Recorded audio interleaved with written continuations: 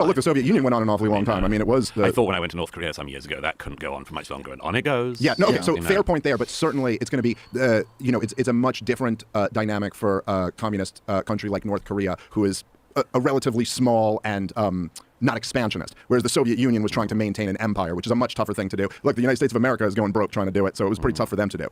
All I'm saying here is that, like, if the dynamic, again, it's not just that, like, first off, in 2008 at the Bucharest summit, we announced we were doing it. Now, we didn't give them a map plan, but we announced they are coming into NATO over and over, not just the Kamala Harris comment, over and over and over again through the years. People at the highest level of the U.S. government asserted that this is going to happen, that it's a matter of time. And then 2014, this was a major provocation toward the Russians, that we backed this street protest against the democratically elected government there. 2014, and this was a major provocation toward the Russians, that we backed this street protest against... who were uprising against a corrupt government. I'm not even arguing that Ukraine's a corrupt... And that, again, it's like, it's the people of Ukraine, like other countries, they do have agency beyond what Washington... Yeah, I'm not claiming any of those people don't have agency. I'm just claiming that Washington poured $100 million into the thing and sent our politicians over there. Our politicians openly saying, we're on your side. You have the backing of America. Look, Douglas, but historically, America has liked to be on the side of people who desire freedom over autocracy. When it's convenient. Not so much when it's not. Well, yeah. Not in Saudi Arabia, not in Egypt. I'm glad you joined me in my dislike of the House of Saud. Okay, fine. But look, it does attack... I was worried for a minute there. Yeah, but it does attack your central point there, that it's like, no, I'm sorry. Like, see, this is my beef. My beef isn't ever with talking about the corruption or the evil things that other governments do. What I don't like is this whitewashing over our own corruption and the evil things that are... The idea that America, we have a history of just standing with the people because we love democracy so much. No. We use that as an excuse when we think it's in our strategic advantage. We will overthrow democratically elected governments with no problem, which, by the way, Yanukovych was democratically elected with elections verified by the EU. But I'm not denying any of those kids had agency, and I'm sure a lot of them were protesting against their own corrupt government. But the point is that, like, look, imagine on, I think it was Jeffrey Sachs came up with this, isn't mine, but imagine on January 6th, if, like, Chinese politicians were coming over and handing out sandwiches to the rioters and saying, we have your back. Listen, we would lose our collective minds if another country came in and did something like that, okay? But we lost our collective minds about Vladimir Putin installing Donald Trump, and it was all just completely made up. It wasn't even a real thing. Sure. But so to think, okay, well, those we people didn't lose our minds on that. A certain subset of the mainstream media lost their minds. Yes, for me being a subset. For me being For me being the bisexual libertarian here, you have corrected me on my collectivism several times here, and you are right. Yes, we didn't lose our mind. I am speaking, but many other people here did. But you're pouring $100 million into a street protest against a democratically elected president of Ukraine. And the whole issue is over, essentially, whether he's going to tilt toward an economic deal with Europe or tilt toward an economic deal with Vladimir Putin. I mean, Douglas, like, if anyone did that in our region of the world, DC would overthrow that government, invade in a moment. If China poured $100 million into Mexican protests and was able to overthrow the democratically elected government, what do you think DC would do? Change the subject, maybe, but Qatar pours hundreds of millions of dollars into this country, billions indeed, and tries to change policy in this country. And nobody's trying to overthrow Qatar. Nobody's trying to overthrow the emir or his family. And they've been poisoning American universities, American institutions, buying up American politicians. They pour billions into this country. I think I just sent you something about that this morning. Yes, but that is a little bit different than overthrowing our neighbor government and trying to install a hostile government toward us. You're saying that, like, we'd lose our mind if anyone tried to interfere here. There are lots of people. But I wasn't saying if anyone, and the most obvious one is Qatar, which has pours money into DC and into elite institutions and universities in this country. And I don't find from one week to the next anyone who's particularly riled up about it. Well, so they've been. So they're pouring money into DC, and so do you think that they are influencing U.S. policy through doing that? I think they're trying to, yeah. Maybe they are trying to. I don't know. They're definitely succeeding with the universities and others.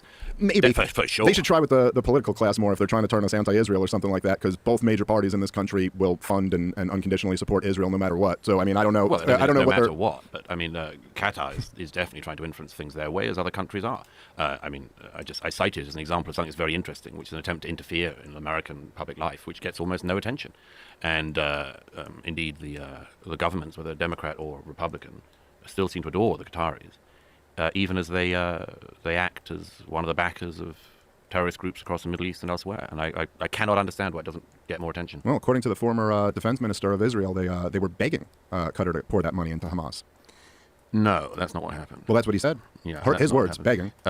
You're referring to the funding of Hamas in the 2010s. Yes. Yeah, no. The Qataris poured the money in And the question on the Israeli side was what you allowed to do with funds that were going into Gaza, and the Israelis allowed the funds to go from Qatar to Gaza. I think a little bit more than that. I think when the funds dried up, Netanyahu sent the head of Mossad in there to beg him to keep the funds going. Again, I'm not sure. It's like quoting the head of the CIA, quoting the head of the Mossad. So maybe. But Maybe? that's not the evidence of the last 18 years. I mean, it's you can okay. So I mean, I guess I think I'm allowed to quote powerful people when they admit what they're doing. I mean, it's kind of like, I know, but again, I mean, it's just an interesting thing because again, it's a discipline about this, which is, do I only quote powerful people when they say the odd thing that I agree with, or do I simultaneously distrust all powerful people? It's just an interesting rhetorical. Well, no, I mean, I think that obviously, like, I don't blindly trust anyone in the political class or the media class, for that matter, either. But when they admit things that are like very against their interest to admit, and kind of give away the whole game that now they're pretending doesn't Are you sure? matter, Are you sure whether it's the acknowledging. CIA or Mossad that it isn't just if they say something that you happen to want to be the case? Well, this is kind of like saying if I were to end on trial and I were to, like, I'm the prosecution and I'd enter into evidence a written confession by the defendant, and you go, well, are you only entering this in because this kind of goes along with your case? Like, I suppose we're all guilty of having these incentives to some degree, but I do think it's a relevant detail that the former defense secretary admitted this. And by the way, Netanyahu's admitted this, Ehud Barak has admitted this. They admitted that they allowed funds to go from Qatar to Hamas because Hamas was governing the Gaza. For the reason of preventing the establishment of a Palestinian state. No, that was not the case. That is what Netanyahu said. That is what Ehud Barak said. No. It's all up and down. One claim. There's one recording of Netanyahu saying something along those lines. Yeah, but look, I mean, we should get onto it. I could read you the quotes from Ehud Barak as well. No, I know. It's all of them have talked about it. The situation. Let's get onto it. The situation there, and the war of the last 18 months now, more than 18 months in the Middle East, is a result not of that, but of Hamas deciding to start another war with Israel and trying to annihilate their neighbor. But you don't think if they were being propped up by Israel, that has nothing to do with the group? They were not being propped up by Israel. The reason why Hamas were in power, as you know, much against the interests of the Israelis, was that they were voted into power after the Israelis withdrew from Gaza in 2005. Condoleezza Rice and other American statesfolk insisted that the Palestinians should have elections straight after the Israeli withdrawal. They had elections, perhaps unwisely, and Hamas won, and then didn't have another election again, and ruled the Gaza for 18 years until they finally got the great fruit of their labors on the 7th of October 2023 and went around southern Israel massacring everyone they could, including young people at a dance party, and then caused in turn the destruction of the place that they were meant to be governing. It's the whole thing is a great tragedy, and all of it is at the feet of Hamas. I certainly agree with you that it's a great tragedy, and I do, I think it's. When you accuse me of using the quotes that kind of, back up what I believe, I think it's very convenient here to remove all responsibility from the Israelis. Like, even if I'm telling you that you have these quotes, I mean, I'm not talking about fringe figures. We could read through the list of people who have admitted what the strategy was with them funding Hamas and propping them up. But hold on, let me just say, so if you're going to tell me Israel props up this terrorist organization in order to kill the peace process, in order to make sure that the international community gives them a no one. By the way, Smotrich, right, the finance minister, okay, he's on record saying, look, Hamas is an asset. The Palestinian Authority, they're the liability. Hamas is an asset because we can tell the international community, well, look, what do you want us to do? There's a terrorist organization here. We can't do business with them. And then even Ehud Barak admitted, like, this was also so that liberal Israelis, if it was the Palestinian Authority, they'd be like, hey, we should make a deal with them. But since it's Hamas, they can't. Okay, so if Israel props up this terrorist organization and then as a response to them committing a horrific act of terrorism, decides to level the entire place and just slaughter women and children in large numbers. It didn't decide to do that, and it didn't do that. But yeah. It didn't level the place. Hasn't been destroyed. Gaza is pretty leveled by now. Yeah. But it did not go in to level the place like that. No. Okay, they went in and leveled the place, but that wasn't their intention? Let's just go back to the beginning if we can. Sure. Because it's important. Since you're interested in the question of the Palestinian state. The Palestinians were given another state in 2005 when every single Jew was removed from the Gaza by the IDF and when even the graves of Israelis in Gaza were dug up and taken into the rest of Israel. Of all of the what-ifs of Palestinian Arab history, the era since 2005 should be one of the great what-ifs, which is, what if the American taxpayers' money that was poured into Gaza, the European Union taxpayer money that was poured into Gaza, had been used by a government in Gaza to build a state that lived side by side with their Israeli neighbors and flourished. And it's not like the money wasn't there, it's not like there wasn't the international will. Ismail Haniyeh and the other leaders of Hamas used that money, as you know, to make themselves billionaires and to buy themselves and their kids condos in Qatar and to live extremely well, whilst withholding the money from the Palestinian people, whilst building their network of tunnels throughout Gaza, and building an infrastructure of terror. And that's what they did with 18 years in Gaza. And of all of the what-ifs, just consider that that one was in their hands. The Israelis did not make them vote in Hamas. The Israelis would not want a terrorist entity that wants to annihilate the state of Israel, that is there on their doorstep, constantly firing rockets, starting wars every few years.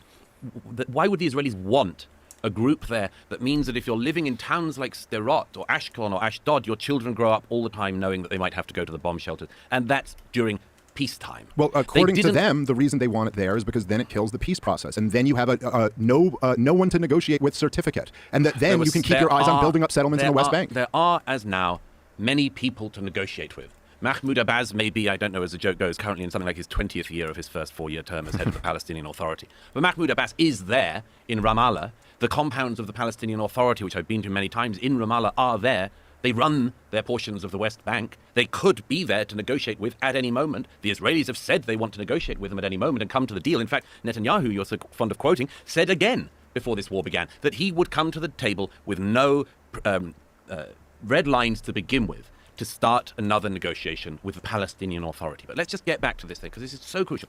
I am so startled by the post-October the 7th world, not just in Israel and Gaza and everywhere where I spent most of the last 18 months, but in what's happening here in the United States of America. It blows my mind, much of the response here, and the desire to leap over the first victims of this and go on to all of the proximate causes, theoretical causes, what-ifs, and so on. I was, as I described in the opening of this book, I was in New York on the 7th of October, and I woke up and started seeing what was happening, and discovered that later that day already there were plans to organize a protest in Times Square. And what was the protest in Times Square? Massive protest in support of Hamas, as the massacre was still going on. And one of the things I just cannot get out of my head is, why in the last 18 months, when Hamas did what they did, have so many people made excuses for them, or decided to side with them, or deny their actions, or excuse their actions? Why do you think that is? Several very, very big things. One is, I think people wanted to ignore the nature of the atrocity because it was so appalling that it went against much of their narrative. I was at a reunion of one of the survivors of the Nova Party on one occasion, and he said to me, "What would you do if this had happened in your country?" And I thought, well, it hasn't happened at this scale, but something like it has happened.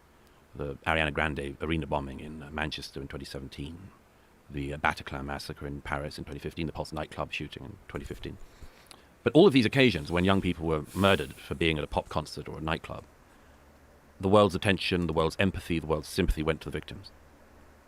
Only in the case of the young Israelis dancing in the early hours of the morning on October the 7th, 2023, do the victims become victimized again and not believed. The era we lived through in the late 2010s was the era of Believe All Women. And of all the Israeli women who were raped that morning, much of the international community does not want to listen to them at all, and certainly doesn't want to believe them. And there are many reasons. One, at the most fundamental level, is that I think a part of a generation that's coming up has been told there is something especially wicked about Israel, that there is something especially wicked about Israel's existence and its actions and its people, and it means that when their people are burned alive in their homes or raped at a music festival and shot in the head, they are uniquely undeserving of sympathy. And I think that people have been indoctrinated by very bad actors into this, and as a result have excused atrocities, or will make excuses for them, make excuses for the people who do them. I think, in addition, it plays to some of the darkest things of the regional mind, as well as the international mind. The aims of Hamas, their stated aims, include the annihilation of the Jewish people. And October the 7th, they had their best go at doing that.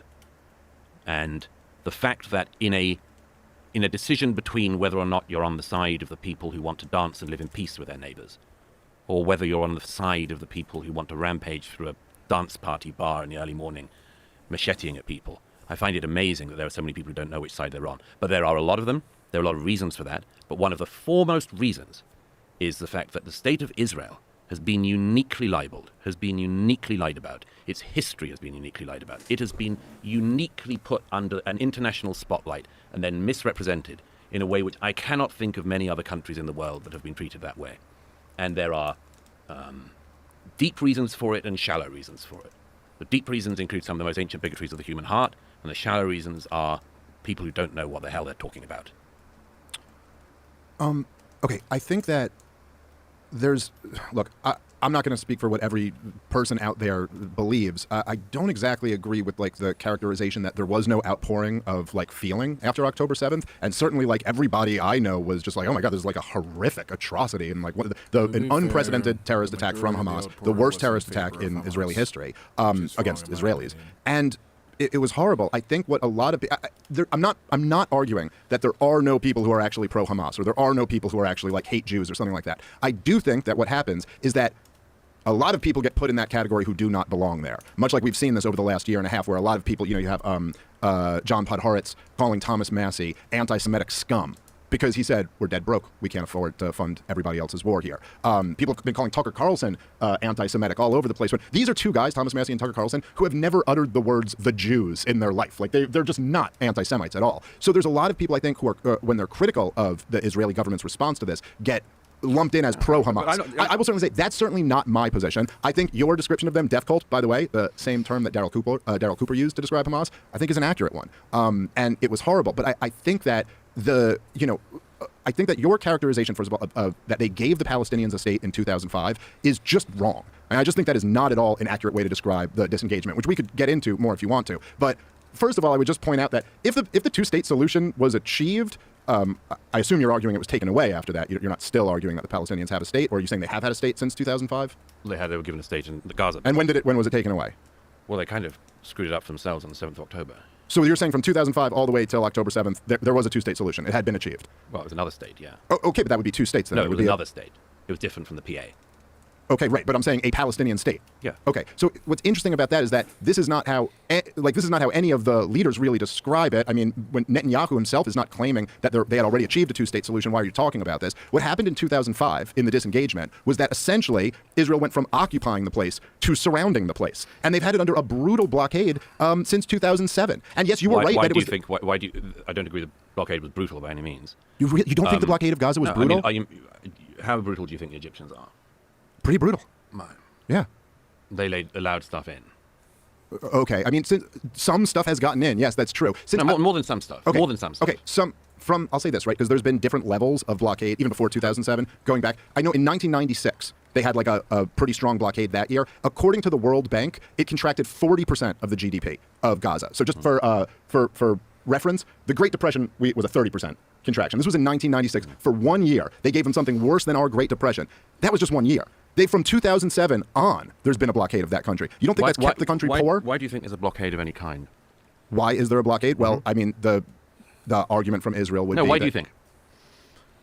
I would say, okay, I think that the disengagement, I think Smotrich was correct when he said... I'm sorry, my mistake there. I think which another quote that I'm sure you're familiar with, but Dov Weisskopf, who was the senior advisor to Sharon, was the prime minister at the time. He essentially said the reason we're doing the disengagement, the reason we're doing this, is so that we can put the peace process in formaldehyde. This is the reason we're doing it. You're not answering my question. Yes, no, I'm getting there. Right-wing Israeli politicians. But what do you think is the reason? I'm getting there. I'm saying, so I think they disengaged in order to kill the peace process. I think they put the full blockade around the country for the reason that they've always kind of done it there, that, they don't want too much stuff getting in. They want to keep them, as they put it, on a diet, and they don't want rockets to fly into Israel. The second one is a kind of important one, isn't it, the final one you said? It is. If the Palestinian leadership in Gaza after 2005 had not, from the get-go, decided to use Gaza as a stockpiling place for rockets to fire into Israel, all of it would be different. If they had just resisted the temptation that so many of us do in our lives to stop keeping RPGs in our cellars and then Katyusha rockets in our children's bedrooms, all of it could have been different. If that desire to live in peace beside your neighbors had superseded the desire to stockpile rockets, it would all be different. Yeah, or if Israel just hadn't occupied them for 60 years, it would all be different too. Why is the onus always on them? Well, you believe in self-determination, I'm sure. Yes. I believe in individual rights, yeah, sure. Okay, individual rights. And that includes the right to make bad decisions. Sure. Yes. The Palestinians in Gaza, when they voted in Hamas, made a very bad decision. Yeah, of course, Douglas. Hang on. And in the years after that, they made bad decision after bad decision. It was a very bad decision to continually fire thousands of rockets into Israel. It was a very bad decision to use what boats came in early on and to use the smuggling networks from Egypt, not to bring in supplies you could actually build a thriving society with, but to bring in rockets. It was a very bad idea. No, there was not starvation in Gaza after 2005. No, there was no deficit of goods coming in. I've been plenty of times. There was no deficit? No, there are no plenty goods were kept out. There are plenty. How many? Have you been to the crossing points? No. When were you last there at all? I've never been. You've never been? Well, am I not allowed to talk about it now? Have you ever been to Nazi Germany? Are you allowed to have feelings about them? You can't time travel, but you Well, can, right. but you can travel. Okay, but so what? So what's the point? Like, No, okay. I find that lots of very- people have been there and agree with me, and lots of people have been there and agree with you. Yeah, but so I if don't you're know going to what spend a year and a half talking about a place, you should at least do the courtesy of visiting it. all right. I just think this is a non-argument. You don't but think? Okay. No, I think it's a non-argument. But if you're an expert, Well, you have to go and touch the ground. To no, be I able think to you talk have to about see. I think it's a good idea to see stuff, particularly if you okay. spend a career talking about something. Yes, I have a journalistic rule of trying never to talk about a country even in passing unless I've at least been there. Okay. It's But that's sort of not normal. It's a normal thing to do. You're talking about. Hang on. You're talking about crossing points, and not only have you never been to a crossing point in either Egypt or in Israel, but you've never even been to the region. Okay. Again, I How think this can is a you- non-argument. Hang I on, don't no, understand. No, it's not a non-argument. Yeah, it is. It's not a non-argument. Yes, it is. If you're insisting that you're an expert of some kind, or not claiming you're an expert, but still talking about it, about the provisions going into Gaza or not, if you've never seen any of this going on. So you're not That's allowed to amazing speak about me. things that you've read about. You can only speak about things that you've seen with your own eyes. You can talk about what you want, Uh-huh. as you're proving. But that is a different matter No, from it's not. spending an awfully long amount of time talking about an issue in a region you haven't even had the courtesy to visit, whilst developing all of these views about it. I mean, now I That slightly is get an idea of where you're some coming bullshit from. right there. You've read about this blockade, No, and no, so you no, imagine no, that that's what it no, is. I imagine no, you've no. read all the people who say that Gaza was a concentration No, camp. No, sir. And you probably think that too. That is, Am I right? That is some bullshit. That, AKA, I cannot have free speech and opinions just because I haven't been in a place that I cannot think. It's absolutely ludicrous. For the heavens, I mean it. Like, come on. I have absolutely no right to think, to cast my own voice in the world just because I haven't experienced the transportation and landing or the existence within a specific space. No, sir, you are absolutely screwed up there. Like, you are harming more people that you want to help than you're actually helping them with this stupidity. This only makes people become even more paranoid. This is beyond idiotic. I mean, again, literally a concentration camp. It shares a lot of similarities, I would think. Wow. Well, as I say, you can't time travel Let's go back to the back to the Nazi block- era. let's but go you back to could the go blockade. to the Middle Okay. East and actually visit it. Okay, It's the not World hard to do. Bank said in 1996 for the 1 Now the year of the libertarians blockade. are quoting the World Bank. I love it. It doesn't mean anything. This is a non-argument. Yes, I'm saying the World Bank did their own analysis of this, and they said that Why it was a don't 40% you do your of own analysis? Hold on. You Jesus got to stop Christ. interrupting Okay. and let him finish I the will. sentence. The Fire World away. Bank said that 40% drop in the GDP of 1 year due to the blockade, and there's been a blockade from 2007 on. So are you saying that this hasn't had an economic effect? Is that the argument? No, of course it'll have an economic effect. So you're saying you have to be on the ground and do an audit of the blockade No, in order to be able to I comment think on you it? should at least know what it is, what the territory is, what the situation is in the region. Yes, absolutely. And the only way Absolutely. to do that is to be there in person. I think that's the best way. It's not the only way, but it's the best way, for sure. Shut For up. sure. Fuck off. If you have never seen the countries in Kiss my question, ass you've and never you can spoken to the people in question, you've never interviewed anyone, you've never gone around, you've never seen the terrain, and so on, and you've used Wikipedia, I'm sorry, no, that's not the same thing. Okay, well, I've not just used Wikipedia, but didn't you write a big piece when the war in Ukraine first came out titled something like, I've been to Ukraine and they can win, they can repel the Russians? So you could go there and still get it wrong, right? No, I was with the Ukrainian armed forces in 2022 when they were retaking territory from the Russians. Right, the last Yeah. time they had any advances, yeah. Yeah, right. I said I can see how they could win, which would be advances like that, yeah. You said Sure. if we just fund them, or if we just No, arm no, I them, didn't that they say can then I said, they can I said repel. that the Ukrainian army was making great successes, which it was when I was with them in the fall of 22. Okay, listen, there were lots of But- people who went to Iraq and said we'll be greeted as liberators and I it'll be know, paid for in oil and democracy will spread through the region. So I don't know. Either take on the arguments or don't. But I don't but think I'm saying, like. but your argument's incorrect. Oh, okay, fine. Well, then present a counter argument to it. But to just tell me I'm not allowed to talk about something I'm because not I'm not saying an you're expert. not allowed to okay, talk fine. Well, about you're it. not I an said expert, so you repeatedly, shouldn't you're talk about it. talking You about it haven't now. been there. Yeah, I know. But you keep playing this game where it's like the whole opening to this podcast was like the non-experts talking about this is such a problem. Now you're saying because I haven't been there, I can't talk about it. Is there a blockade there that's causing economic devastation or not? According to the World Bank, there is. First of all, I don't think it's a game. I don't think it's a game at all. Me neither. I'm not playing a game. Okay? Okay, but this is semantics. No, but this is important. Mm-hmm. I've seen plenty of this up close. I've seen plenty of this with my Yeah, own eyes. sir, you can- Because I do believe that one of the things you should do It's pretty if you're much talking the about same something that is to see it. Yeah, you've established Okay, that. but Is there a that's- blockade? The blockade that existed, to the extent it existed, was a blockade to try to make sure that the Israelis and the Egyptians knew what materials were going in and out of Gaza after the first rocket fires, when Hamas, in fact, before Hamas was elected. The Israelis and the Egyptians didn't do a very good job of it, were meant to be trying to make sure that the materials that went into Gaza were not materials that could be used to build up the Gaza and Hamas war machine.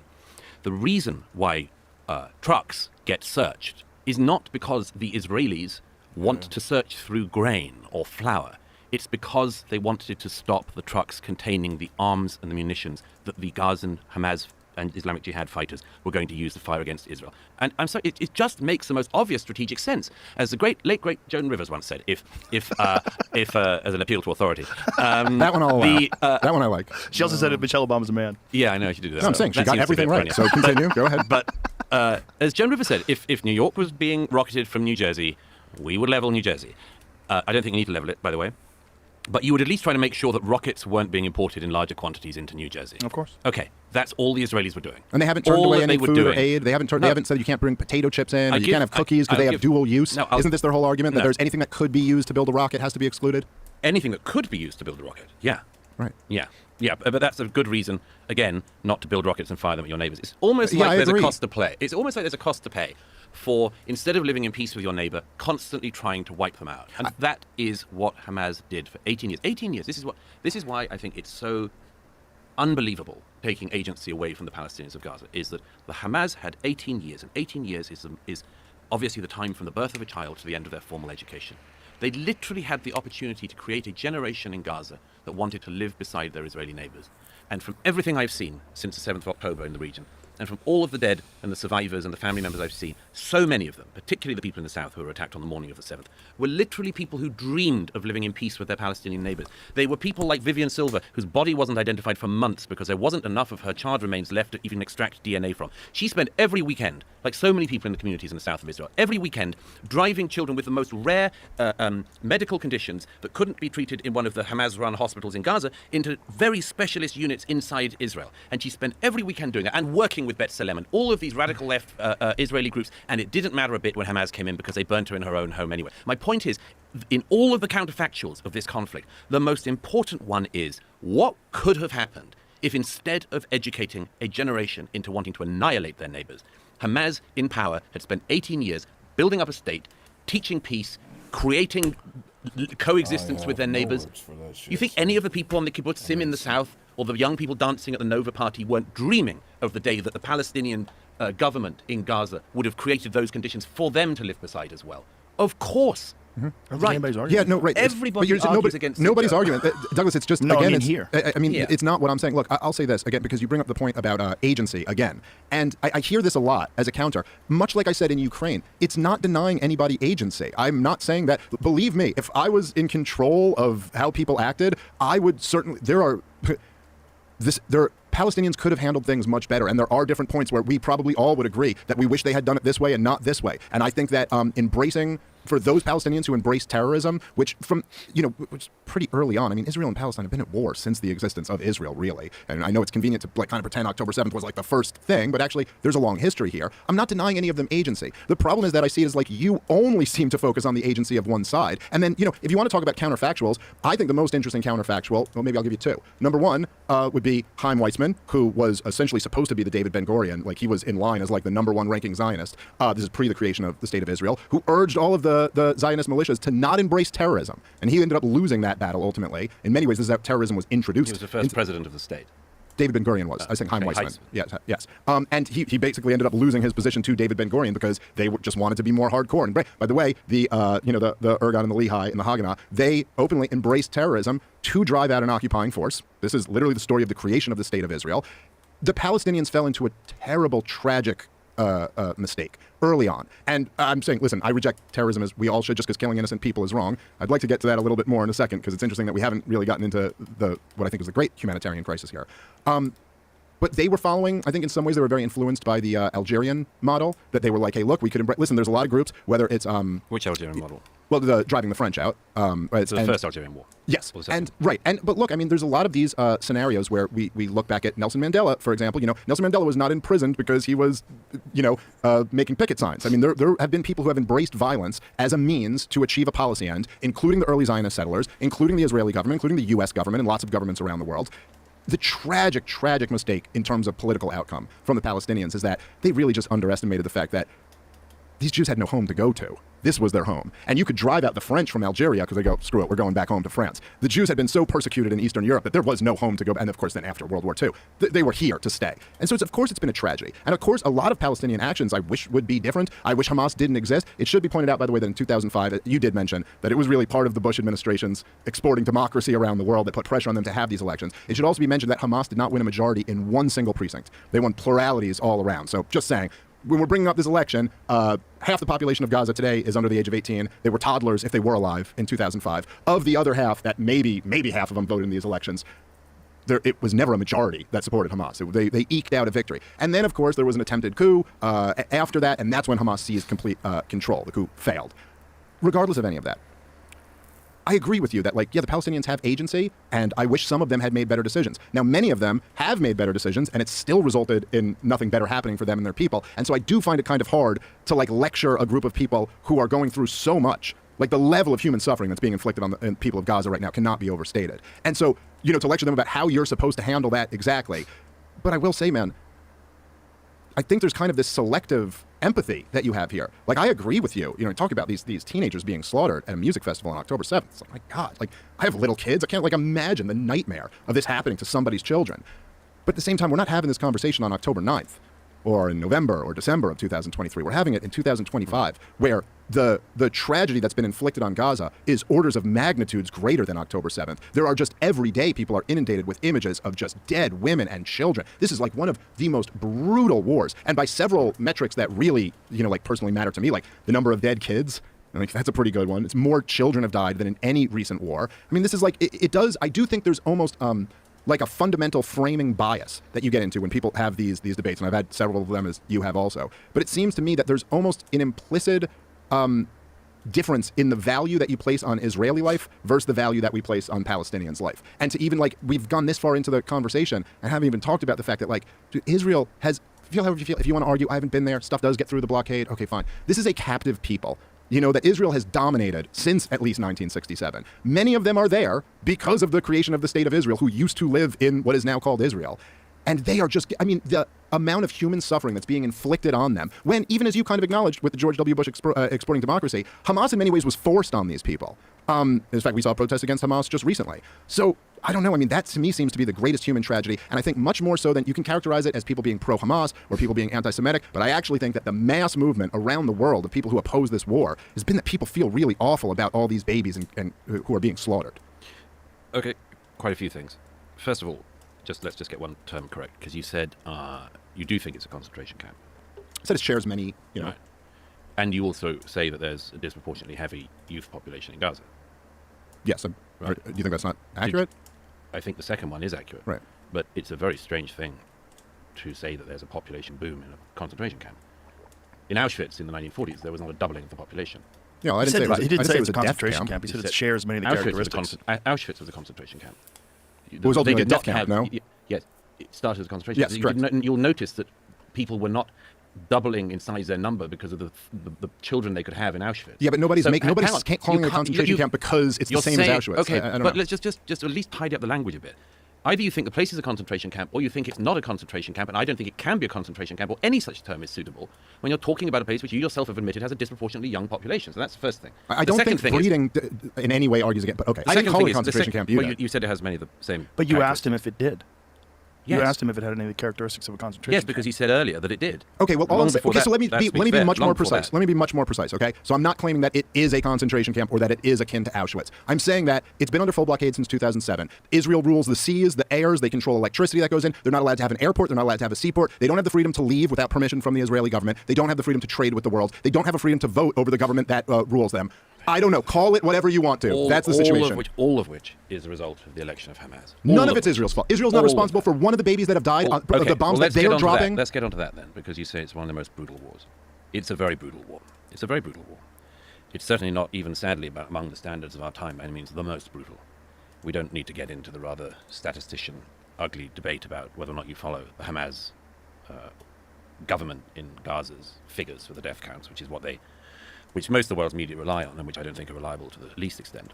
But you don't need to rely on that to say that, even by the standards of a conflict in neighboring Syria, the highest Hamas death count inside Gaza for the appalling last year and a half is less than an average year has been for the last decade in Syria during the civil war. So the whole I mean, total far more people died in Syria. I'm not arguing that, but you're saying it's less than any year? I think there were years that were pretty... 600,000 to 800,000 people have been killed in Syria during the civil war there. And I give it as an example. There are far too many examples of wars in the region and in the wider world to go to, but I think we get once again back to the issue of language on this. It's one of the most brutal wars. It's simply obvious that it's an appalling war, but it is not, by any numerical or other standards, the most appalling war of our time. It's a war that Hamas started because they shouldn't have invaded their neighbor and they shouldn't have tried to genocide their neighbor. Now, if the war can be prosecuted, could be prosecuted, it was always for two reasons. Always for two reasons. The first one, as stated by the unanimity of Israeli politicians and others, was to retrieve the hostages, who we also haven't spoken about, but there are still hostages in Gaza held for the last 18 months by Hamas, including young Eden Alexander from New Jersey.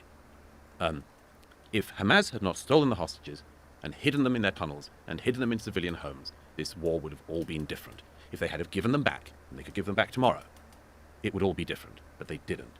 They decided to do what they did on the 7th and to hold on to the 250-odd hostages as it was at the beginning, from the beginning. The second reason why the war is still being prosecuted is because of the stated aim to destroy Hamas, which is the stated aim of the Israelis. Neither of these things is remotely easy. Okay?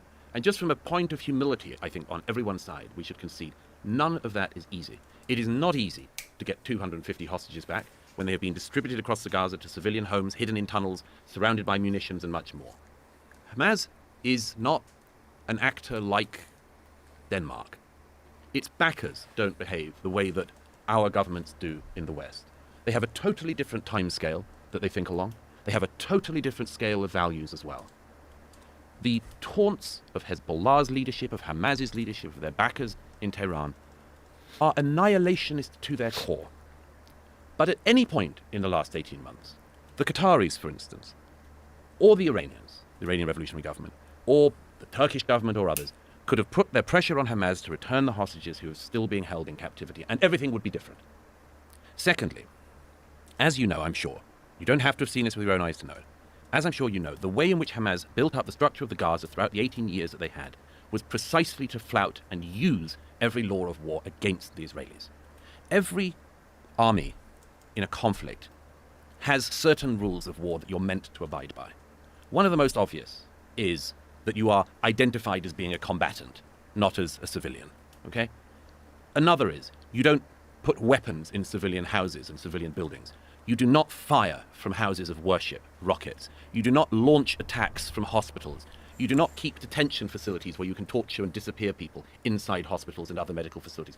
All of these laws of war are the laws that Hamas breaks every minute of every day by their actions. So if you want to get the hostages back, and if you want to destroy Hamas, when you're fighting against a force which does not only not follow the rules of war, but uses your following of the rules of the laws of war against you, at least concede this is a highly specific and complex military operation.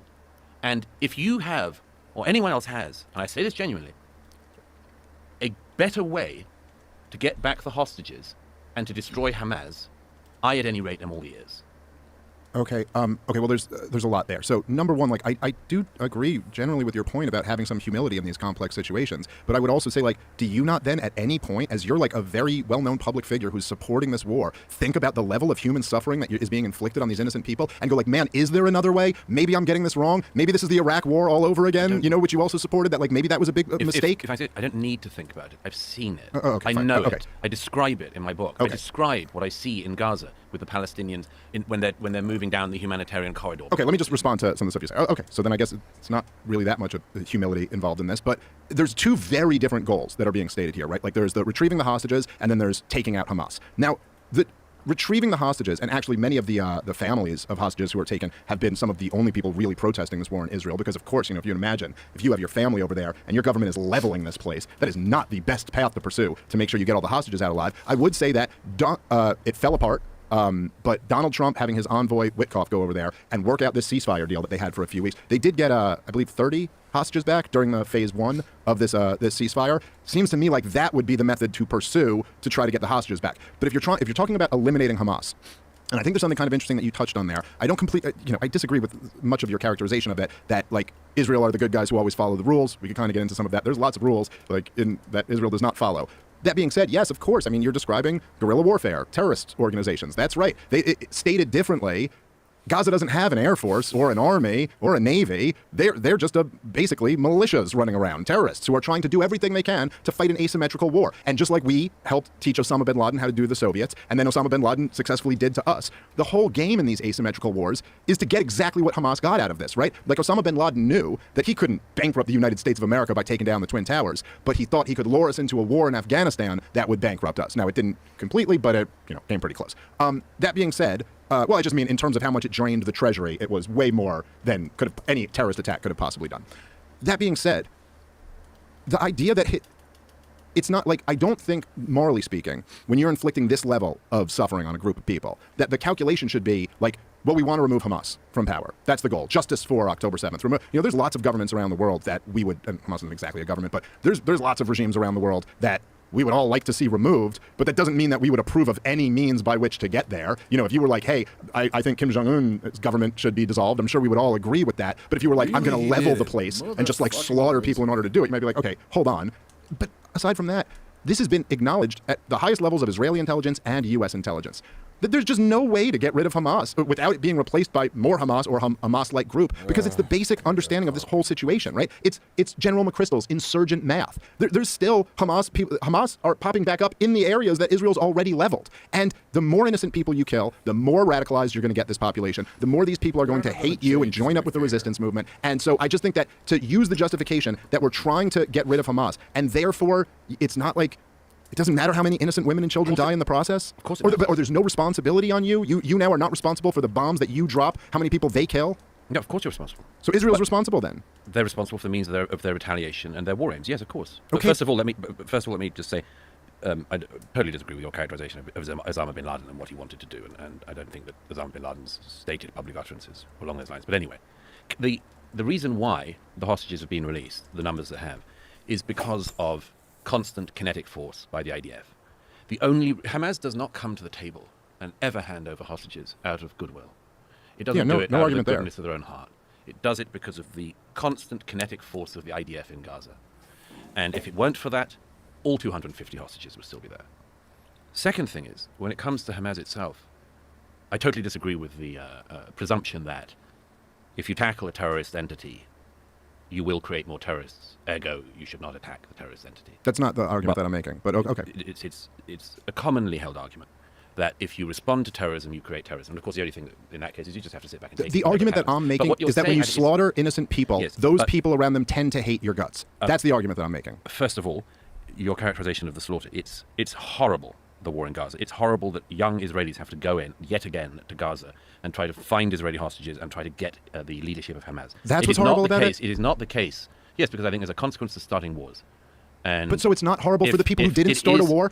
Why do we become like these collectivists as soon as a war starts? It is horrible for everybody involved. No, it's the most horrible for the Palestinian people in Gaza right now. That is the group of people who are being fucked over the most right now. No? Yes, at the moment, yes. Right. But they're not being fucked over. The IDF has been moving through Gaza for 18 months. No Israeli soldier I have spoken to ever wanted to go and see the Gaza again. Okay? Nobody wanted to go back. They were dragged back because of Hamas's actions. And if Hamas had acted differently or the Palestinians had voted in different people in to govern them, it would all be different. But again, that's a hypothetical. The reality of the war on the ground is that in this incredibly heavily built-up area, with weaponry hidden everywhere, with soldiers, I've spoken to too many of them, they go in, you have a group of people coming out of a civilian building with their hands up, and from their midst come a bunch of Hamas terrorists firing at you in the hope that the IDF will fire back at the civilians. Gadi Eisenkot, one of the members of the war cabinet in the early stages of the war, lost his own son and then his nephew. His nephew was killed in a firefight in Gaza because the Hamas terrorists were firing from a mosque. And that was why Gadi Eisenkot from the Israeli cabinet's nephew died. The whole operating theater is hideous because of what Hamas has done to the Gaza. The reason why Sinwar cropped up in Rafah, finally, the mastermind of October the 7th, one of the most brutal, sadistic psychopaths, to use an overrated term, you can ever imagine. In an Israeli prison, by the way, for having strangled Palestinians to death in the 2000s. But anyway, the reason why Sinwar crops up in Rafah late last year is because there was nowhere else for him to run because of the actions of the IDF to pursue the leadership of Hamas that was responsible for the 7th. Now, can all of Hamas be destroyed? Probably not. Can you make it effectively impossible to function or incapable of functioning, unable to fire rockets, and govern the Gaza? Yes. Right, but it And comes by at the the way, price tag of hang on, slaughtering hang on, tens of thousands of innocent people. No. And you're no, accepting that price. No. Every single war of this kind will include civilian casualties, and you Yeah. and I will almost certainly disagree on the numbers. I'm not claiming that the health ministry's there will numbers be, are but there perfect. will Yeah. be almost the best case analysis is that one innocent Gazan has been killed for every one terrorist. That's the best case scenario you can hear. But that would be almost unparalleled in the laws of war, and it's not how the American or British militaries operate in terms of casualties to terrorist ratios. But when we had the campaign against ISIS a decade ago, after ISIS's fighters had gone and massacred people at the Bataclan Theatre in Paris and so on, we used Turkish fighters, brilliant, brave fighters from the Peshmerga militias, to work on the ground. And the French and American and British air forces bombed like hell from the air. And we made ISIS, effectively, touch wood, 10 years later, operationally incapable in capital cities in Europe. Has ISIS as a whole gone away? No. They still have pockets in Syria and in Iraq. But we stopped them from being able to do what they most desired to do. And the same is possible with Hamas. Will they be replaced by some other group? Again, then we get to one of the crucial decision points for the Palestinian people. Is it inevitable that they constantly have to elect people who want to annihilate their neighbors? Or will there ever be a generation that can find a way to live in peace with their neighbors? I agree. Most people don't like being bombed. In fact, nobody does. But if the people of the Palestinians in Gaza can find it within themselves to realize the thing they asked for in the elections is the thing that has destroyed the area they live in, and like that brave young man 2 weeks ago in Gaza who rose up against Hamas and was identified by the people who remain in Hamas and was tortured and his body thrown on his parents' doorstep in the Gaza. And the parents started the clan started a bit of a war against Hamas, but that's how Hamas treats Palestinian dissidents. But if there were more people like that young man, and of course, as we all know, the history of totalitarian and terrorist groups running societies is they're very successful and they stay in power because they're willing to torture and use violence and much more. It's a horrible thing you have to contend with. But if more people like that young man had come about in Gaza in the last 18 months or before, yes, it would all be different. And if they could avoid electing a terrorist group that invades their neighbors and fires rockets at their neighbors, yes, it could all be different. It could all be different tomorrow. And I'll tell you, so again, there is not a person living by the Gaza in the south of Israel who does not dream of the day that such a generation of Palestinians emerges. Yeah. I think that okay, a few things here on Syria there, because it is true. I mean, I think so. Okay, so John Brennan and Barack Obama, the head of the CIA and of course the former president of the United States of America, had a policy of committing literal treason before they ended up accusing Donald Trump of treason, which was all bullshit. But they had a policy of committing literal treason by funding Al Qaeda and ISIS in the Syrian civil war, poured billions of dollars and tons of weapons into that conflict. When Donald Trump, now it is true, by the way, that you are correct that like there certainly were military actions taken against ISIS after they invaded Iraq, which was not supposed to be part of the plan. There was also a lot of military actions taken by Vladimir Putin against ISIS after he came in on Assad's request, as you know. In 2017, when Donald Trump came in, one of the best things Donald Trump ever did, he cut off the CIA program to fund the anti-Assad rebels. And this was also a big part of what ended up like taking the the energy out of ISIS. Also, I think there was a lot of good reporting that just they turned enough people on the ground against them. They were even just too radical and just people ended up hating them. It is true that they receded for quite a while, although the former emir of Al Qaeda, al-Jilani, is now ruling Syria, which does not seem like a great deal or something that people in America should support. The true enemy of the American people, Al Qaeda, now being in charge of Syria. I think that, it's easy to talk about how, like, if the Palestinians had done this different, then maybe things would have worked out different. But I just think, again, when you look at things, when you say, which essentially I think is your point here, right? Which, I mean, I tried to push you on this, but you're saying, look, we can degrade Hamas, but the cost of that is going to be slaughtering a whole bunch of people. It's not slaughtering, it's war. Okay, I think you're... okay, they're not being slaughtered. They're being killed. Okay, whatever they're word being you want to killed use. in a brutal war started by Hamas. Yes. Yes, it's babies and little kids screaming out for help under rubble, and no help is coming. Also, they sit there under the rubble until they die. That is the level of human suffering that's being inflicted. And if you want to say, well, listen, that's a price that I'm willing to pay to try to degrade Hamas, even though you yourself recognize that we can't totally eliminate them, but we could maybe degrade them or maybe take them down a peg. No. And the price for that is these babies being tortured to death, essentially, whatever you want to call it. Okay. But from the other side of that story, like if there's, like, I got little kids, I don't know if you have kids, I know you have kids, Joe. If anybody ever was saying to me that, like, my kids were the acceptable price for this policy that we want to put into place, I'm saying I don't think there's any scenario, Douglas, where there would be any time where you would accept Israeli kids dying like that as an acceptable price for a policy that you're going to be advocating for. First of all, again, go back to what is actually happening. There is no desire or aim by the IAF or the IDF to go into Gaza and kill women and children. Well, they're doing it, Hang though. on. There is no desire for that. Does it happen collaterally? Certainly.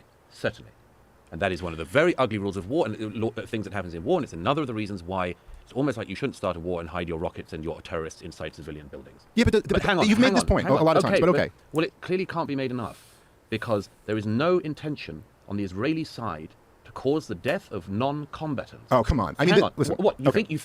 Why do you think the Israelis would want to go and kill children in Gaza? Listen, let me just, how about I say it like this, okay? And by the way, when I say it like this, I'm not claiming that disputes between nations are the same as handling dispute domestically. I'm just saying on the idea of intentionality or who wants to do this or whatever. Look, even if you had the right, let's say somebody broke onto your property and killed some of your family members and you want to go kill this guy. If he goes back to his apartment building and you know that there's women and children in that apartment building, and so your move is to blow up the building, what you would be charged with is murder in the first degree. Cold-blooded, premeditated, intentional murder. And you could sit there and tell the judge, I didn't want to kill all those people. Why would I want to kill all of those people? I just had to kill that one guy. But that's bullshit. That's not what counts. You did it intentionally. You dropped a bomb knowing that there were women and children in that building. You're taking an action knowing that these innocent people are going to die. Then that is, by definition, intentional. And, you could sit here and talk about, and it is true, there have been documented cases of Hamas placing missiles in mosques and in schools and things like that. But when you look at the aerial footage of Gaza, that does not describe every single strike that Israel has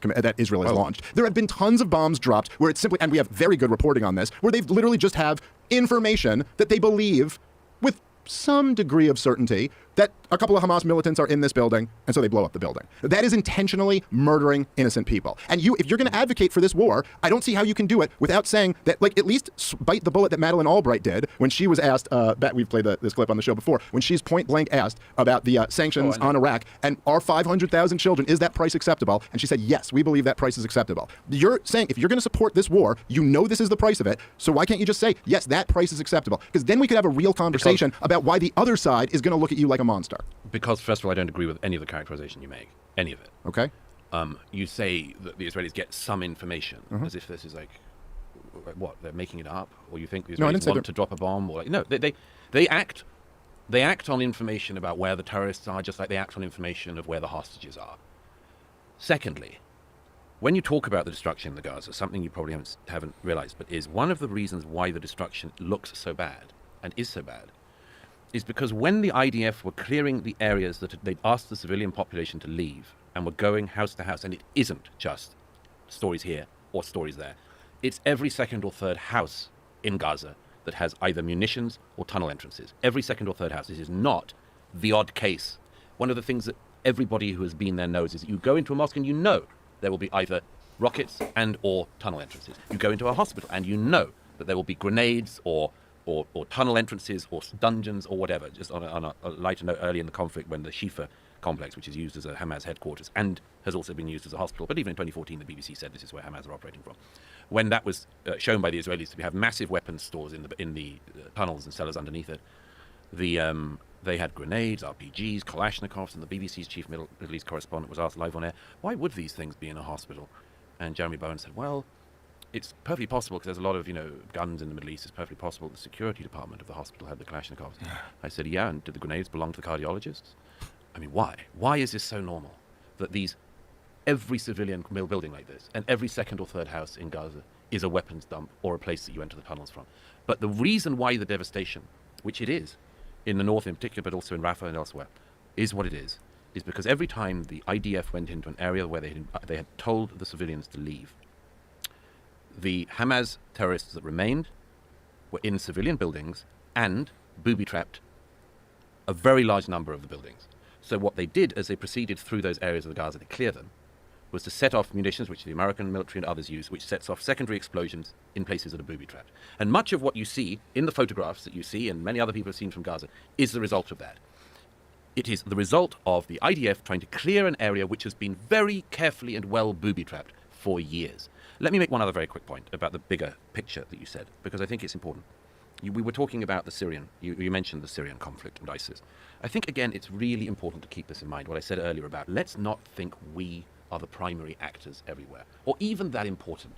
I remember the debate over the Syrian intervention issue, and at the time, despite being in many cases an interventionist, I said on that occasion we didn't know what we were doing, clearly didn't know who we were going to back, If you remember, John McCain went to Syria to speak to some rebels, and one of them immediately turned out to be a kind of head-hacking jihadist, and Yep. that wasn't great. And I said, I don't have any confidence that we know who to back. And despite many Syrian friends of mine imploring me otherwise, I said, I don't think it's something we can get involved in. However, if you look at the last 10 years or more, what is it now, 13 years of conflict in Syria, the US and the Western powers are not remotely significant actors in that conflict. The significant actors in that conflict were, always have been, the Russians, the Iranians. I mean, one of the things that blows my mind in the analysis of the region is the fact that the prime mover in the region, the revolutionary Islamic government in Iran that has been oppressing the Iranian people since 1979 and has been holding a great civilization in captivity, that the Iranian revolutionary government in Tehran has literally been colonizing the region. I have this rule about, I took it from Vasily Grossman, the great Soviet Jewish writer, who had this great line about, tell me what you accuse the Jews of and I'll tell you what you're guilty of. This absolutely runs as well with the accusations against the Jewish state in the region. The Iranian revolutionary government is constantly accusing the Israelis of colonialism, of expansionism. It is the Iranian revolutionary government that has been colonizing Iraq, colonizing Yemen, colonizing and destroying Lebanon, and colonizing Syria. And the amazing thing, when you look at the disaster that has happened in Syria in the last 13 years, and I don't see it getting especially better under the current jihadist, the disaster is not of our making primarily. We are bit players. America is a bit player in Syria. We are a bit. Yeah, but you mentioned Iraq in there too. I know. Well, the great idiocy of that was that Iraq notices our failings, our lack of staying power, our desire to get out as soon as possible, and much more, which is all understandable. No, whether you agree with it or not. Hang on. And they moved in. Of course. But I was talking about Syria. In the Syrian theater, the main actors are not us. And one of the things I'm still interested in about this mindset that you have is, why does it always have to be us?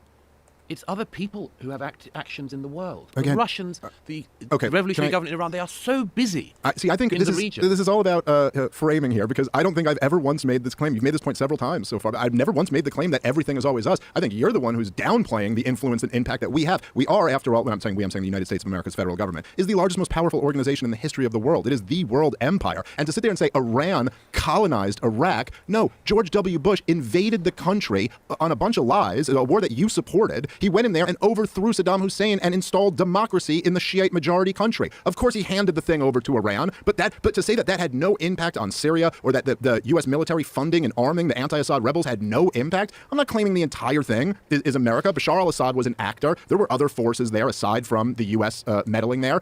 But at the same time, you got the most powerful government in the history of the world, who, as we all know, put Syria on its 7 countries in 5 years list of who we're going to go overthrow. And it's had a profound impact on the region. Of course it did. It was a huge contributing factor to that civil war to begin with. I think America is obviously a major actor. It certainly could be. Is meant to be the major actor on the world stage. I think that the history of the region, and many other regions around the world, is that America does not have either the staying power, the capability, the intelligence, the kind of people that you would produce in order to have the kind of impact that you actually think it has. American weakness in the Middle East has been, I mean, I say this as somebody obviously from Britain, but when Britain was a dominant world power, she produced the type of person who was keen to go and be a governor of, a stan somewhere and learn the local dialects and, run the civil service. You guys were better at empire than we are. The point is they produced that sort of person because they wanted to stay. America has never produced that sort of person, and it certainly hasn't in the Middle East in particular. It acts militarily on occasions, and in my view, sometimes well, sometimes poorly. But the reason why America was so badly outplayed by the mullahs in Iraq was simply that, as you say, after the war, America had nothing like the staying power of the mullahs in Tehran, had nothing like the ability to effect post-war change like the Iranian revolutionary government did. And so, yes, if we create a vacuum like that, or somebody else creates a vacuum, and after all, we did not cause the beginning of this, the West, I'm saying on this occasion, did not cause the beginning of the Arab Spring, as it was optimistically called at the beginning, or the beginning of the revolutionary uprising in Syria in 2011. These things were ground up, and the actors in the region moved in much more deftly and effectively than we did. It's the same with Lebanon. America doesn't even have eyes over Lebanon. Iran has an army that has a checkpoint at Beirut airport that will check you on behalf of Hezbollah when you come in there. You can't tell me that America is, just because America's on paper and much more has the power, that America is the deft operator in the Middle East. There are so many people who outwit America in the Middle East all the time. Yeah, but you can't tell me that there hasn't been an impact from the $8 trillion that we've spent there and the multiple regime changes all around the Middle East that were done by America. These weren't just going to happen on their own. Are you saying that didn't have an impact? Iraq was certainly done by America, Okay, so Iraq was certainly done by America. Libya? NATO. Right, but NATO is the European wing of the American empire. I mean, let's get real. That's an American decision. Sure. Right. I'm saying it's not because some random By the way, European let's country just also decided. go back, just because I mean the Libyan intervention I was pretty iffy about at the time, but that was done not to create an empire or anything like that. It was done for one very clear reason, and I remember the debates in the European capitals and in Washington D.C. at the time. There was a belief that after the uprising against Gaddafi began, that there would be a mass slaughter, genocide carried out by Gaddafi against the people. So we're talking 2011? And it was 2011, yeah. There was a belief, everybody believed it. He had started, his son, if you remember, Saif Gaddafi, formerly of the London School of Economics, showing that we can produce the best. Saif Gaddafi stood up and said, we will fight to the last bullet, and so on, and everybody believed them. And the desire to intervene was caused in an attempt people did not want the resources of Libya. Nobody wanted Libya to fall apart or anything like that. No. They did it because there was a genuine belief in what was called at the time, which has gone out of fashion, but right to protect. Okay. Duty to Well, protect. then, and that was why they went in. So, okay, if that's it's why, just important to keep that interesting. sort of nuance It's interesting. around. I don't think it's correct. I mean, you always kind of like ascribe the best of motives to Israel and the West, and nothing but the worst of motives to all of their enemies. So just riddle me this then. If we just went in because there was this uprising in 2011, and because we were worried that Gaddafi was about to go genocidal, something that the UK Parliament did an investigation into and found out was just completely wrong. But why is it then that I got 4-star General Wesley Clark, Supreme Commander of the NATO forces? Why is it that he told me that he saw the plans in 2001 to overthrow Gaddafi, and that this was part of a strategy to overthrow 7 governments in 5 years, and all of them except one have been done at this point? So you're telling me it's a complete coincidence that he saw that the neoconservatives had this plan to overthrow Muammar Gaddafi, and then 10 years later we happen to do it when we have the opportunity? The two aren't related at all? First of all, it's nice to hear the N-word again. The N-word? Did I say that? Conservatives. Oh, that one. I was thinking of a different one. Okay. First of all, I would hope that there's American military planning for absolutely everything. I would hope that there is a scenario for absolutely everything somewhere in the American Pentagon or whatever. But he didn't say we're drawing up war games. He said this is the plan that we're going to impose. I would assume that, I would hope that, any major power like America would have plans in place for almost everything that is likely, including, America should have started planning for some kind of kinetic force in Libya from the 1980s. Of course there'd be plans. Yeah, but again, this is not what Wesley Clark said. He wasn't saying like we've drawn up war games. We've drawn up war games with everybody. We have war games with China, war games with Russia. We've mapped out how a kinetic war would work, even with countries that have nuclear arsenals, like just in case we have to fight a traditional war and nukes aren't being used. That's not what he's talking about. He said that not only he was told we're in Afghanistan now. This is late 2001. He goes, next we're going to Iraq. After that we're going to Libya. After that we're going to Syria, Somalia, Sudan, and finishing off with Iran. He laid out the path of what we're about to do, and then we did it in the next administration. You don't think there was any connection between those two? What, we did Somalia and Sudan? No, I'm sorry. I'm sorry. If you go look at the list of 7 countries, it was Iraq, Afghanistan, Syria, Libya, I believe Somalia, Sudan, and Iran, I believe. Why would America want to do any of those things? Who wants to do it? Well, what he said is that essentially these plans, he said later in an interview with Piers Morgan, that he had seen the plans at first in 1991, that they came from Paul Wolfowitz, that basically then they got, what's funny about what the 4-star general said? It's okay, go and continue. No, I'm just curious, what's laughable about this? Paul Wolfowitz is a great figure for almost any deep conspiracy in this country, because he was a Deputy Secretary of Defense at the highest in his life. He is forever being ascribed almost supernatural power. I don't think anyone's the highest position he ever got to was as Donald Rumsfeld's deputy. It's a very strange thing always when Wolfowitz's name comes up, because he was a relatively low-level person to whom almost everything can be ascribed. And I didn't describe. Again, this is such a strong man. I didn't ascribe everything to him. I'm literally telling you what. I'm telling you what the 4-star general said about him, and I wouldn't say Deputy Secretary of Defense is like a nothing position. It's a pretty consequential position. Not as important as Rumsfeld or Cheney, but yeah. Yeah, agreed. But who said it was? No, fire on. I just feel like you're batting down straw man. I never said that he is the creator of all conspiracies or anything. I'm literally saying that the 4-star general said that he first saw the plans from him, that he had brought this to the National Security Advisor, and it had basically been like, we'll look at this after the election, and that then it was resurrected later by Richard Pearl, and that these guys were producing, again, not me saying this is 4-star General Wesley Clark. He said in a study paid for by the Israelis, and yeah, you can laugh at this all you want to, Douglas, but you can go read the clean break memo for yourself. This was the neoconservative strategy, along with their counterpart, the Likuds in Israel, that they wanted to remake the region in a way, and I'm sure by their own justification, they believed that democracy would sweep the region and it would be better off for them. Nonetheless, they pursued this path that has ended in nothing but disaster. And I don't think that to say that in 2011 it was like a purely humanitarian mission to go overthrow Muammar Gaddafi, I do not think is right. Well, first of all, before I get to the substance of it, why would they want the current situation in Libya? Huh? Why would they want the current situation in Libya? Well, because they wanted Gaddafi out. Why? Well, okay, if you read the Clean Break memo, what their argument essentially is that you wanted to have regime change against the hostile surrounding Muslim countries. But Was Gaddafi not hostile to Israel? to Israel, yeah, sure. But he was, I mean, the Europeans and everybody else in NATO found that Gaddafi was a really relatively easy person to get on with latterly. Right? Yeah, no, I think it was an insane policy. No, you'll notice that after he hands over the nuclear program and thus makes himself very vulnerable, unfortunately, for the future of world peace, Libya has been unutterably disastrous for I'm sorry, Europe. Hang on. No, just a clarifying Unutterably question. disastrous for Europe. I agree with you. And Somalia and Sudan, why does America or Israel want to do regime change in Somalia? Can I just ask you? Sudan, Can I just ask you a clarifying question on this?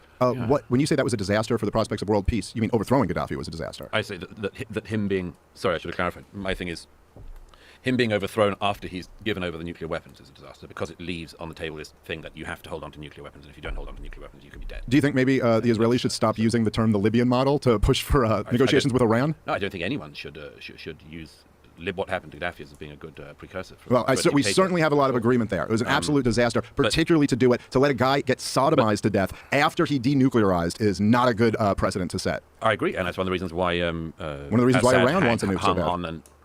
I'm not sure it's just to avert being sodomized to death, as you put it, but yeah, they want a nuke because they... I mean, if you like what the Iranian revolutionary government's done since 1979, you love what they'll do with the world when they've got a nuke. But anyway, put that aside for a second. I mean, I'm sorry, we slightly come back to where we started, but when you start talking about Paul Wolfowitz and Richard Pearl, it's all awfully noxious smelling. Richard Pearl was a member of the Defense Policy Board, which had an advisory capacity toward the Pentagon in the early 2000s, but it was by no means a policy board that dictated Pentagon policy. Okay. In the last 30 years of American foreign policy, there have been many major actors. Paul Wolfowitz is a relatively major one. But we come slightly back full circle. In my view, I'm not saying you're guilty of this, certainly not knowingly. In my view, when people start talking about Paul Wolfowitz, I always remember that line of Mark Stein's many years ago, and he said, you can't help thinking that one of the reasons why people find Wolfowitz so appealing to talk about is that his name starts with a nasty animal and ends Jewish. That is a funny thing to say. People love saying Wolfowitz. It's such a great name. It's for an evil villain in a movie. You can say, aha, he's perfect for it. Perfect for it. And he looks perfect for it. Right, you'll say, oh, the crafty Paul Wolfowitz. His crazy eyebrows. Hawk. So you're a bigot. You're a Jew hater if you mention the neocons? No. Just let me continue with the thought. Mm-hmm. So I remember those days, and his boss, Donald Rumsfeld, was like the ruler of the world at that time. He had such charisma, such genius was attributed to him for the initial invasion of Iraq. Like people, you can't imagine the admiration that existed in the defense establishments around the world for Rumsfeld. Dick Cheney was so powerful that people of right and left, particularly on the left, spent all those years in the W. Bush administration saying W wasn't the real president. He was being run by Dick Cheney because he was the brilliant, etc., etc. You're certainly listening to him at the beginning. Okay, but I'm just saying it goes back to this thing of when certain ideas catch hold and what's really going on in them. Now, to attribute American foreign policy in the last 40 years to Paul Wolfowitz and Dick Pearl is, knowingly or otherwise, to encourage a conspiracy that has very obvious legs. And I just urge you not to do it. Okay, let me respond to this a little bit. First of all, it is not at all saying that these guys, therefore, just control everything. I'm just pointing out what a four-star general claimed, where plans originated, and that they ended up being implemented. That doesn't mean that they were the absolute ruler or arbiter of what was going to happen. But again, I got to say, for you to say that I can't bring up the neoconservative... I never said you couldn't. Okay, let me just... Right, but the implication is that I'm unwittingly giving fertile ground to some, Jew-hating conspiracy if I bring up a guy who's got a Jewish last name who was a consequential person in our government. This is, identical to the arguments of the woke left. That would just be if you even say something... if you bring up the crime rate in Chicago, you're basically a bigot because other people could take this and run with it. Come on. No, you come on. What's the argument? Look, if you said to me... I said a four-star general said something, and there's no... What's the response? Holy shit.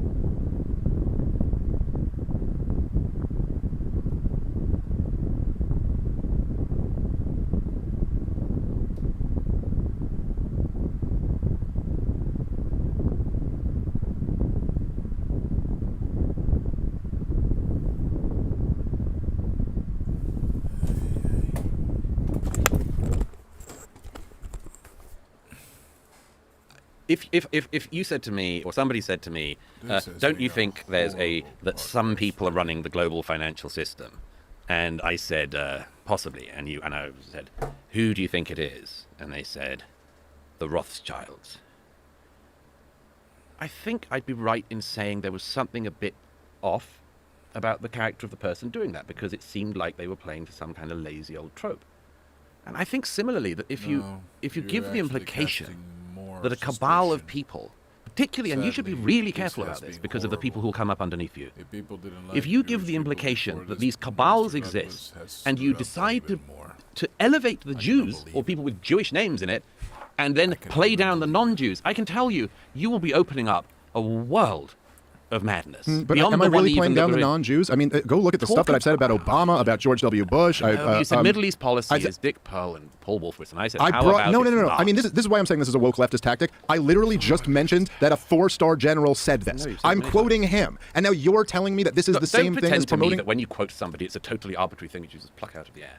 You decided I'm not arguing that it's arbitrary. I'm saying I'm using the quote for a reason. I was connecting it to an argument. And I'm saying to you, I'm giving fertile ground to Jew haters to mention it. I think that when you decide to elevate what is a conspiracy of people who are overthrowing the governments of various countries, some of which haven't been overthrown and others of which have, but by the way, were not overthrown by American dominance, certainly not in Syria. And then you say that the people who are doing it are these people with Jewish names. I think you should be more judicious than that, because you probably know what bubbles up underneath you online by now. Yeah, look, I mean, there's no question that there are, no matter what, and by the way, it's funny just hearing you say this to me. I mean, look, and by the way, I completely agree with you. I think you've been one of the best champions on opposing Europe's insane immigration policy. I also think the United States of America's had an insane immigration policy. I'm happy to see that that seems to be being reversed. But imagine you made a point about immigration, and I were to say to you, be careful what's bubbling up online, because now look, the fact is, if you are taking a position that opposes, say, Muslim immigration into the UK, then yes, it is quite possible that a lot of people who really just hate Muslims are going to end up liking what you had to say or following you. But that doesn't mean you're responsible to it. And if I were to say that to you, you would be the first to very eloquently point out that that is a complete non-argument. The question is this policy good or is it bad? And whether there's not, and if you want to say to me, hey, I should disclaim when I make this point that hey, I'm Jewish, I love Jewish people. The fact that there were some Jewish people involved in our foreign policy establishment does not mean that it's the Jews.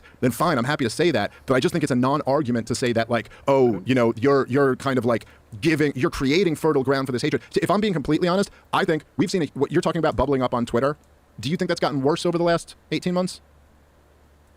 Yeah, sure. Right. I think kind of what Israel's doing in this war and the U.S. funding and arming it have been something that is really a great facilitator for that stuff to bubble up. As I say, we could go back to that, but I disagree. I think that Israel has every right to go in and destroy the terrorist group that carried out the massacre. Yes, but no one's arguing that they have the right to destroy the terrorists. The question is they have the right to kill innocent people. Again, which I think we've done. Which is not answering what I'm saying. I think I've already answered that, but just to go back to the meat of that, I think you don't realize that actually people like me who have a voice and write and much more do think about that all the time. It's a profound concern and responsibility. No, I agree with that. Right. And don't think I don't worry all the time and make sure I intervene into the debate very carefully at times when I think some people have picked up something that I've been saying and are going to go wrong with it. That scares the hell out of me, and I do it regularly. And I do it too, because I have to. Yeah, listen, so that's a point of agreement too. But you don't stop believing in that policy for it, and you won't stop bringing that up.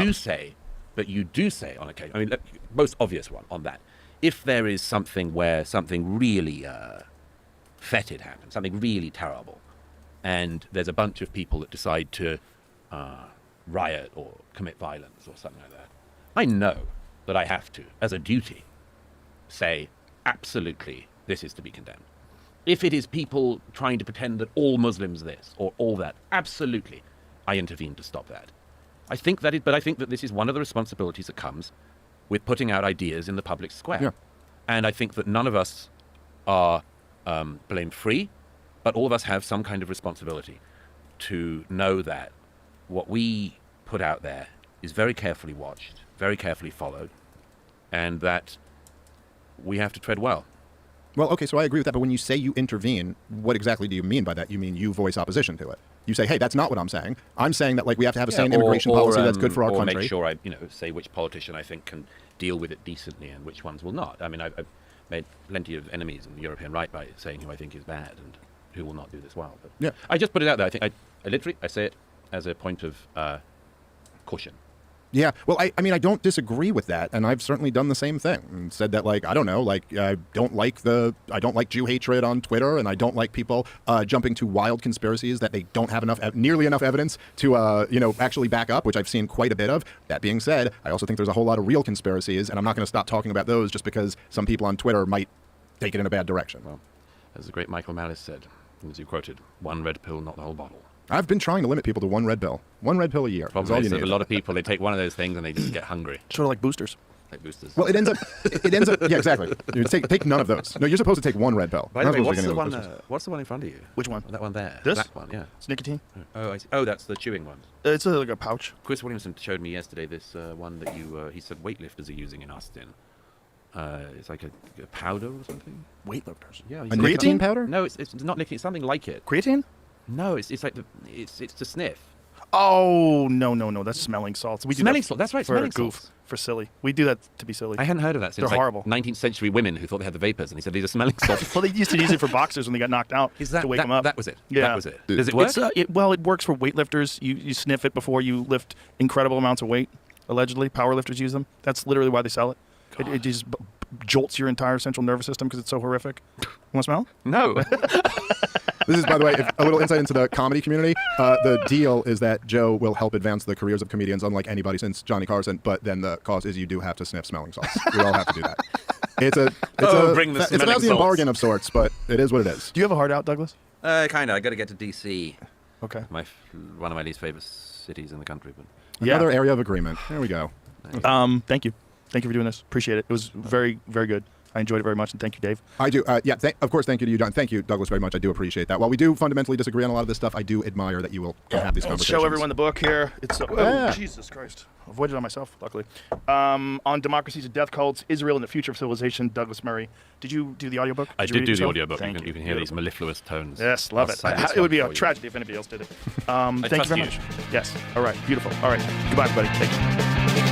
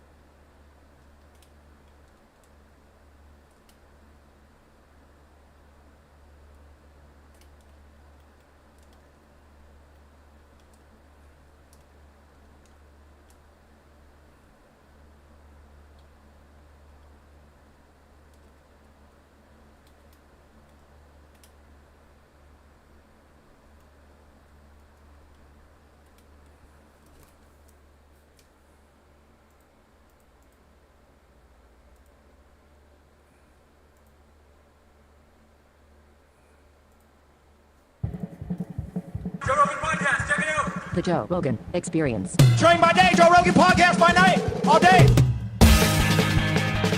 All right. Good to see you, my friend. Wow, that was fast. Good to see you too, That's brother. We just get right into it. It's like, You got sit down notes, and roll. dude. You're organized. You're a rare guest. I actually, you know what? I normally don't bring notes, but I was talking to Callie Means on the way over here, and you know, we're really supporting Bobby Kennedy's whole Maha, movement, and trying to officially put a committee together to really give him some great talking points, and then bring some of the big influencers together to help him message, around the media. And I was like, what are some of the wins that we've had in the last week that I don't know about? And so he just rattled them off, and I There's some just wins? jotted them down. What are the wins? Well, I mean, so Trump formed this Strong Kids Commission, and if you remember when he first got into office, he actually, by executive order, he authorized Bobby to do a study with the Health and Human Services to look into the genesis of chronic disease, because nobody's talking about it. The National Institute of Health or National Library of Medicine or in our public health policy, nobody's talking about what's causing this pandemic. Gee, I wonder why they're not talking about it. Well, I could give you a couple. I could give You you a think couple money of has clues. anything to do with it? Yeah. No way. Yeah, These you're are a the best. conspiracy theorist, dude. You're I down the know. rabbit hole. That's my problem. You think that just My main because problem. people get paid to do things that are shady. Yeah, I know. That's a weird thing to think. I should stop thinking that way. Yeah, I mean, we make $110 billion a year on type 2 diabetes. They're trying to put that out of business for sure. Yeah, they don't want right? that money. No. They're like, hey, Stan, how do we get this off the balance sheet, bro? How do we get rid of this? Is stinking up. So the there's prices. a business that relies on people being so disgusting that they get type 2 diabetes. Mm-hmm. So bad with their diet, just eating pie and drinking soda till their body just starts to cave in. Yeah, And but don't worry, we but got that's worth how much a year? $110 billion. That's Type not 2 a lot. diabetes That's not a alone. lot of money. It's not like that would change anybody's opinions on things. Well, I mean, a lot of people could live on that.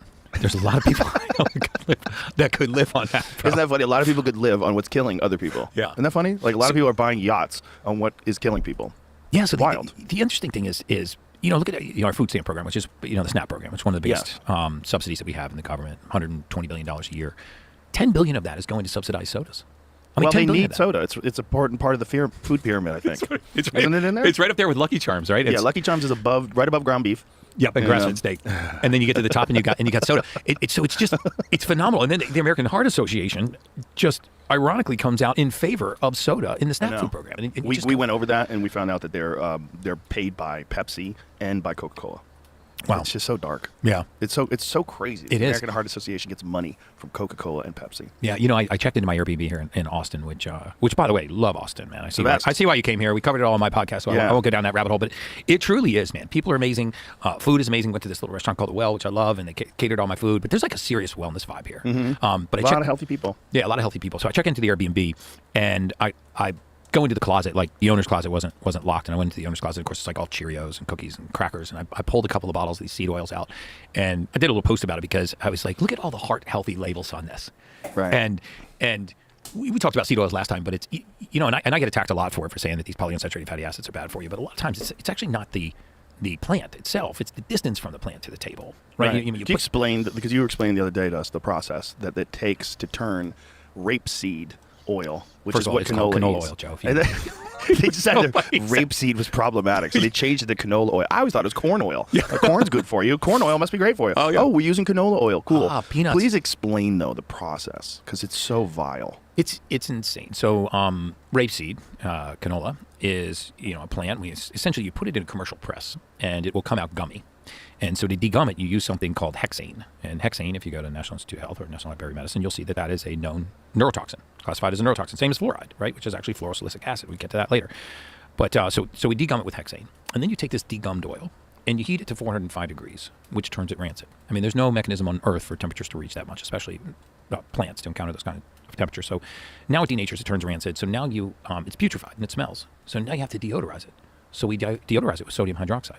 So we degum it with a powerful neurotoxin. We heat it to 405 degrees and turn it rancid. And then we deodorize it with a very powerful carcinogen. And then in some cases, we bleach it and bottle it and put it on the shelf. You ever go to the grocery store and you see the entire grocery aisle? It's all these like Wesson oils or vegetable oils, but they're all exactly the same color. Like exactly. They have that same beautiful clear hue. That's not how They look anything super occurs in healthy. nature. No. If you squeezed 10,000 watermelons into watermelon juice and put it all on the shelf, They would vary a little bit. they would vary a little bit. Yeah. But there's no variance there. And so this is a chemically controlled process. And it's, again, it's not back to the polyunsaturated fatty acids per se. It's the pro-inflammatory process that they cause. And these foam cells and the inflammation in our arterial wall, which actually calls cholesterol to the site of inflammation. And we blame cholesterol for a lot of the heart disease, atherosclerosis, arterial sclerosis, because it's at the scene of the crime, but it rarely pulls the trigger. I mean, cholesterol is kind of like a fireman, right? It gets called to the fire to put the fire out. Right. And so the theory that if we had fewer firemen, we'd have less fires is kind of absurd. Right? But that's the theory. That's the theory in LDL cholesterol. It's like, it might work in California. I could see them passing that legislation. Yeah. You know what we need? We need less firemen. But so the theory that if we push down the firemen, which was called to the site of inflammation, meaning we reduce the cholesterol, which was called to the site of inflammation to cause the repair, rather than ask what started the fire, that notion is about to be, I think, blown out of the water by big data. I think you're going to see big data, artificial intelligence, and early detection in the next 5 years are just going to circumvent the entire system. Do you think there's a possibility of removing food oils from the market? I don't think that we'll ever replace Food oils, excuse me. Yeah, seed oils. I don't think that we'll ever replace seed oils. Why not? I think what's really interesting is the chemical processing. So another really good thing, and I'm helping to author this paper with Callie Means and a bunch of other folks to present it to Bobby Kennedy in looking at the genesis of chronic disease. Because if you and I know lots of people have talked about this on your show, so I won't belabor the point, but if you look at the spending of $4.5 trillion a year, right, on healthcare in the United States, and then you say, well, what do we lead the world in? Well, as of December 6th, we were ranked 66th in the world in life expectancy. We lead the world in morbid obesity, type 2 diabetes, multiple chronic disease in a single biome, meaning not just our population has multiple different chronic diseases, but multiple chronic diseases in the same body, because most people don't just have one autoimmune disease, or they're not just hypertensive and diabetic. They're hypertensive, diabetic, and hypothyroid with an autoimmune, usually multiple autoimmune. We lead the world in infant mortality, maternal mortality. And so you got to ask yourself, How is $4.5 trillion a year in spending leading to these kinds of consequences? And very often, it's actually not the food. It's the distance from the food to the table. So it's not necessarily the plant. It's what we're doing to process these plants to get them on the table. And so I think what you're going to see is these GRAS guidelines, generally regarded as safe, which is essentially how the FDA decides whether or not you can micropoison the population. So we are allowed to micropoison the population, right? We're allowed to put certain amounts of pesticides, herbicides, insecticides, preservatives. That is a great way of putting it, too. It's micropoisoning. Yeah. So that's really what's happening. It's exactly what's happening. And a lot of experts will say the dosage determines the poison. And that's largely untrue when you talk about cumulative dose toxicity, meaning if I give you this sandwich and this piece of tuna fish and it has a very small safe amount of lead or mercury, it's probably not going to hurt you, right? But if you don't methylate that metal out of your body and you keep eating that same kind of fish, I mean, nobody got mercury poisoning from a single piece of tuna fish. What they got mercury poisoning from was continuing to eat the same thing over and over and over and over again, and they got a cumulative dose toxicity, which is what a lot of foreign countries use. So in other words, I can't just say if I put 1 drop of arsenic in this glass, is that going to kill you? It might make you mildly sick, cause an inflammatory process. Maybe it's not going to kill you. But if you drink one of those 5 times a day, 7 days a week, now you're toxic, and that's what's happened to our country. We didn't get here quickly. We got here by slowly stacking these micropoisons. Right, but is it possible to change all of whatever we use seed oil for? Is it possible to swap that out for olive oil or beef tallow? Or yes. I know there's some companies doing Masa makes these great tortilla chips that Love are just Masa. Organic corn, Yeah, tallow. organic corn, they grass-fed taste beef tallow. like it too. Like you feel like you're eating food. Yeah. We talked about those Vandry chips too. Yeah, Vandy chip. I love those. I do too. I They're would so actually good. It's brought you just some. potatoes and beef tallow with a little salt, and Yep. and it tastes like food. Yeah. Like when I eat them, I don't feel like a piece of shit. Like if I eat a bag of Doritos, I feel like a fucking loser. Yeah. Even while I'm eating, I'm like, oh, you loser, shut up. I'm like, shut up. These are delicious. You shame yourself. You're like, do. Joe, I'm so I do. disappointed in you. But isn't it possible to just replace those, or would it require? Is it one of those things like there's an issue with factory farming? Everybody thinks factory farming is disgusting when it comes to animals. It's vile what they do to chickens and pigs. But is it possible to give everyone cheeseburgers in food deserts without factory farming? Like, have we gotten so far ahead of ourselves that we don't have sustainable regenerative agriculture as an option? I don't think so at all. So you think that all the foods, all the salad dressings and all the French fries and all the things that are cooked in food oil, we have enough beef tallow, we have enough olive oil, we have enough avocado oil that we could switch all those things out and everything would be great? There is no question that we have the capacity to produce these, and we have the capacity to produce them now. I mean, a lot of these farms don't use the bones from these cattle. They don't use the hide from these cattle. They don't boil on the collagen from these cattle, and they certainly are not making the tallow from the fat from the cattle that are being slaughtered. So there's a lot of tallow that's going to waste. A lot of tallow, a lot of bone broth, a lot of bones, a lot of cartilage. That's entirely going to waste. And if you look at a lot of countries, they will use the entire animal. They'll boil down the bones. They'll use the hide. They'll use the bone marrow. It's kind of crazy because there's a big market for bone broth.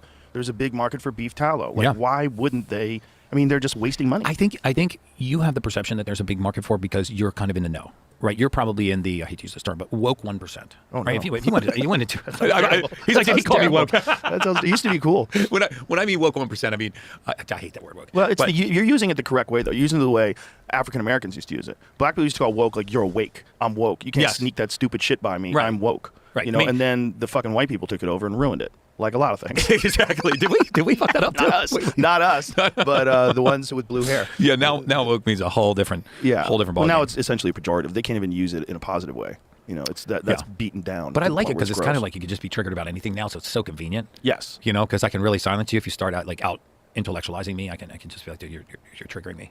You're hurting my feelings. You're triggering me with information. I kid you not. I've never talked about this before. I'm probably gonna lose half my audience. But no, I went to Harvard University for this thing, this longevity summit through a very good friend of mine. I won't mention his name because then I'll give away the event that I was at. I called my wife on day 2, and I was like, babe, I feel like I landed on Mars. I go, I got to get out of here. And she goes, what is going on?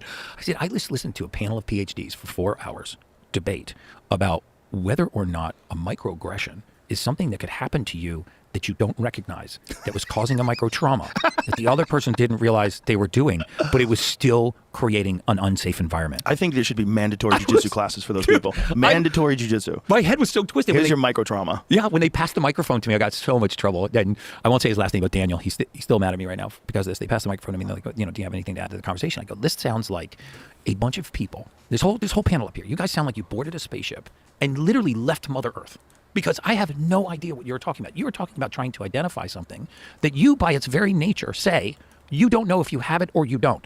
So let's just admit that it's a ghost. So how are we going to, we can't measure it, we can't find it, we can't prove you have it, we can't prove you don't have it. So how are we going to treat it? What's this culture of victimization crazy. and the monetization? It's like there's a status in victimization. Yeah. That's what the thing. They've essentially made it like a virtue to be a victim. So you're Yeah. looking for little things that have possibly. I believe there was a microaggression. I believe he I think, I think I felt it. possibly rolled his eyes. I possibly rolled I mean, his that eyes. is gonna haunt me. I need therapy now. I think he might have rolled his eyes. And that's absolutely acceptable. That is a microaggression. Like maybe rolling your eyes. Like you say something to me and I go, okay. And I leave. Oh my God, that was a microaggression. Yeah, like yeah. what I just did going, okay. But that's here's the cool microaggression. thing, is you're kind of off the hook because if you didn't intentionally create the microaggression, I just perceived it as Depends a on who I microaggression. am. If I'm a white heterosexual then, yeah. cis male, Then you're screwed. I got problems. Then you're screwed. So anyway, back to the food supply. We took a U-turn there for a second.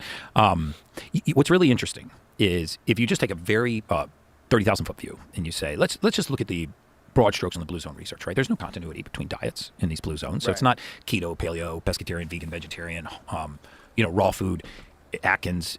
It's whole food, just what you were just saying. whole food and a lot of healthy lifestyle. Whole food, well, the two things that were non-interchangeable were sense of purpose and community and activity until later in life. So you didn't have any of the blue zones where people didn't feel a sense of purpose and community in life. In fact, there were no such things as assisted care living facilities. The assisted care in those countries is mom and dad move back in with the kids until the day that they till the day that they die. And there's a lot to be said for that because maybe grandma's only purpose is to go out and get vegetables for dinner that night, but she has a purpose. And then she's a part of the community. And she's not also part of locked the up in a community. home with a bunch of people who don't really care about her.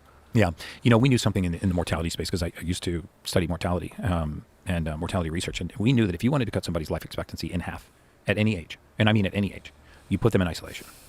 So as soon as you create isolation, you dramatically reduce, if not half, the life expectancy. Now, later in life, we would call this broken heart syndrome, caregiver syndrome, and these were actually very valid syndromes. So if we actually were doing the life expectancy on an elderly spouse who was still applying for insurance, or we were looking at what's called a second to die claim on life insurance policy, and one spouse had passed away, we would dramatically reduce the life expectancy of the second spouse. And the reason why that's important is I think that people don't realize that we are actually being isolated in plain sight.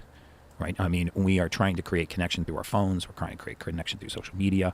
And these are not human connections. In fact, if you look at the rates of depression, suicidal ideation, obesity, chronic mental illness, and I think we actually have a chronic lack of mental fitness, not necessarily a mental illness crisis in this country. And if you look at the skyrocketing rates of these conditions and how they are creeping into younger and younger and younger generations, you've got 9-year-olds being treated for depression now. Right? So what's happening? What's happening is isolation in plain sight. We don't problem solve anymore. We don't have communities with our friends anymore. We actually don't build social connections. We've lost our connection to Mother Nature. That's why I like going out to my place in Colorado. It's probably like you like bow hunting. It's just nature. Old school connection to Mother Nature. And how freaking good do you feel? Yeah, it's very, very good. I really wish I lived in nature. I'd really like to be living in the woods again. I'm working on it, man. Well, you said you were trying to get something outside of town, like I think that's the ranch move. kinda? Yeah, I think nature is a vitamin. I really do. I think it's a mental health vitamin. I think there's something about being in nature. There's a feeling you get, especially when your phone doesn't work, and you get out there and you look at your phone like 0 bars. No, yeah. And you're out there in like real woods. It's just like, you just feel better. Yeah. You just feel like more tuned in. You hear birds and branches snapping, things going on, coyotes, and it's like, God damn, it feels good. We have this place in Colorado. My wife and I, she's been going to for 35 years since she was a little girl. When we got together 10 years ago, she started bringing me and my family out there. And her father's got 10 acres, her uncle's got 10 acres, and then this 50 acre piece came out. We bought it, and we're building these old school, like really authentic log cabins on there. And I write about this all the time because in Miami I have this really fancy place, and I've got all this fancy equipment, red light therapy beds, hyperbarics, hydrogen beds, all this stuff. But I'll go out to this Colorado home, put on a 20-pound rucksack. I know you do a 150-pound rucksack, so I feel like a complete Most of the time I do 45. Okay. This episode is brought to you by Visible. Now you know I tend to go down a lot of rabbit holes. I want to know everything about everything. And if you're like that, you need wireless that can keep up. Visible is wireless that lets you live in the know. It's the ultimate wireless hack. You get unlimited data and hotspot, so you're connected on the go. Plus, Visible is powered by Verizon's 5G network, meaning fast speeds and great coverage. And with the new Visible Plus Pro plan, you get premium wireless without the premium cost. And the best part, it's all digital, no stores. You can switch to Visible right from your phone. It only takes about 15 minutes, and then you manage your plan in the app. Ready for wireless that lets you live in the know? Make the switch at visible.com/Rogan. Plans start at $25 a month. For the best features, get the new Visible Plus Pro plan for $45 a month. Terms apply. See visible.com for plan features and network management details. Sometimes I do it and I carry 2 50-pound kettlebells. Oh, shit. No, I really... Yeah. I'm not even telling the rest These of my are just story. short bursts. This is not like long distance. It's just, I just do it to tax my system. Well, I do farmers carries, but I do that too. Yeah, farmers carries. I actually they're like great. those. But that's what I mean by that. Yeah. I think farmers carries, like suitcase carries, are actually better. You know, What, closer one to you? hand, one Oh, hand. oh, one hand. Yeah, because then it makes you balance on the other side, and then you swap it out to the other side.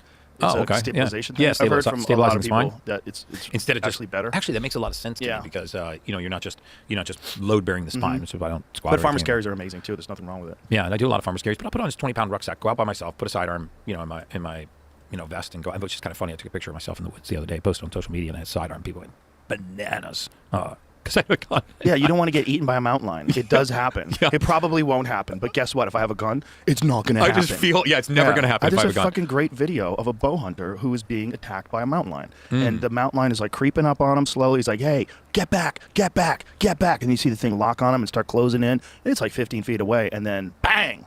And then you see the thing twitching. It's got a hole in its face. He was a bow shot hunter. it. He But he just had a had pistol on sidearm. him. Well, that's Yeah. why he had a pistol on him. Yeah, it 'Cause happens in Colorado. I mean, bear attacks. I mean, It fucking happens. Bear attacks are fairly rare in Colorado. it's only when you cross the. Apparently, if you just come upon the cubs and the mother. The that's real issue is not the bears that are in Colorado, though. The real issue is the bears in Wyoming and Montana, the brown bears. Brown bears are what you have to worry about. Black bears, not as much. But occasionally, like a big black bear will go after people. Yeah, but anyway, I take a sidearm and I'll march Sure. around in there. But when I'm done, I feel like I took a limitless bill. It's just something. I totally agree with you. Something out there, and I get this little squirrel. It's so funny. I mean, I leave my house and start climbing up in the woods. I have this little 4-mile kind of track, and there's a squirrel. I don't know if he'll be there this year, but every year that I go out there, and he barks at me. Right, and he kind of growls. It doesn't sound like a squirrel; it sounds like a little bark. And then he chews acorns off and grabs them with both hands and throws them down on me. It's so funny. And he'll follow me from limb to limb. I shit you not. And I look forward to seeing him every day. Like I feel like he's pissed off. Maybe it's a sign of love. I don't know. It's definitely pissed off. He doesn't love you. Yeah.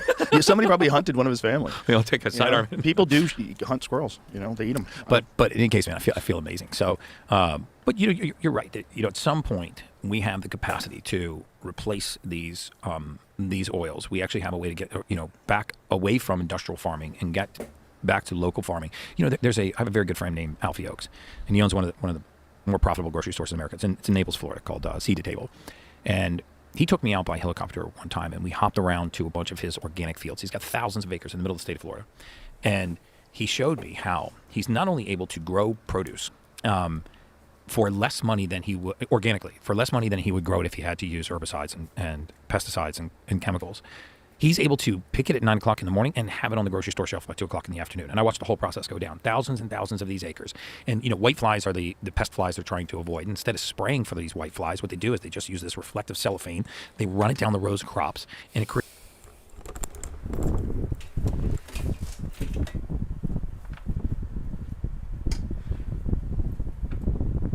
creates this reflection and it scatters them to the woods. And so now the white flies are not eating the crops. There's no herbicide. There's no pesticide sprayed on these. There's no preservatives. His team picks this stuff by 9 o'clock in the morning. It goes into a processing center. And by processing, I mean it gets washed. That's it. And then it's on a truck and it's on the shelf by 2 o'clock in the afternoon. So you can grab a strawberry in this grocery store and eat it. And it was growing at 9 a.m. that morning. And there are mechanisms for us to do that. Yes, I get some stuff needs to be shipped and stored. But most regenerative farming practices are not only green and good for the environment, they're economically feasible. They actually make economic sense. And when he talks about the fact that we've been spraying some of these fields for so many decades or so many years with these herbicides and insecticides, that there is not a pest for, in some cases, hundreds of miles, but we are still spraying for those pests. He's like, you got to start to question what the motivation is. Yeah, probably financial. And Probably financial. Yeah, it's what we're talking about. You said something earlier interesting that you think it's not. What was the term that you used? It's not a mental health problem. It's a lack of mental strength. Mental fitness. Mental fitness. Mhm. Yeah. Yeah, I mean, if you think about it. You got any of those hydrogens? Yeah. You Come want on, hydrogen baby? tablet? Come on. Is there H2 Look it tabs? up. I love these. I'm addicted. I love these too. Yeah. Explain to people what these are. So, hydrogen gas, I mean, this is probably my favorite biohack in the world because it'll cost you about $1 a day. These are called H2 Tab. You can get them at drinkh2tab.com. You can actually read the science on it. I think there's two people in the world now. I mean, those that have read the science and take hydrogen gas, drink hydrogen water, and those that don't, or just haven't read the science. Because hydrogen gas, first of all, it's the lightest element in the universe. It's also the most prevalent element in the universe. 10% of your body weight is hydrogen. I think, in fact, if you took hydrogen, oxygen, carbon, and nitrogen, that's 96% of your mass. Okay, those four elements. So hydrogen is about 10% of your body weight. And hydrogen is not just an antioxidant.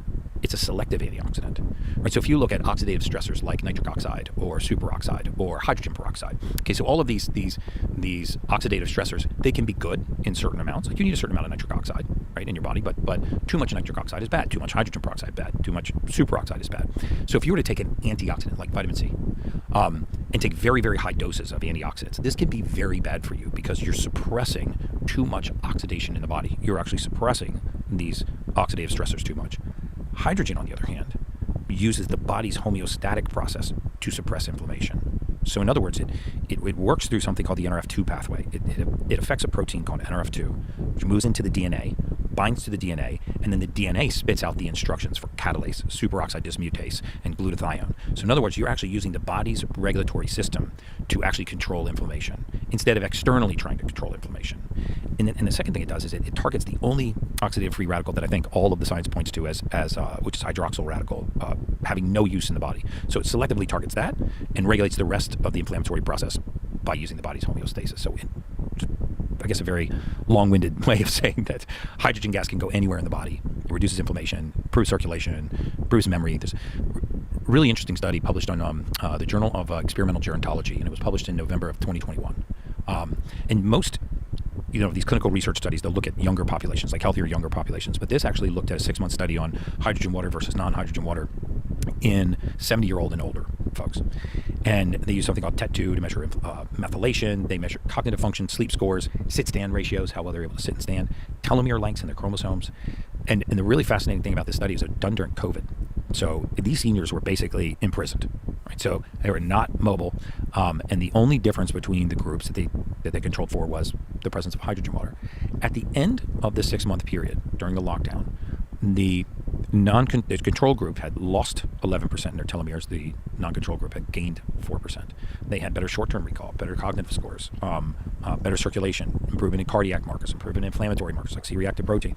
I think it's the greatest biohack on earth. That and like some sea salt and some amino acids, like a perfect amino. I mean, just covering your bases. I think those are your foundational basics for optimal health. And it's like delicious. It comes in so good good. flavors and it's easy to drink. It's like a pain-free thing that you can do. You can bathe in it too. You can actually bathe in hydrogen gas. How many tabs do you put in the water? you can actually put what's called a hydrogen bomb, which looks like a big bath bomb. It just creates hydrogen gas. It's elemental magnesium. What does it do for you when you bathe in it? It goes right transdermal, goes right to the skin.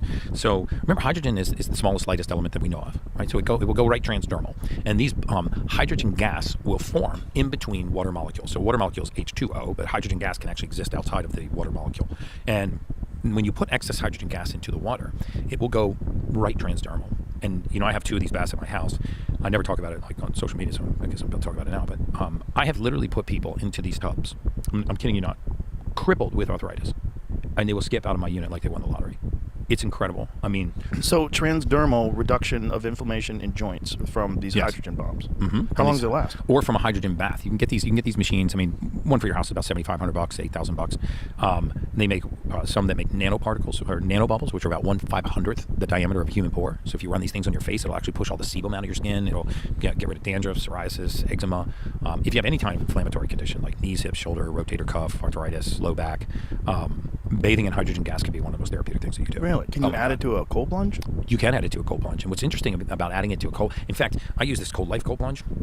And I've got these guys trying to see if we can incorporate the hydrogen gas into the cold plunge. So where the motor pulls the cold water out, it's going to send it into a hydrogen generator and then push it back into the tub. Because as the temperature drops in water, you can saturate more gas. So a 48-degree, quote me exactly on this, but a 48-degree cold plunge will hold about twice as much gas as a 102-degree warm tub.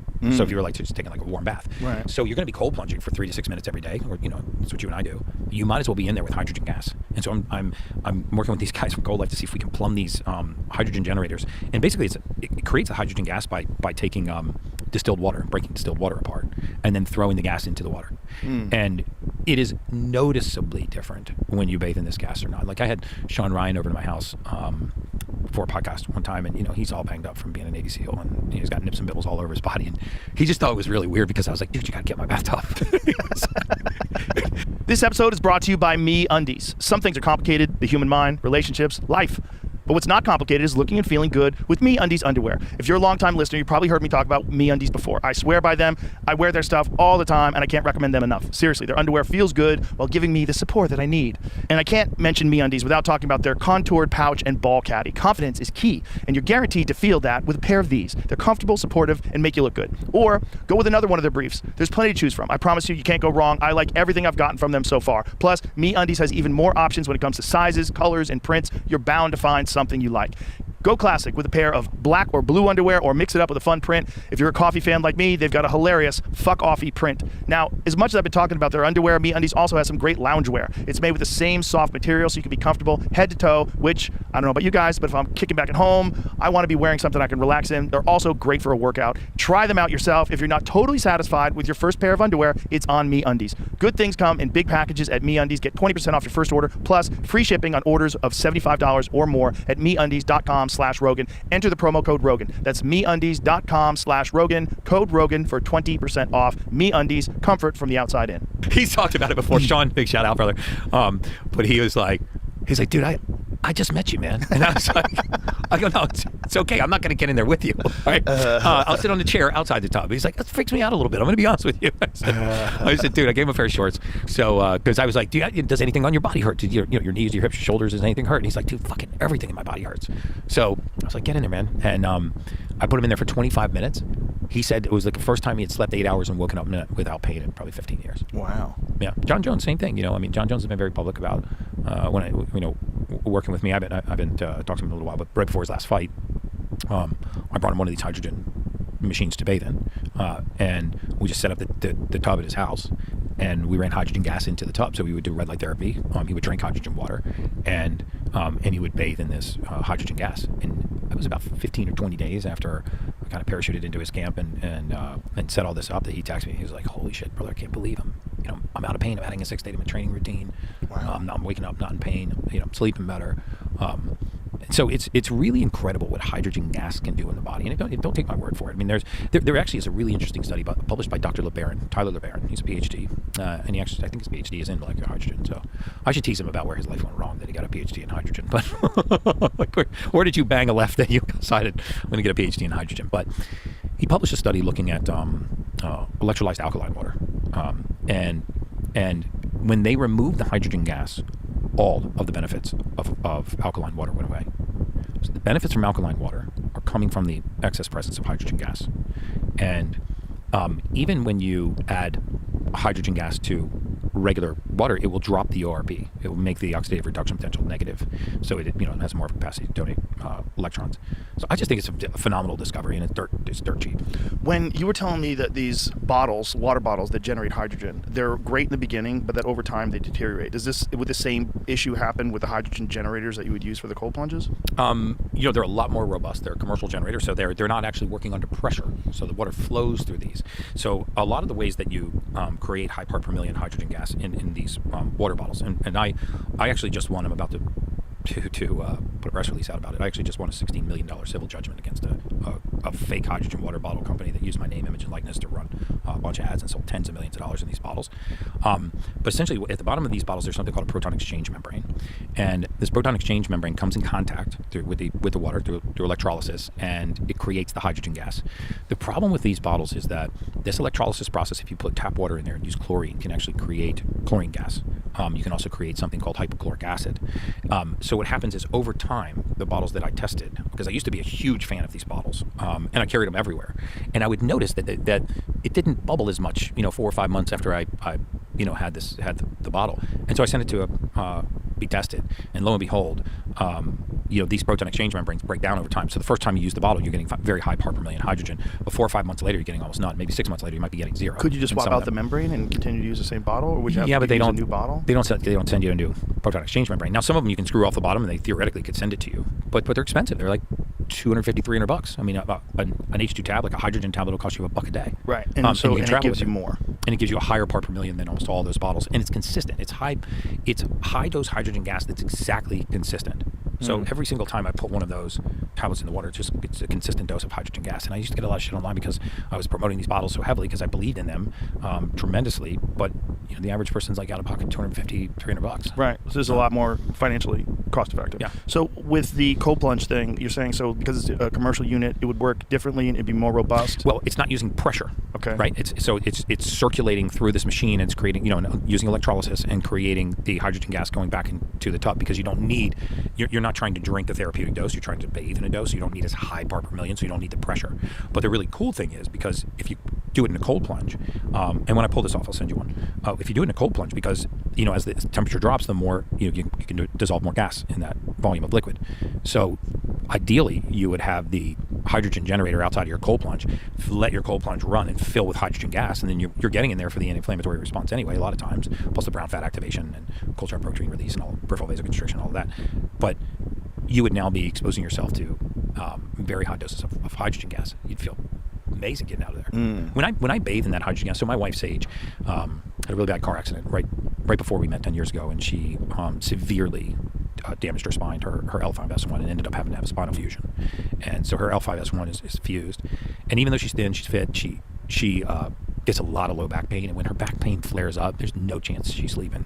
But when we put her into that hydrogen nanobath, 25 minutes in there, she sleeps like a little baby. And it's very calming too. It's that shifting you from that sympathetic state, that kind of fight or flight, to that parasympathetic state of rest and digest.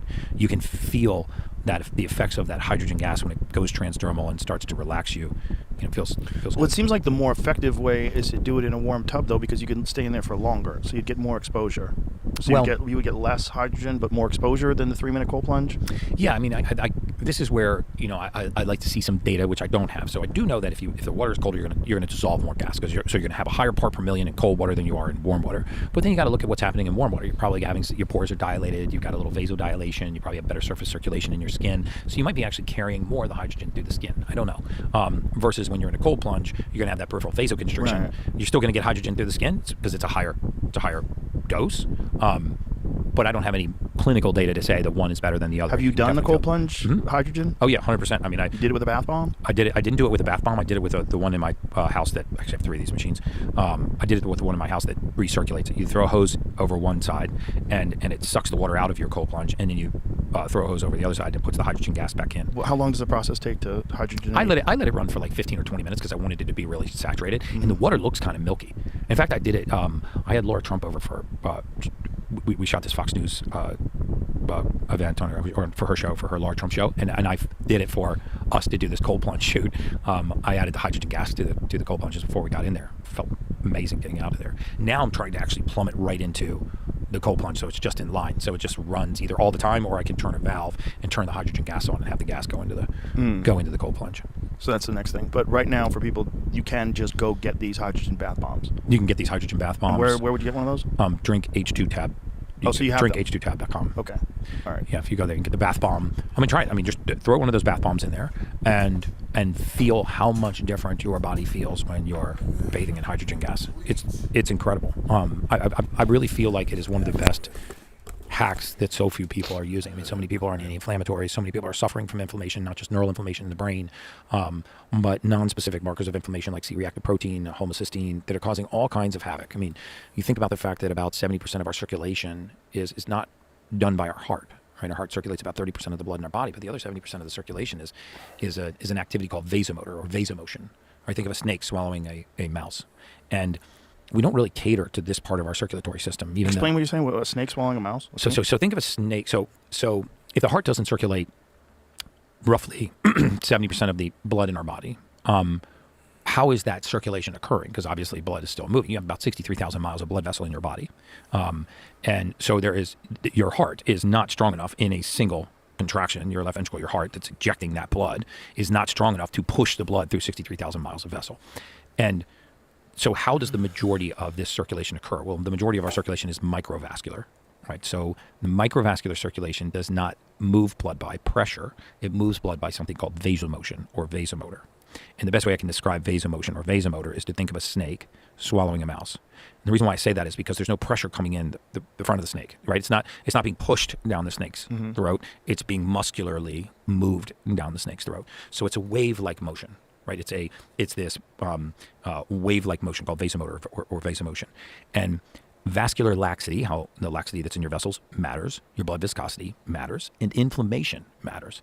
This is why when you look at the percentage of high blood pressure diagnoses, for example, if you were to just Google what percentage of hypertension, primary hypertension, essential hypertension, or high blood pressure is idiopathic, right, of unknown origin, you'd see that 85% of all high blood pressure, hypertensive diagnoses are idiopathic. We don't know the origin. And so we examine these people's heart, EKG, EEG, heart sounds, lung sounds, maybe a dye contrast study, maybe a CT angiogram, maybe some other kind of diagnostic heart imaging. We can't find anything wrong with the heart. And we medicate the heart anyway, generally for a crime it's not committing, when there's an 85% chance it's actually something other than the heart. And we never look to the microvascular circulation. We never look to the 70% of our circulation that's actually not done by our heart. What are we doing to cater to that 70% of our circulation? Well, things like resveratrol, hydrogen gas, lowering our homocysteine, which is, for most people, it's very simple to do. I use an amino acid called trimethylglycine to help people metabolize homocysteine, because there's microvasculature is very susceptible to high levels of homocysteine. And there's so many people that have ailments that are consequences of poor circulation, and we're treating something completely different. So, for example, we're focused on concentration, lots of autoimmune conditions. If you look at the circulation in the brain, liver, lungs, pancreas, kidneys, you'll see that the majority of this circulation is microvascular. I've talked about why you and I both had a positive experience, for example, with red light.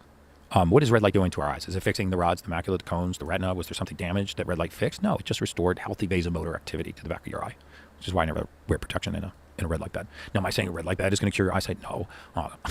Get so beat up for that. But red light therapy is extraordinarily good for vasomotor circulation. Why do you think it improves your skin? The collagen, the elastin, the fibrin. Why do you think it reduces fine lines and wrinkles? Why does it improve? Why can it improve our eyesight? Because it restores healthy vasomotor activity.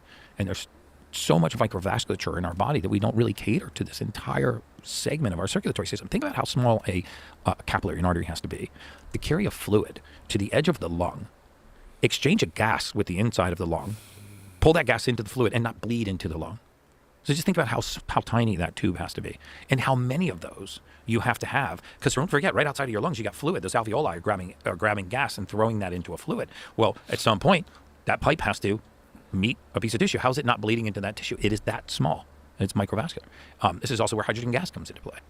I don't know where I was going with that point, but I just find it fascinating that we've got so many things that we can do to cater to a lot of these ailments that people chalk up to a consequence of aging, and they can be as simple as catering to that portion of your circulatory system. It would be so fascinating to run a long-term study on twins, identical twins, and have one person just eat standard American diet and the other person follow all these protocols. Hydrogen gas, fitness, healthy food, no seed oil, no drinking, and just see. Yeah. What do they look like after 20 years? Yeah, or 20 years. 20 years would be wild. Wild. Be like sending one of them to space, and it's so funny because, we're so wrapped around our medical system that's really 50, 60 years old, 70 years old, and how important a randomized clinical trial is, and placebo-controlled randomized clinical trial that's been peer-reviewed, and all of this. But we negate the Eastern philosophies that very often have been around for thousands of years. And I almost lend more validity to something that's actually stood the test of time. Like something that doesn't work is not going to last 1,000 years. By virtue of the fact that it doesn't work. When we were in the mortality space, we never used randomized clinical trials. We used big data. And I think what you're about to see now that I was alluding to before is we've built an entire system on, the most rigorous scientific study being the randomized clinical, placebo-controlled randomized clinical trial. And so that is the gold standard. And if it hasn't been through this process, it is not valid. Well, we've never done randomized clinical trials on parachutes. I wouldn't jump out of an airplane without one. Who wants to be in that? Who wants to be in the control group? Okay, Stan. Yeah. You line up here. You're getting the knapsack and a prayer book, and we're getting a parachute. That's a very good point. It's a very good point. There's some things you really can't run randomized controlled studies on. Yeah, sometimes we just have data, right? Mm-hmm. We have really good data. And one of the things I used to get just absolutely slaughtered for was I spoke out about the simple LDL hypothesis of cholesterol, saying that there is no correlation between elevated levels of LDL cholesterol on its own and cardiovascular disease. You had to have corresponding increases in triglyceride. You had to have inflammatory factors. You usually had to have other metabolic factors like hypertriglyceridemia, hyperinsulinemia, and yet everybody, would really come after me for that. And now we're starting to see that the data on statins is really falling apart.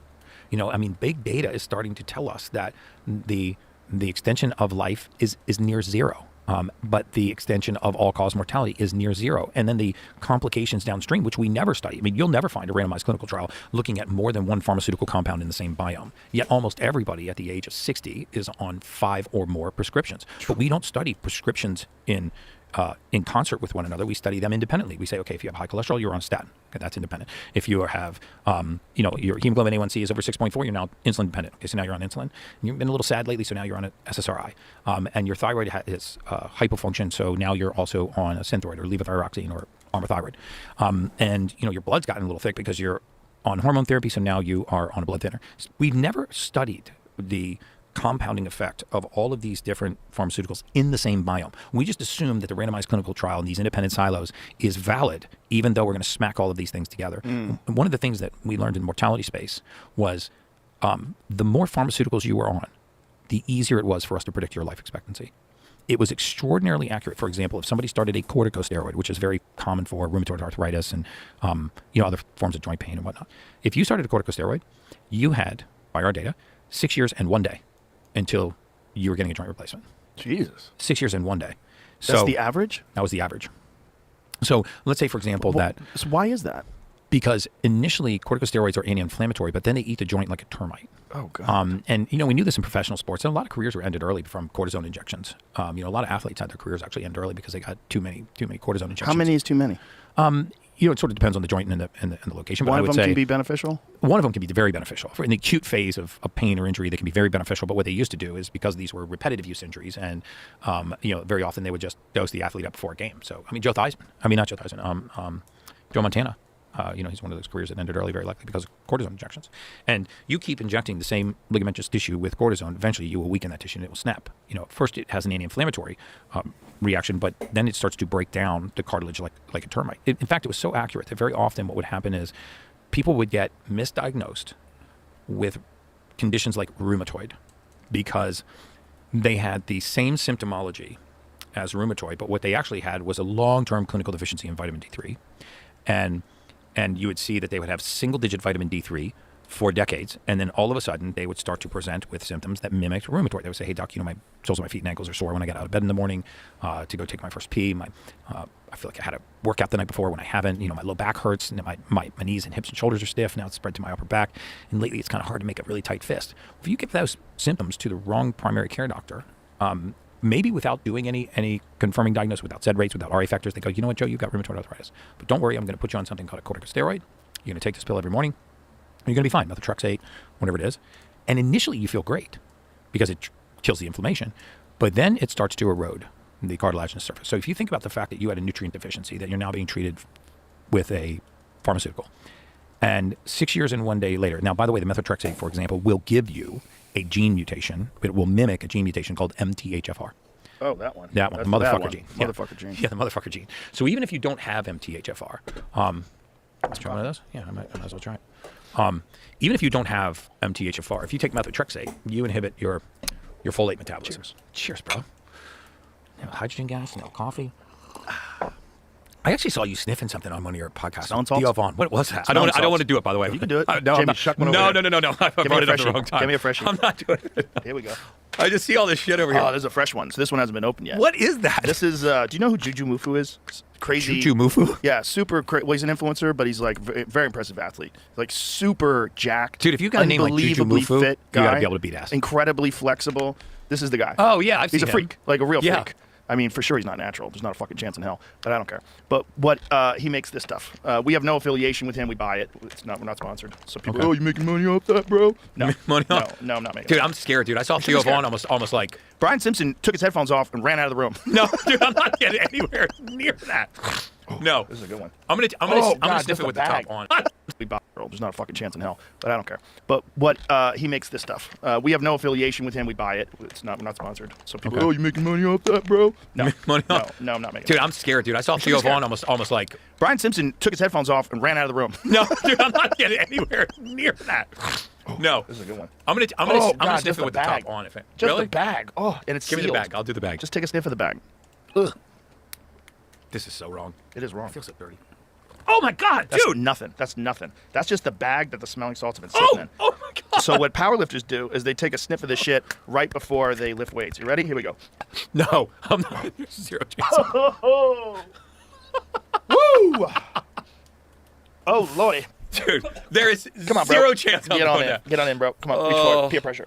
Get it about 6 inches from the nose. Take a haul. It's good for you. I can't guarantee Oh it's my good God. for you. No, that was No, nothing. that got me, oh, dude. you're That such a came in from baby. the Come on, you're a bottom. biohacker. You're a real man. Get in there. Take a sniff. Yeah, that Real was a real sniff. man. I don't Get in do there. this Get shit. in there, bro. Get in there. 1, 2, 3, go. Sniff. Yeah, that's what I'm talking about. Oh, God, the that's what I'm talking about. Let's go. And that was a freshie. The fresh ones are the really hard ones. We have these in the green room at the comedy club. People get addicted. They're all taking I sniffs think before I they go on lost sight stage. in my left eye. Yeah, it'll come back better. Come back stronger. I have no data to support that, by the way. Now I'm going to go down the rabbit hole of that. You're going to want another one in about 5 water. minutes. About 5 minutes, you're going to say, give you round 2. Yeah. Where were we, dude? We were actually Who knows? something important. Anyway, I did MTHFR, I think. I did want to ask you about cholesterol before I forget. Where did the narrative come from that there's good cholesterol and bad cholesterol, and that HDL is good, LDL is bad? You want to lower your LDL and you want to take a statin. Where did all this? So high density lipoprotein and low density lipoprotein. The HDL, the high density lipoprotein, is generally considered the good cholesterol, and the LDL, the low density or VLDL, very low density lipoprotein, are considered the bad cholesterol because they're softer, right? But what we know now is that the size of the cholesterol molecule matters a lot. In other words, the smaller the particulate size of cholesterol, the easier it is to cross into the arterial wall. Gets eaten by macrophage, and it forms something called a foam cell, which is essentially this foam cell process of oxidized cholesterol is what is the genesis of narrowing of the arteries, right? But again, we have to remember that cholesterol is called to the site of inflammation. So if you had two people, one with cholesterol of 100 and LDL cholesterol, and another one with cholesterol of 129, does a person with 129 have a higher incidence of cardiovascular disease? No. Does the person of 129 have a greater risk of a cardiovascular event? No, just because they have elevated LDL cholesterol. Now, if you start to look at other markers like C-reactive protein, which is a great marker for cardiovascular risk, if you look at triglyceride cholesterol ratio, because remember, fat, triglyceride, is largely transported around the body on the surface of cholesterol. So if cholesterol was a tennis ball, the fuzzy yellow surface would be a fat triglyceride. And if you remember from high school geometry, as the size of a sphere gets smaller, its surface area to volume ratio goes up. So what that means is if I had two basketball, dude, I can still, that thing is, I gotta seal this thing, dude. I'm gonna go blind in my left eye. I'm trying to be smart and I can't see out of my left eye. Dude, what is it? That's a good question. Ammonia? It's no joke, man. I remember my clinic when Dr. Sardi used to tape these things to the wall because she would do these shoulder injections on people and they would get woozy, and she would just crack one of those smelling salts. And they used to use them for back. boxers when they got knocked out. When they got rocked and they get into the corner, they'd give them smelling salts and wake right up. Wow. Not really, but. So let's say you had two basketballs of cholesterol. This is an oversimplified version for the audience, but you have two basketballs of cholesterol, and they're covered in fat, okay, a triglyceride. And let's say I add more triglyceride to the bloodstream, right? Which happens when you eat high sugar, high glycemic carbohydrate. Why? Because part of insulin's role is to block forms of energy metabolism that would allow you to burn fat, or at least slow those pathways down. So essentially you have two basketballs of cholesterol. And now I want to add more fat to the table. Those two basketballs become 4 softballs. If I add more triglyceride to the table, they become 8 baseballs.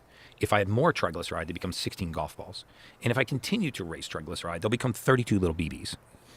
So the point is, the amount of cholesterol stayed stable. The amount of triglyceride went up. As the amount of triglyceride went up, the size of the cholesterol molecule got smaller. So the 2 basketballs and the 32 BBs are the same volume of cholesterol, same nanogram per deciliter of cholesterol, just vastly different sizes. Those 32 BBs, very dangerous. Those 2 basketballs, very little danger. One is actually a marker for longevity. One is a marker for cardiovascular disease, and it is the same amount of cholesterol, just different sizes. So different sizes. I got my blood drawn a couple of years ago, and the doctor asked me if I was on cholesterol medication. He said, your cholesterol is really low. He goes, are you on medication? I said, no. I eat mostly meat. Yeah, your triglycerides would usually go down. Your LDL cholesterol will go up if you're on a ketogenic diet. Dr. I think it's Nadir Singh is his name. He's a cardiologist, did an unbelievable YouTube video on this. I actually did a podcast with Dr. Asim Malhotra, who is a cardiologist. Has he been here too? Yeah. Unbelievable Love guy. that guy. Hey, shout out to Asim. He's an incredible guy. And Asim would tell you the same thing, that he fought the British Medical Journal and got publications that he was trying to have published, pulled because he was fighting the narrative on statins, one of the biggest drugs in the world. We knew in the mortality space that the centenarians that we were processing death claims on, I don't recall a time during my career when we had a death claim on a centenarian, somebody over the age of 100, that did not have elevated levels of LDL cholesterol at the time of their death, because very often these people would die either in hospitals or assisted care living facilities, and we'd process the death claim. And in order to get the death claim processed, you'd have to know, day, date, time, location, cause of death. We'd have to get a death certificate. And these people were dying with elevated levels of LDL cholesterol, which you would think, well, wouldn't they have died a lot younger of cardiovascular disease? And now the data is starting to come out to support these other metabolic issues like hyperinsulinemia, hypertriglyceridemia, high blood sugar. That these are villains that precede cholesterol, attaching to the arterial wall. And so when we talk about metabolic health, we really shouldn't just isolate LDL cholesterol. We should be looking at our blood pressure, our abdominal obesity, our sugars mainly, whether or not, what our fasting blood glucose is, what the 3-month average of our blood sugar is, our hemoglobin A1C, making sure that's below, preferably 5.4, looking at our insulin, because insulin resistance develops a long time before a lot of these things show up, and looking at other inflammatory markers like C-reactive protein and just generalized markers of inflammation, because most people are eating a very pro-inflammatory diet. And this is why you can't isolate one thing and say seed oils are what's killing Americans, vaccines are what's killing Americans, aluminum vaccines or fluoride in drinking water. It's the cumulative dose toxicity of all of these things. Our water is toxic. And we have fluoride, we have chlorines, we have PFAs, polyfluoroalkyls, we have microplastics, we have bisphenols. I actually did a test on myself and my entire family, called a Vibrant Wellness Test. And it's a blood and urine test, and essentially it tells you whether you got mold, mycotoxins, heavy metals, all of these different things. The amount of BPAs in my blood, and I would consider myself pretty on top of my diet game. The amount of BPAs, there were traces of jet fuel. There were aflatoxins. Jet fuel. There were traces of jet fuel from all your flying, like accelerants, like aerosol accelerants, or maybe from flying. I fly a lot. My daughter had it in her blood too, and so did my wife. And then we all had very similar species of mold, which we got rid of, and I felt a lot better. And it was in your home. It was actually in my daughter's apartment. We actually ended up having our doctor write a letter and break her lease, and we moved her into an apartment right next to us in Coconut Grove in Florida. But she was starting to have, and she's a nurse, and she was starting to have these strange symptoms, just brain fog. Her joints were just killing her in the morning. By the end of the day, her ankles were swollen. Her mood started to collapse, like the peaks and valleys of her mood kind of went away. She was, I was bringing her over to the house, and obviously as a biohacker, I'm trying to solve everything. So I was like, we got to do this Vibrant Wellness Test medicine. We got to figure out what's going on. And then boom, the mold just jumped off the chart. Our youngest daughter too was suffering from recurrent sore throats. And that viruses and bacteria and mold have been mortal enemies for years. Think penicillin and bacteria, right? And so we live in the mold capital of the world, and very often when you get mold toxicity, it's not just a constant infection. It has a latent phase, a dormant phase, and then a sporulating phase. And so these mold infections, which a lot of doctors will tell you are complete nonsense, are absolutely valid. There are people that right now that have severe brain fog, they have joint pain, they have really poor focus and concentration and short-term memory issues, they've got hormone imbalance, they've got water retention, and they got swollen ankles, and they cannot really figure it out. And they'll do a standard blood test, and you don't see this on a standard blood test. And when you do something like a Vibrant and you look at this mold toxicity, you get rid of it, and you see the entire blood panel, comes back into optimal ranges, and they feel amazing. Just like my daughter, we did EBO2, we did sauna, we did gut binders, activated charcoal binders, high doses of glutathione, and over the next few weeks, we slowly walked, this mold right out of her system. But people suffer from this all the time. In fact, I've been deep down the rabbit hole of a lot of the foundations of these autoimmune diseases because in my previous clinic, we had 160,000 patients come through our clinic system, and nearly everyone that we saw that had an autoimmune disease was told by their doctor, you just woke up one day and your immune system went haywire. Right, so you have Crohn's disease because one day you woke up and your immune system is manufacturing antibodies to your colon, or you have hypothyroid because you woke up one morning and your immune system is manufacturing antibodies to your thyroid. So now you have Hashimoto's, or the lacrimal gland in your eye, and you have Sjogren's, or your blood, you have lupus, and we immediately just assume that God made a mistake, that the immune system is malfunctioning, instead of taking a step back and saying, what if actually the immune system is acting properly? What if God didn't make a mistake? What if it's attacking the colon for a reason? We just have to figure it out. And if you just eliminated 4 things, mold, mycotoxin, heavy metals, viruses, and parasites, just those 4 categories, I believe that you would get to the majority of the genesis of autoimmune diseases. So, some of these autopsy studies on multiple sclerosis, for example, were 100% positive for certain colonies of helminths. Helminths, which are parasites.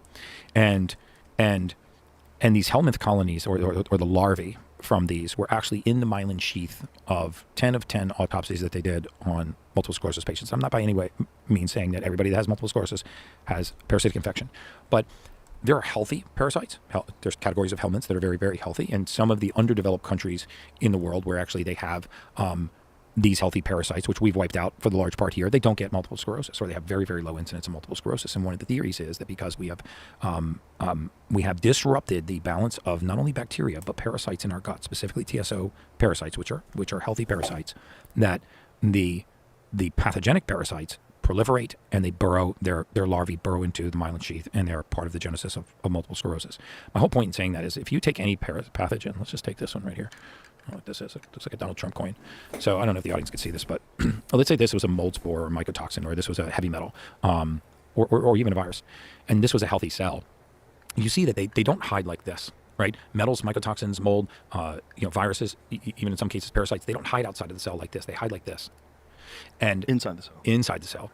I mean, but when a virus, when the nucleocapsid protein of a virus attaches to a cell and injects its DNA, that's the way that it takes over that cell. It's kind of like being bitten by the zombie, right? I mean, a virus is not a living thing. It's an envelope that's wrapped around DNA. But when that envelope attaches to the cell wall and it squirts the DNA inside, now the virus has taken over the host cell, right? So it's inside the cell. The point is that the immune system is not after this. It's not after the cell. It's after this. So how does it get to this?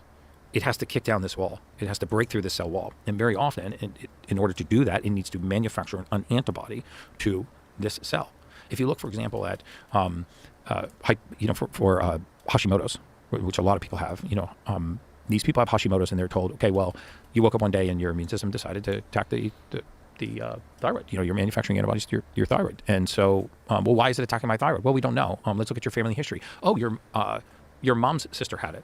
And your dad's brother had it. Oh, you have familial Hashimoto's. Even though there is no gene for Hashimoto's, so you couldn't have inherited it from your ancestor, because it now runs in your family, you're told that you have a genetically inherited disease, and now you have to subscribe to a lifetime of medication.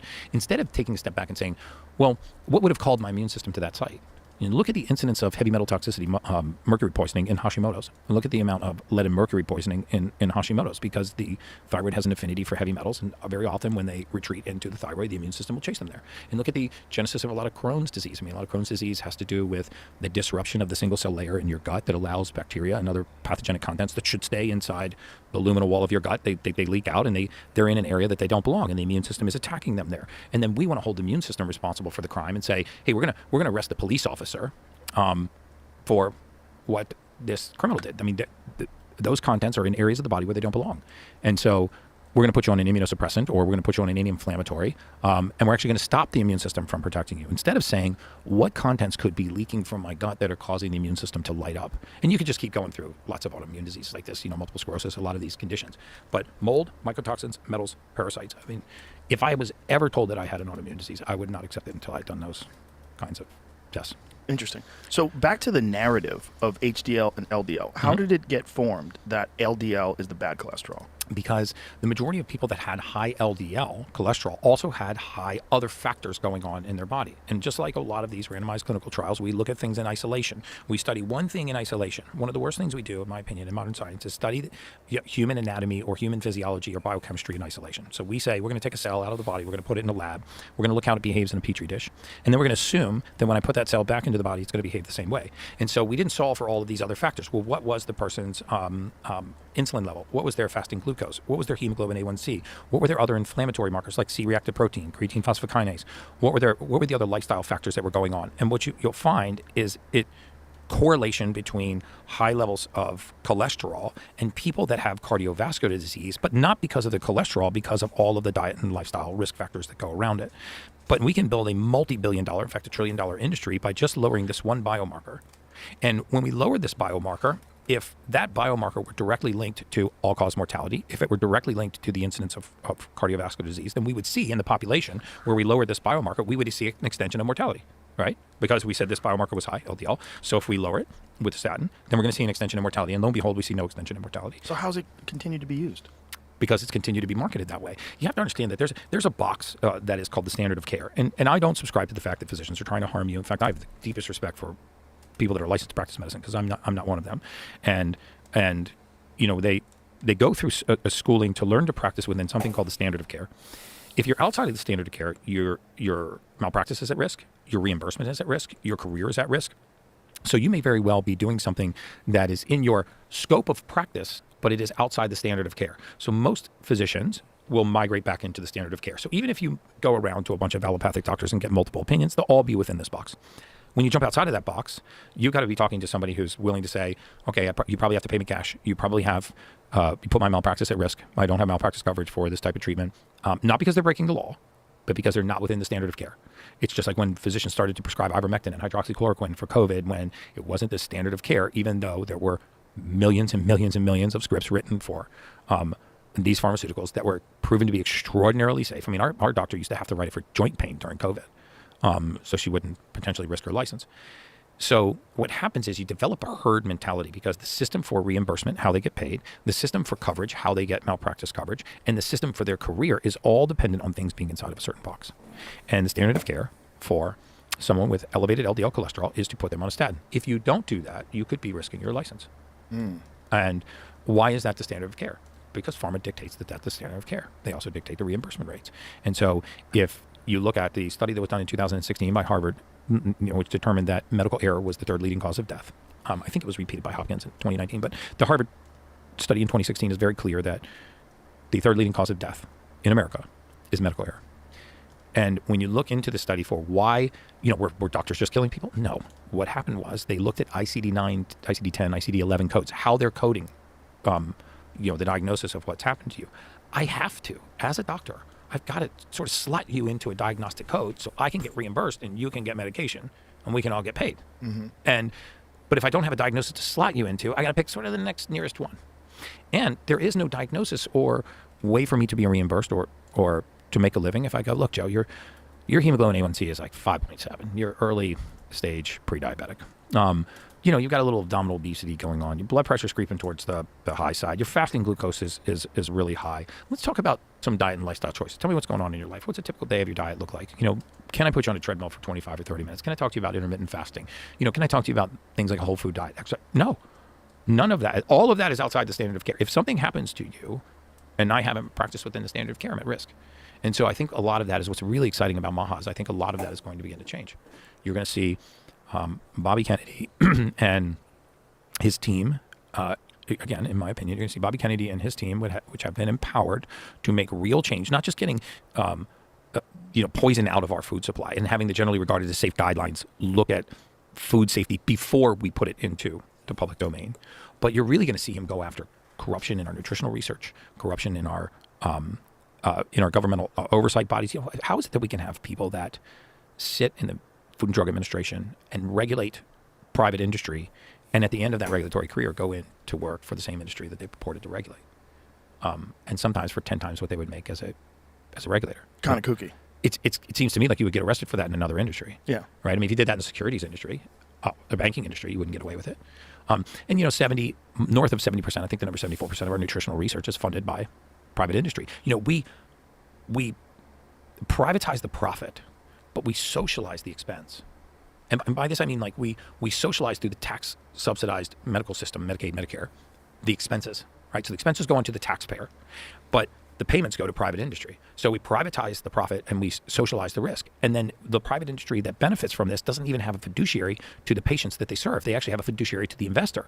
And they can go to prison for not actually performing for their investor. They can't go to prison for not performing for their patient. So if I make a pharmaceutical that goes into your body, but somebody invested in my company to make that pharmaceutical, my responsibility is to them, not to you. So now you get harmed. I'm held harmless. But if I harm him by not selling it to you for the right margin, he gets to put me in prison. It's mind-numbing. It's so ass backwards. It's so ass backwards, and it's such an uphill sludge. Mm-hmm. I mean, what the current administration has to do, what Bobby Kennedy has to do, is sort of restructure decades and decades of what's essentially corruption. Yeah. And there's a lot of people fighting him on it, man. Wow. I can only imagine, because the amount of profit, when you're talking about these industries, the amount of money they generate is astronomical. Mm-hmm. And they're responsible for so much of the advertising revenue of mainstream media, that mainstream media not only will not cover the negative aspects of their drugs, but will heavily criticize anyone who tries to go outside the narrative. Very true. And I mean, look at this, this Strong Kids Commission. it's the idea is to try to go to schools, put physical education back into schools, get highly processed foods out of the schools, and actually not to fat shame kids, but to pro-body morphic encourage them. Like, yes, it's okay to not want to be sloppy and out of shape and to call that out and to actually be physically fit and healthy. It's not that you have to be there to gain status, but it's okay to not want to be fat. Well, there's the like, I don't think you should shame people and I don't be think so cruel to either. them. However, if someone pulls you aside and says, "Hey, Bobby, you're overweight and it's fucking up your health, and it's really bad for you." If that makes you feel bad, and that feeling bad inspires a change in your lifestyle, in your diet, in exercise routines, and what you do, that's a positive. And Yeah. sometimes you have to feel bad. Like, someone has to give you an F for you to realize, oh my God, I'm going to fail in this class unless I study harder. Yeah. Like, that's part of life. And Yeah. you can't just coddle people and expect success. That's not how it works. I totally And agree. It's one of the most important aspects of athletics, because athletics are a very clear, it's a very clear formula that the more work you put in, the harder you train, the more results you'll get, as long as you're not overtraining and you do Mm-hmm. Right. it correctly. If you put It's in the the ultimate effort, sieve, yeah, you work hard, you will get results.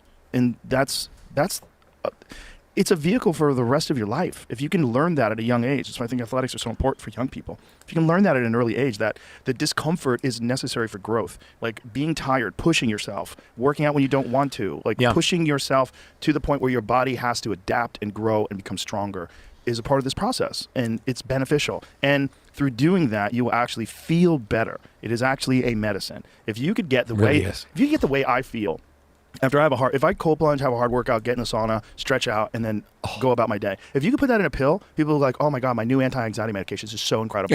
My doctor is just, it's so incredible. I'm so happy that I went to this doctor because he put me on the right stuff. Yeah. That pill, especially if it did all the things that exercise did without exercise, it would be the most valuable pill in the world. Mm-hmm. But getting people to feel discomfort voluntarily is so difficult when people have this sedentary lifestyle and this lazy mind and this entitlement that so many people have, where they feel like the world owes them something. Yeah. Like, instead of, I've owed myself. I've got to work for myself. I've got to put off these feelings. I've got to delay these feelings of relaxation and comfort and delay it, and give myself some voluntary discomfort so that I can feel true peace. Yeah, I actually trademarked the statement, aging is the aggressive pursuit of comfort. By the way, if you want to use it, just use it. I won't sue you for it. But Also, aging, that's part of it too. aging No is matter the what you do. aggressive pursuit of comfort. And if you think about that for a minute, it truly is. The more aggressively we seek comfort, the faster we age. It's Right. like we really got to stop telling grandma not to go outside. It's too hot. Not to go Yeah. outside. It's too cold. Just It's not lay even down. really aging, right? It's Just relax. deterioration. It's deterioration. Yeah, you're gonna your muscles will atrophy, your bone density will decrease,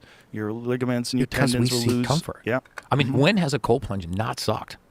every For day. me, it sucks every time. I don't want to do every day. While I'm doing it, there's my little inner bitch that's trying to talk Little me inner out of it. My little inner bitch has a little whispery voice though. It's like, You don't really want to do this. You don't need to, Oh, Joe. this is gonna suck. Maybe you could just go eat cake. You're rich and successful. Yeah, you don't have to do this. But get thankfully, fat. the general is what I call the one part of my brain that I try to keep the most dominant. That where I tell myself, shut the fuck up. Shut up, stupid. Get in there. This is I hear it. unavoidable. Get in there. I hear David Goggins in my head, like shut up, you pussy, get in that cold plunge. He's like, what does he say? Don't negotiate with yourself. My son and I went on this race called the Great World Race, which is 7 marathons, 7 continents in 7 days, and I did a couple of half marathons and 1 full marathon, but he did all 7 marathons on all 7 continents in 7 days. How banged up was he by the end of 7 days? Yeah, he was. This was in November, so he's 24 now. He's 23 at the time, so this was like 5 months ago. And I guess at 23, you kind of feel like you can't be killed by a bullet. Turns out by Cartagena, he was feeling it. But we took the David Goggins book with us, and we read I was reading a chapter out of it every day. But it was a crazy experience because it was my son Cole and myself and my cameraman, my production guy, went with us. And initially, I'm like, this is so awesome. We're going to see all 7 continents in 7 days. We're going to see Antarctica. Dude, by the 3rd marathon, I was I was so exhausted and in so much pain. I mean, I'd only done like half marathons when we got off the flight in Antarctica. All the racers go out and start running. I had these big Timberland boots on and this big puffy jacket, and I was just sitting at the start line, just was going to wait for my son. And I asked the race director, I'm like, how long are these loops? He's like, well, they're 6 point whatever miles, and there's 4 of them. And I was like, I could easily do one of these, so I just started running. Whatever. In the Timberlands? In these size 14 Timberlands, dude. which I immediately regretted because then the snow starts caking to the bottom of my Timberland. So I ended up actually marching and not really running. And it was so funny because my son has these spikes on. So of course he laps me. He comes by. He's like, "Dad, what the fuck are you doing out here?" I was like, I thought I'd give it a whirl. So I actually made 3 loops. So I got 18 miles. Oh, wow. He ran the whole 26.3. Then you get on the plane, and then you fly 5.5 hours in economy, sitting up like this. Right? You fly 5.5 hours, and you land in Cape Town, South Africa, and you get off the plane and immediately run another marathon. Oh, God. And it's balls hot. And then we packed up, and from that marathon, so now these marathons were only like 5.5 hours, 6 hours apart. So now you've done 2 marathons in 24 hours, one in Antarctica, one in the heat in South Africa, and then it was like 11 hours to Perth, Australia. And I ran another half there. He ran a full marathon there. And then you're done in Perth, Australia, and you pack up and we flew to Istanbul. And the cool thing about Istanbul is you could run on the Asian side and then run on the European side. So this was like the only night we got to stay in a hotel room and actually take a shower. And so we get to Istanbul, and the marathon was supposed to be along this wharf. It was like supposed to be. It's pitch black at night. It's the dock is all broken apart. You know, there's these big, huge cracks in the sidewalk, and it was 26.3 miles along this wharf. Only the thing was, we were told that they were going to get all the fishermen off the wall. And so it was lines and lines and lines of these guys fishing at night, and they would take the and they would snap the hooks forward. And so we get there and we're like, this is way too freaking dangerous. And I guess the company that they had hired to clear all these fishermen just took their money and said the whole course was going to be lit. Found out the course wasn't lit, so then you had to wear the headlamps. And so it took them like an hour and 20 minutes to clear all these fishermen. But then we started running, and we ran with those, those headlights on. Mm-hmm. And if you've ever been in the pitch black and you've just watched that light bounce in front of your eyes, I don't know how my son did it, because I ran for like an hour and a half, and I was like, "Fuck this! I have nothing to prove." You know, I'm 53. I'm gonna be 54. I'm like, I've already run a few half marathons. I feel really good. So he ran the entire thing, and I joined him for a bunch of laps. But finally, he just ripped the thing off his head because that light shaking in front of your eyes for 4 hours at a time. Pretty soon, you just start to go batty. And then you go to sleep. The next day, you run on the Asian side. Then it was 19 hours to Cartagena. And about a third of the athletes drank the water with the ice or ate the salad that was washed in the water from... Oh, no. And the worst Montezuma's revenge, Joe, you could ever imagine. Oh, no. Like a third of the plane wakes up 6 or 7 hours into this 19-hour flight, just puking both ends. Oh, boy. Lines outside the bathroom. Lines outside the bathroom. Squeezing your butthole shut, trying to get in there in time. People laying in the galleys, just throwing up into the trash cans. Oh, no. Several. Oh, and no. I swear, by the time we had landed, my son had lost so much weight, and he was just and then we had a hotel. We were on the Asian side. Then it was 19 hours to Cartagena. And about a third of the athletes drank the water with the ice or ate the salad that was washed in the water from... Oh, no. And the worst Montezuma's revenge, Joe, you could ever imagine. Oh, no. Like a third of the plane from out inside. Then it was 19 hours to Cartagena. And about a third of the athletes drank the water with the ice or ate the salad that was washed in the water from... Oh, no. And the worst Montezuma's revenge, Joe, you could ever imagine. Oh, no. Like a third of the plane wakes up 6 or 7 hours into this 19-hour flight, just puking both ends. Oh, boy. Lines outside the bathroom. Lines outside the bathroom. Squeezing your butthole shut, trying to get in there in time. People laying in the no. galleys, just throwing up into the trash cans. Oh, no. Several. Oh, and no. I swear, by the time we had landed, my son had lost so much weight, and he was just in the... And then we had we get to the hotel room, which you actually didn't get to spend the night. We got to the hotel room just to change, and he's in there just puking, crapping. And he finally gets his race gear on, and we go downstairs, and like half of the athletes are... look like they're on their deathbed. And because we were late to Cartagena, the race goes off at like 12:30 in the afternoon, 12 o'clock in the afternoon. It's freaking 98 degrees, maybe 100 degrees, 90% humidity. It is the hottest, flattest, most unforgiving course. And I remember turning to my head of my production team, this Max, and I was like, Max, there's 0 chance he's finishing this marathon. Because he'd already started at about 208, 210 pounds, and he was probably 190 by this time. And so I pull up next to my son, and I was like, look, man, if you don't give up on this race, I won't give up on you. And I sincerely regretted that at like mile 16 or 18, like saying that I would run the whole race with him, because I've never run a marathon except for that day. Everything in my entire body hurt, Joe. Like I was in so much pain from the waist down that I think I was just completely numb. And he was just going from porta potty to porta potty, puking and shitting, puking and shitting, puking and shitting. And I was having these sentimental moments where I was like, man, I'm so happy to be out here with you, dude. Like, we're going to look back on this one day and wish we were back here. And he would like look at me and go, Dad, shut the fuck up.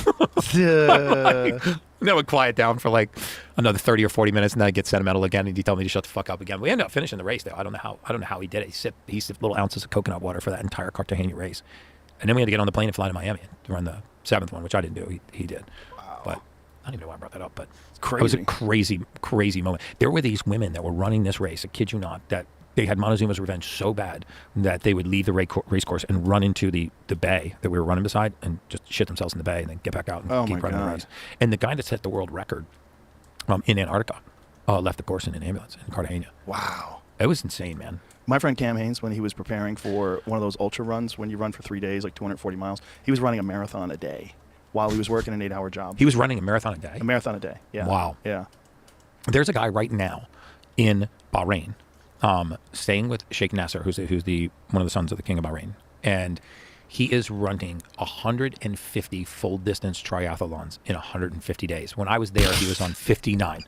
I kid you not. It's amazing the body's potential if you just continue to push it. The thing about Cam is Cam had been running for so long, for so many years, that he had this incredible base, base of cardio. He was used to doing 10 What does he miles weigh? every day. Like 170, 160. That's kind of big for that. Yeah, he's not. Well, his son is even fucking crazier. His son just broke the world record in pull-ups in 24 hours. In pull-ups? Yeah, Wow. I think he did 10,001 in 24 hours. 10,001 in 10,001. 24 hours? So he had so Goggins had a record. He broke Goggins' record, and then some cat in How old is he? Australia. He's young. He's like 25. Wow. He's an animal too. That's him. And he runs with jeans on, by the way. Why? Just for a fucking goof. He runs with Origin jeans. Have you ever used those stretchy jeans that Origin makes? They're I think I fucking have. great. They're basically sweatpants. I don't know if I'd run a marathon in them. They're basically sweatpants. They give you no resistance. You Yeah. can kick somebody in the head with them easy. He's gifted, though. He's- Like, you can tell that stride. Like, he's just Well, he's been living with a coordinated. fucking animal his whole life. So he came in 7th place in the Austin Marathon, and he is not built like a marathon guy. He's jacked. Yeah, he definitely is. I mean, obviously won the World Pull-Up Championship or World Pull-Up Record. He is where I got one of the ideas to carry a lot of weight for like when I do 150 pounds of pull-up. Oh, is that what he does? So what he did this thing where I think it's a mile. Like, see if you can find it. So he's carrying a sandbag, and I believe he has a weight vest on as well. And I think the overall weight is over 200 pounds, and he goes over a mile with over 200 pounds. Oh, just and he timed it. See if you can find it. just He timed walking it. like on a track. Yeah. I'm going short distances when I'm carrying heavy weight, but what I'm trying to do is, Peter Attia talked about this too, like the importance of the ability to carry weight and walk with it. And then there's this guy, Tom. Talks about the centenarian decathlon. Yes. And then there's this guy in Australia who's like an incredible freak. His name is Tom Haviland, and he's an enormous guy. He's like 6'7", he's 300 pounds, just close to 400, right? Isn't he like closing in on 400 pounds? And he's like muscular? Jacked. And one of the things that he does as a part of his, he does like very unusual workout routines. But see if you can find some videos on it. That's what he looks like. I mean, just a fucking complete freak. But he The does. white dude? Yes, enormous guy too. I mean, he's a huge guy. But he does a lot of his workouts are not just like normal deadlifts, bench press, all that kind of shit. Some of his workouts he does carries things. Like he carries things like off one side or another side. Go to his Instagram so I can pick one. A lot of these are just, mostly you see just his back. Why? When he filmed. I don't know, he's a psychopath.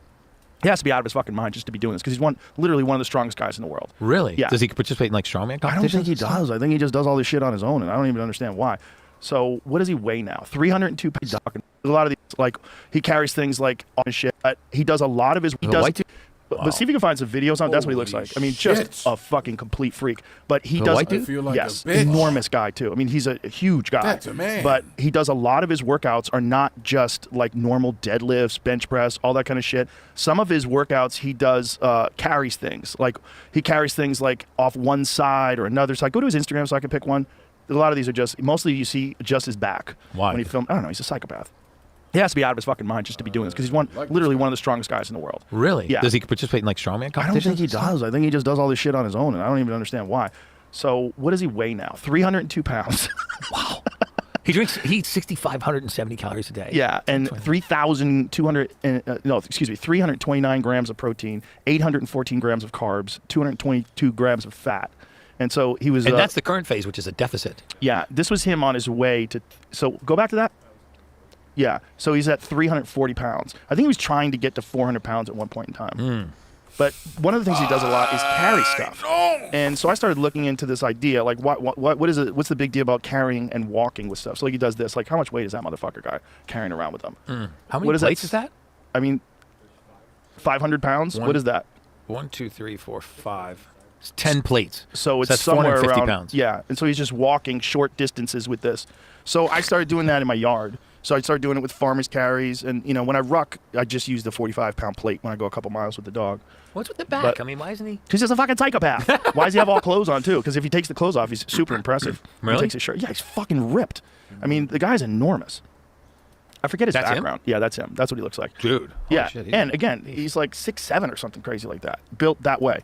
Wow. But he does a lot of carrying stuff and walking stuff. And Yeah. he feels like it's very important for like your overall strength I is think I to would be able agree to with walk, that. not just to be able to sit there and push stuff and do squats in place, but to move with things where you're balancing and counterbalancing, moving left foot, right foot, left foot, right foot. Yeah. And I think there's real benefit to that. I like the single arm, farmer carry. Yes. It makes a lot of sense, especially Yeah. just trying to stabilize your spine. Yeah, I'll do that with like a Instead of 70-pound just waiting. kettlebell, and I'll just like walk up a hill with a 70-pound kettlebell. And I can't get very far before I have to put it down because my grip gives out. But I won't Yeah. use straps because I think I really want to. Like I've been doing a lot of. I carry this fucker around with me too because we have this thing in the comedy club where it's a like one of those strength Oh, things it where you counts squeeze and it. it has a counter? Yeah, and I got to 161 pounds of how strong you can squeeze. That's the hardest I've ever gotten. So I want to get to 180. So I've been squeezing. just grip strength. Just holding that motherfucker all the time. This is a heavy You one. got Squeeze that some bitch. needy paws though, bro. Yeah, I got the big hands.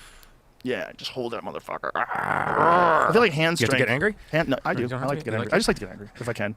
But hand strength, I think, is very important. Yeah. Most of my Peter T workout talks about grip strength, and it's very important. indication for I do a lot of strength. hanging too. I do a lot of hanging from my back and my shoulders too. Just hang from a chin-up bar. Oh, Again, yeah. I don't like That's straps. good. I don't use How long can you straps. dead hang? 2 minutes. Okay, I'm just about there myself. Yeah, Yeah. just around 2 minutes. I put those weighted vests on, and That's a good way to do it. Yeah. The weighted vest for short bursts. yeah, You know? I'll take like a 12-pound weighted Aeon vest, and I don't think you can do it with a ruck, but I do those 12-pound Aeon vests, and I just hang. Like this is the one of them too. This one's about 12 pounds, but Yeah, I do one series of all body weight workouts where I do chin-ups, push-ups, and then L, I guess you would be pull-ups, where it's a tight grip. And, by L meaning I lift my legs up and Yeah. I hold them in position. Paul and Saladino's and I got me do doing all the that chin-ups. now. So I do that most of the time with no extra weight. But like 2 times a month, I'll do it with 25 pounds. So I'll put a 25-pound vest on and do my entire routine with long breaks. like a ruck vest. Yes. Yeah. Yeah, I think it's actually from Go Ruck. It's 25-pound. It's like a just strap it and Velcro it down. And so I'll do my series of 10 chin-ups, my series of 20 dips,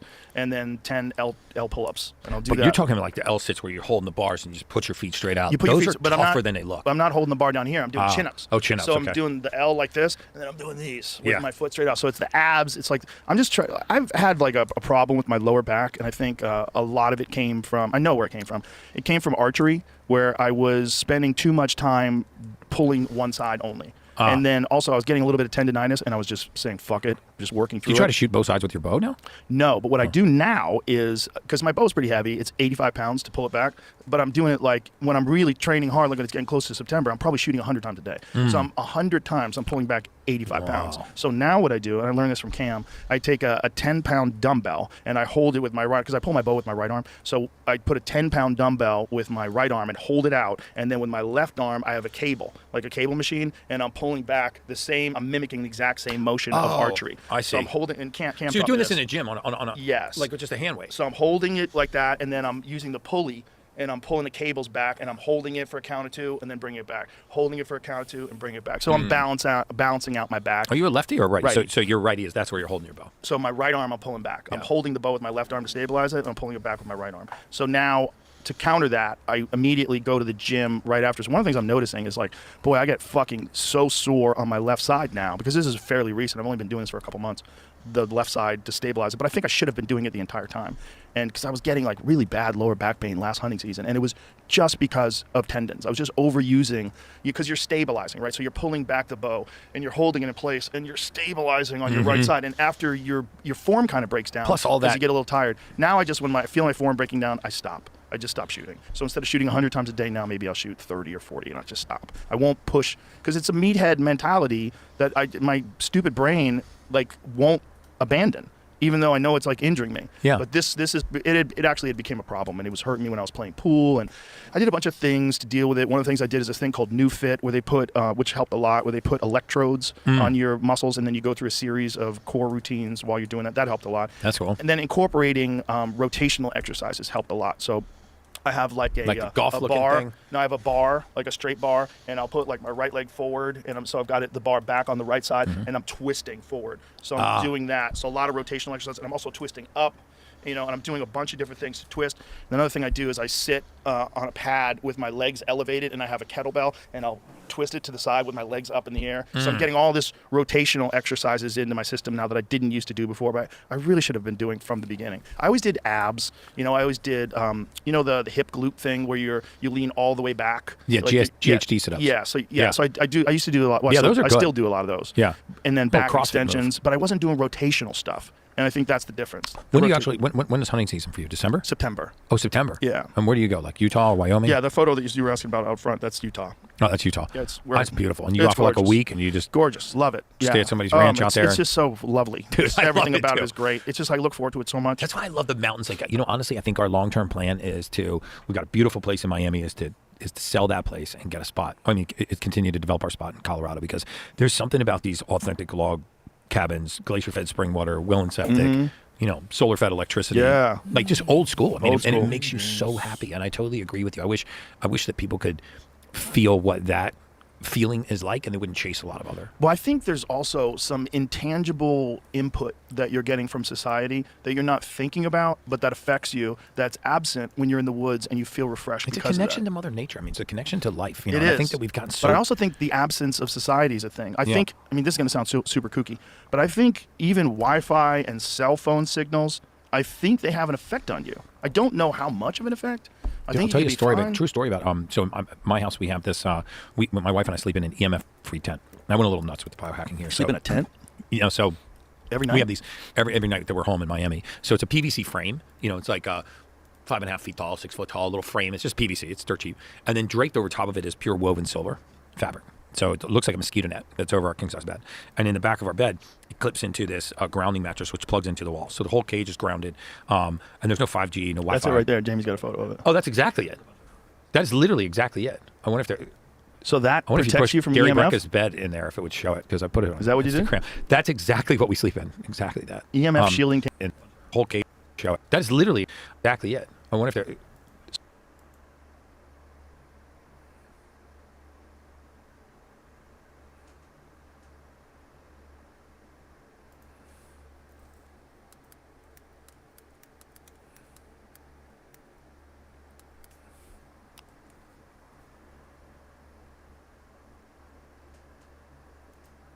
Hey, what's going on, guys? This is Andrew Chicken. I was literally in the middle of editing a different video when Mr. Yoshi, Valve developer from Deadlock, dropped an update for the game, and it looks to be pretty big in terms of balance changes for a whole bunch of characters and other mechanics. So let's dive straight in and talk about each and every one. So first of all, praise be, they've finally added back the ability to cancel abilities with the ability key. However, they've done it in a very weird way. It's actually on the main page here. It's not by your keybinds. There's this option here called Allow. Updating the game. Let's see what are the updates.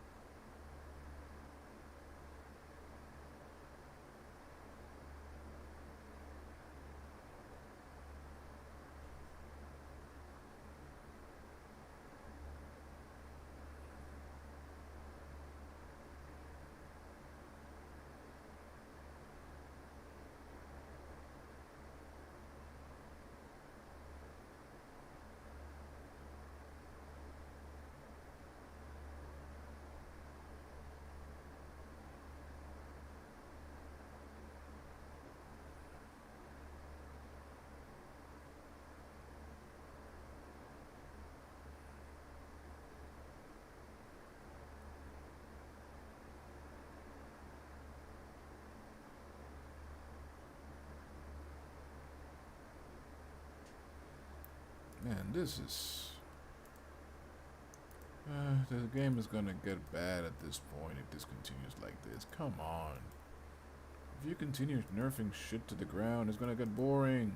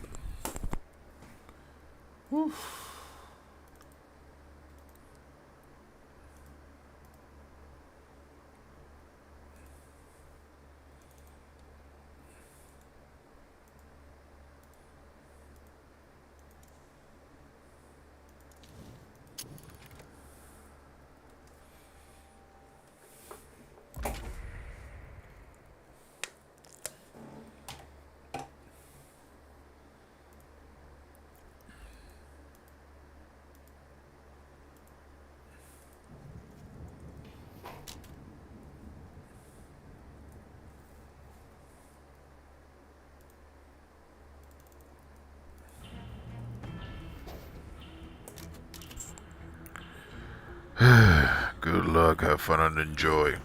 About your old man. Hopefully the nerves won't shake you much. I haven't been able to read through all the notes, so I'm hoping I'm not too caught off guard. Let's say they nerf everything. Mirage was okay. Mirage was not nerfed too bad. I suppose the hardest nerfs maybe were for Magician, for Sinclair. Although, funny enough, Mo got some big nerfs. I don't know why, but okay.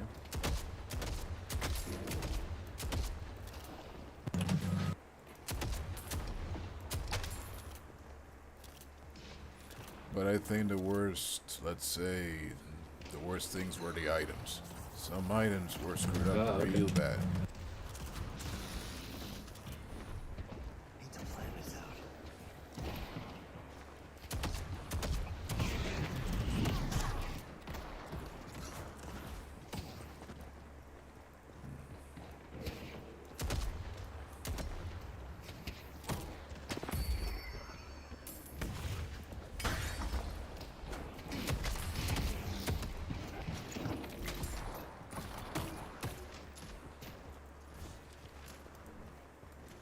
fun.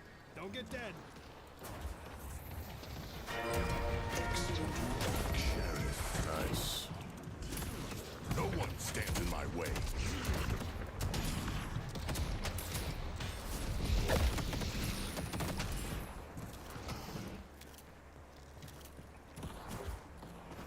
These are dangerous times. You don't want to be unprepared. Swing by any time.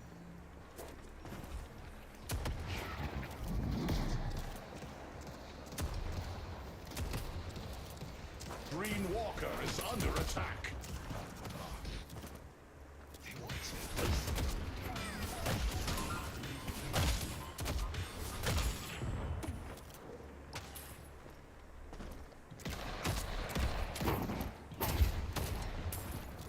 I see Warden.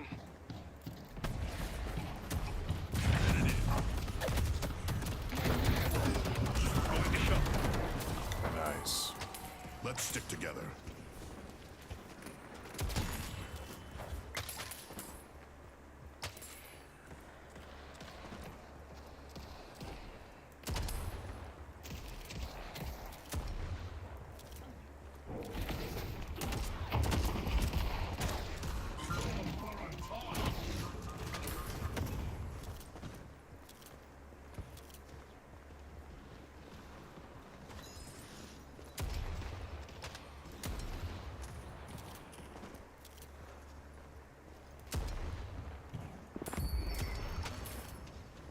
Wonder what I can get at the shop.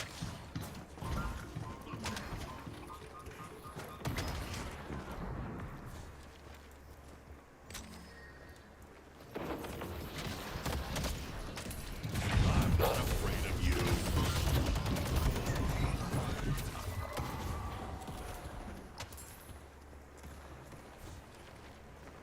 Ready to tie him up. I got some other stuff that fell off the truck.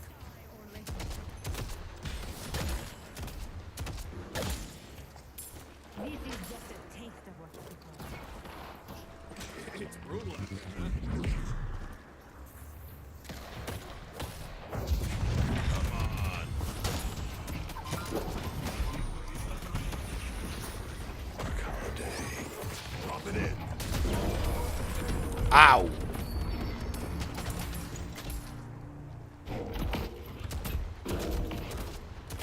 That could have hurt. You want to fight me? Listen here, Book. You work for me. Sneaky little guy in there.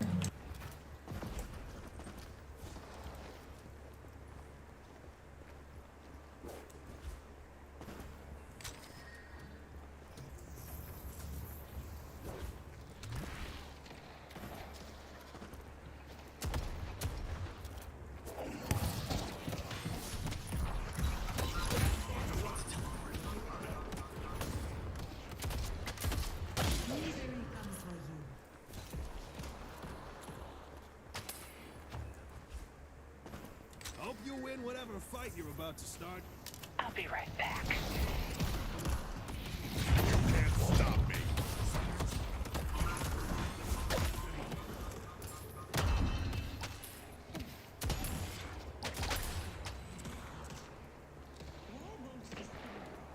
Bet they weren't planning for this.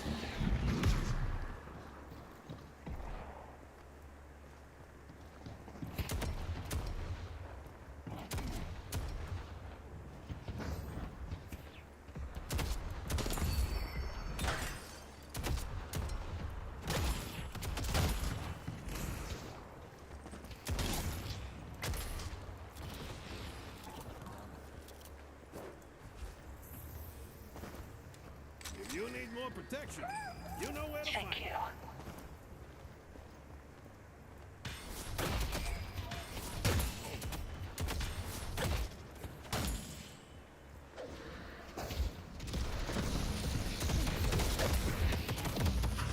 Let's go.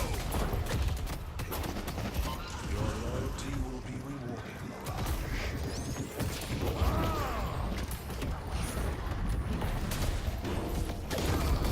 That thing never had a chance.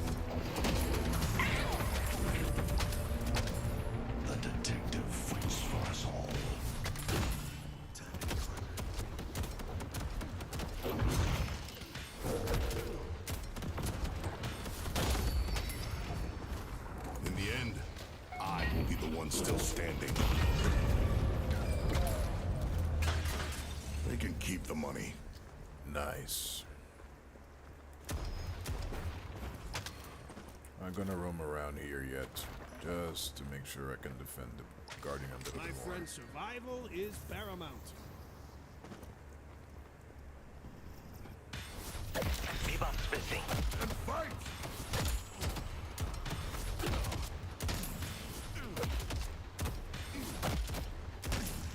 I can defend. You can go back if you want. Bebop's still here.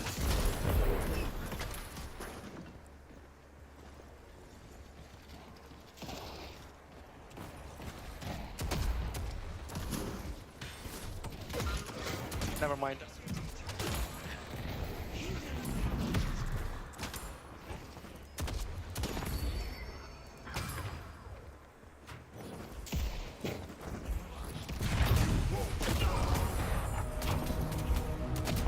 I'm not backing down.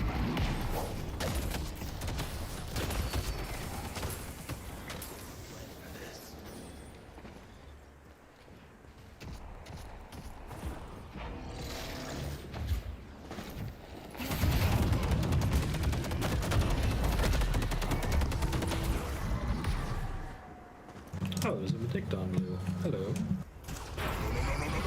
Sorry about that. Here I come. Hey, let's push green. Go.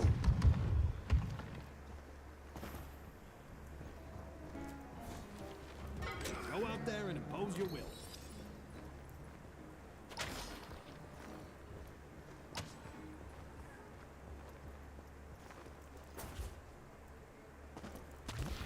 Vindicta's missing. Oh boy.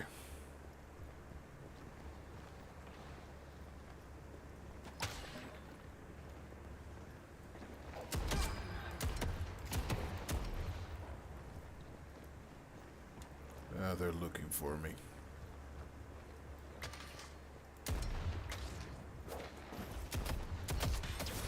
Let's push blue.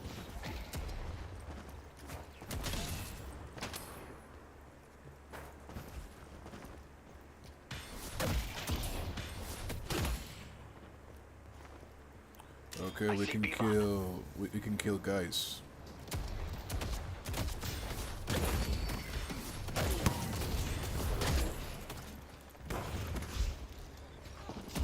I see Vindicta. See how easy it is, Pocket.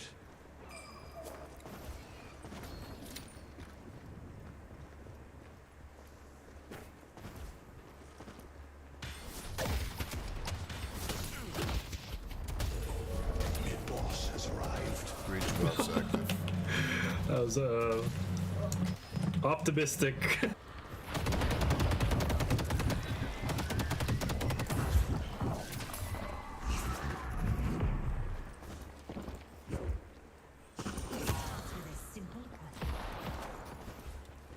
Vindicta going blue. Ah, you have discerning taste. The spirit urn is waiting to be claimed. Vindicta's missing. They lower the distance before he parries now. He's 5 meters instead of 6.5. I'll take you all on. They've taken our blue guardian.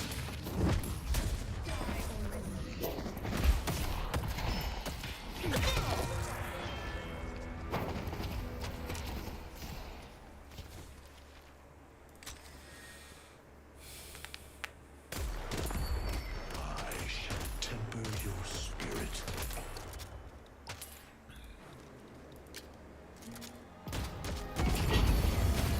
Like the warden.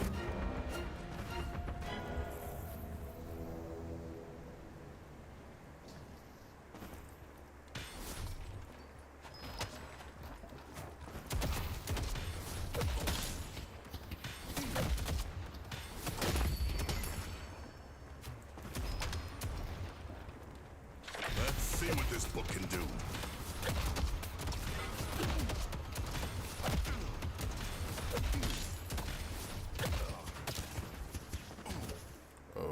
a salty one here.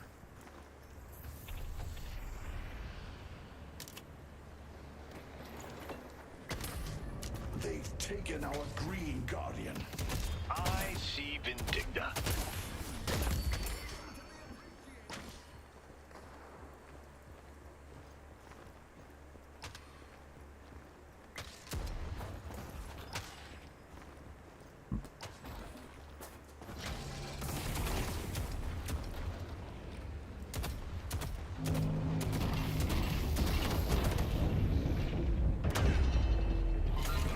Run, cowards!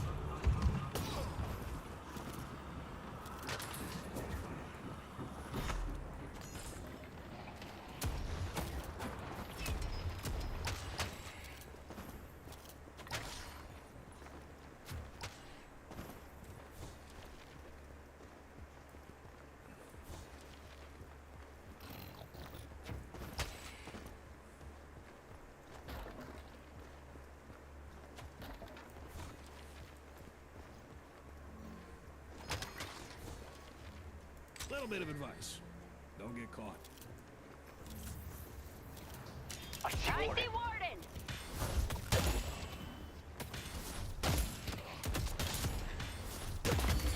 Grow stronger. Oh, Vindicta, right here with the iron, underneath.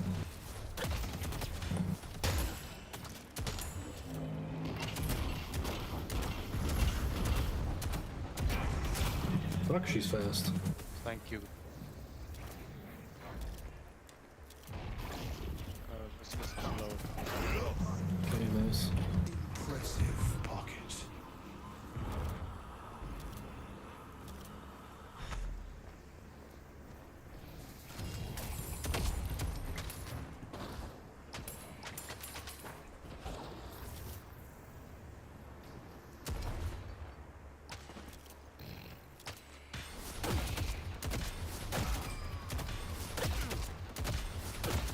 Warden is on patrol. Let's see what this book can do.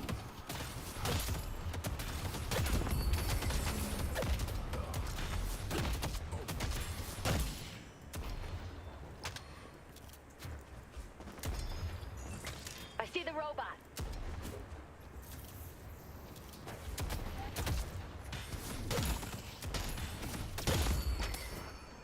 I'll fight to the bitter end.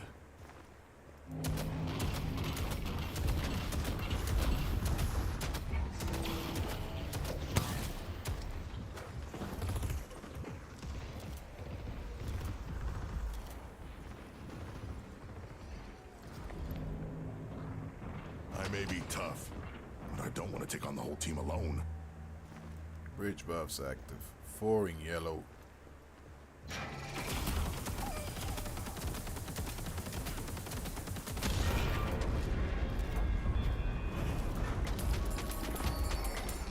I got a whole lot of souls to spend. They've taken our Yellow Guardian.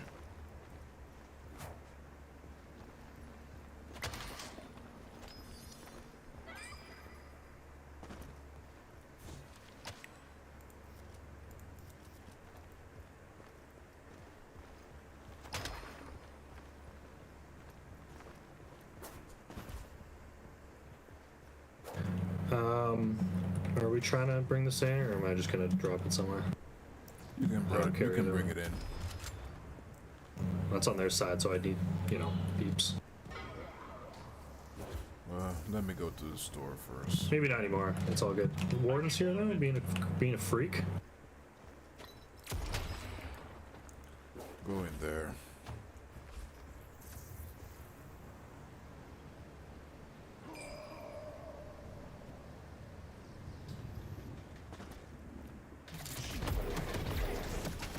Good luck. I see the robot. They're all pretty busy. Maybe we could just walk this one in. Stuck into the concrete. It ain't gonna be you. If we do it quick. From here, I don't see anyone yet. It's clear. Good shit. Sufficiency.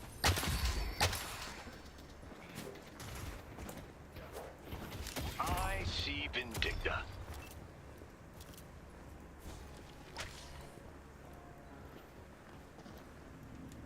Let's push Park.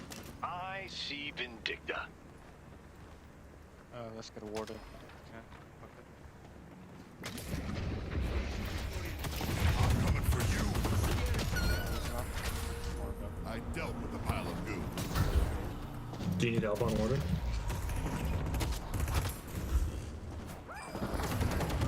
No. Just push yellow. Can you go back? Yeah, I'll cut the wave.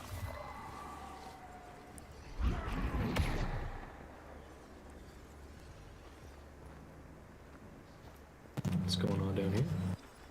They were trying to kill me. How dare they try that? Trap.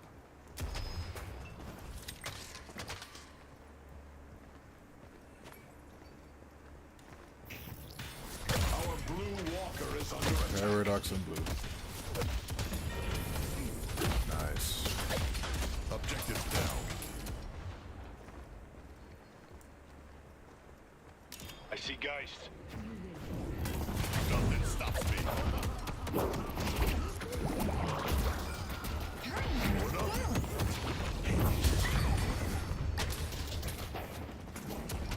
Good work. Go in blue.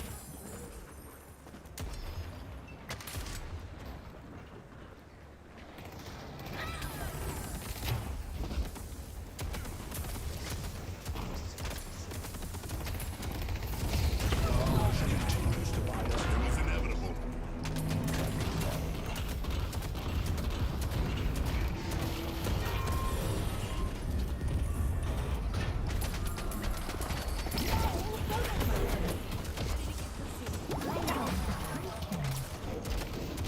Your grandfather would be proud, Holiday.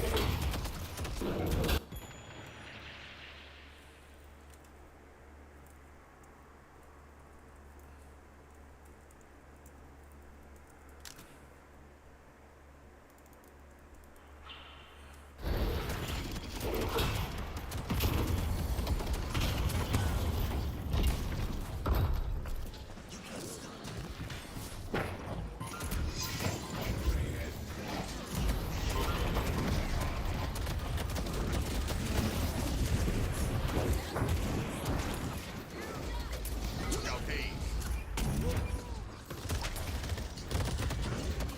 Let's not linger too long. Ooh, then again, hello. Nice. We make a good team. I think this fight's done. I'm not gonna keep. I think we can kill them. Oh well, if you're going down, then I'm going out soon. Take my boon and Yeah, like we could, but I think the odds are that they probably at some point wipe us. Just take all their jungle, you know what I'm saying?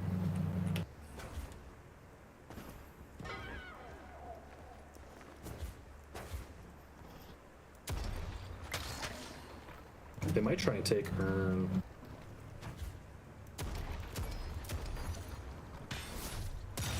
the urn has been dropped. Okay, going back. Someone's gonna be bleeding on the concrete, and it ain't gonna be you. Bebop's on the bridge.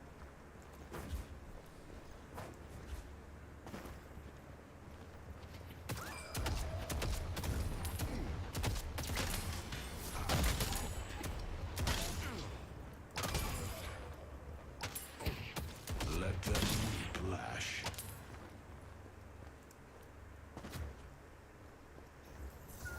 Headed to Park.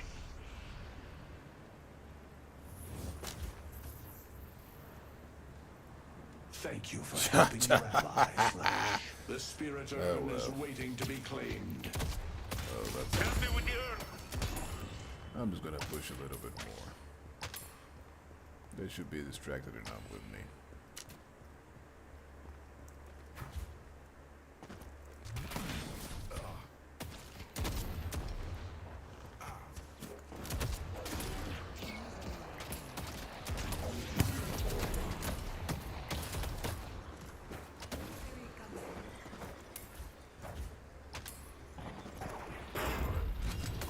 I'll take all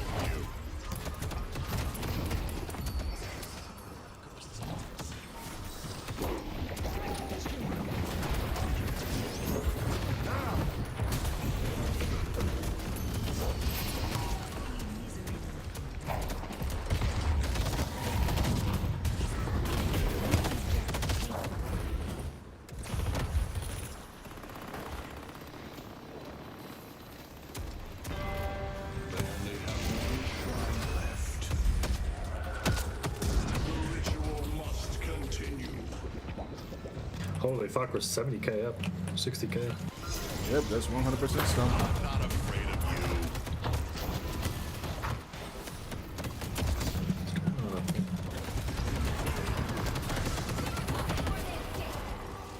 Thanks for having my back. It's time.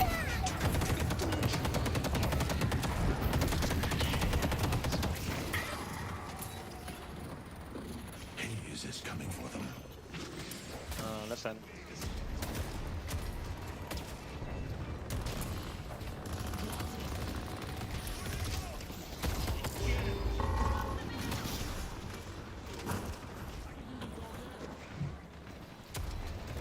It's time for you to be rewarded. Good job. Good job.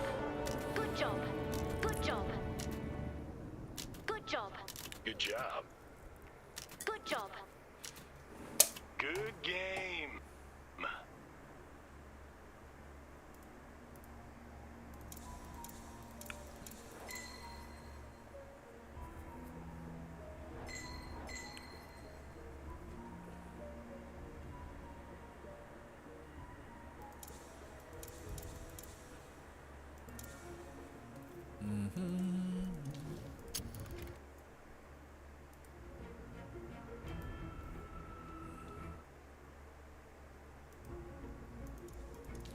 You obviously. I am Krill. I got the gun.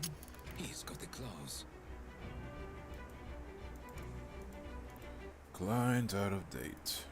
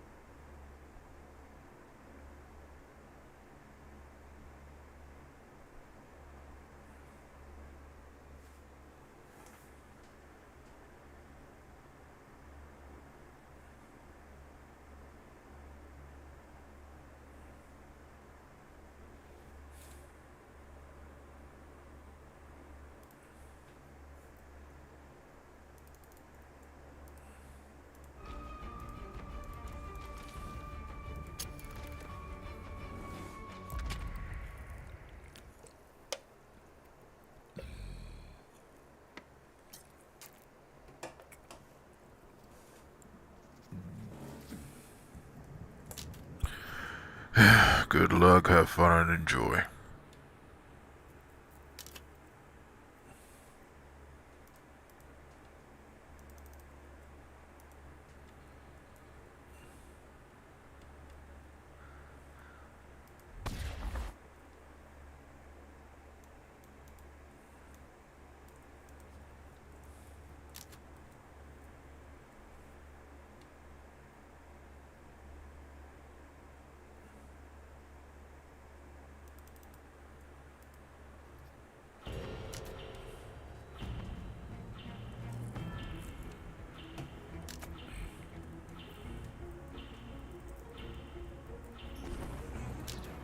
Son married an Ixian. Yeah. No shit. Tell you what, we survive this, I'll take the whole family out for a drink. No. That's a nice thought. Apologies.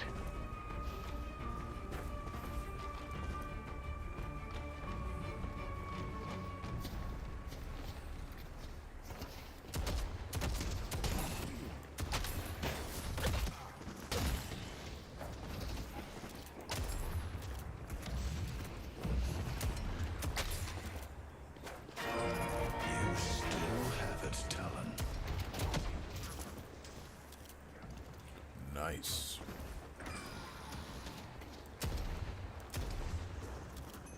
Thank you. How is everybody feeling after the nerfs? I'm feeling freaky. Oh boy. I can outlast them. I was not expecting that answer. Sounds good.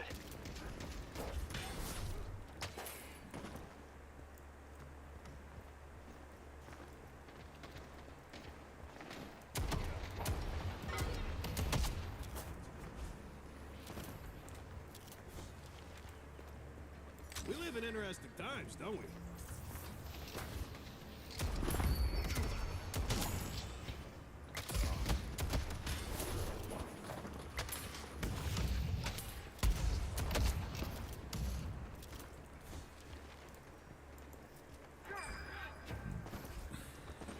Show them why you are Looking to legend, survive. Great You Alan. gang to the right place.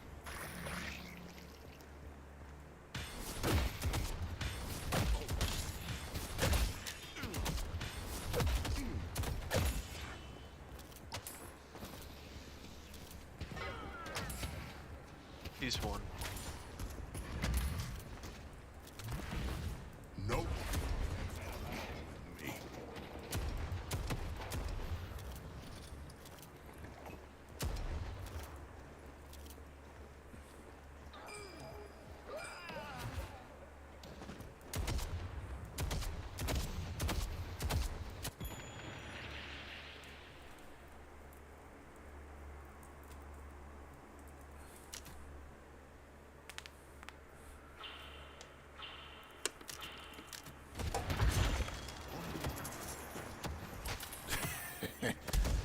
You can only wish, especially how slippery she is.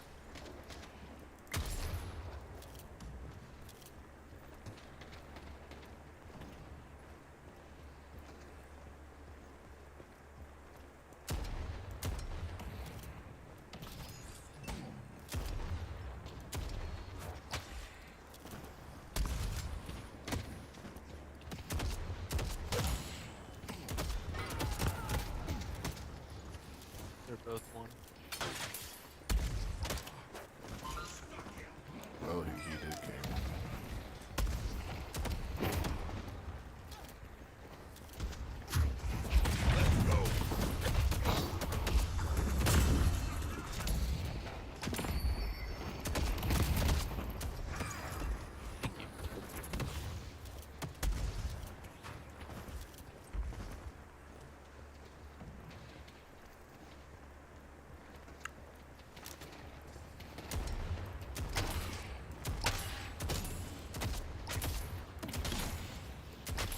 Dive is on the bridge.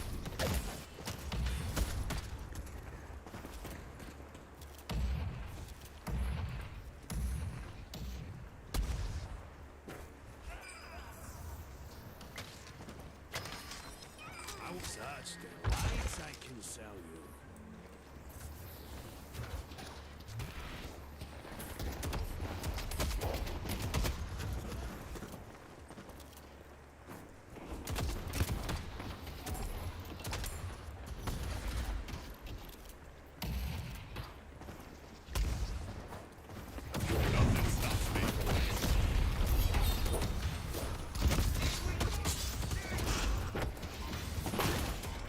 Let's go.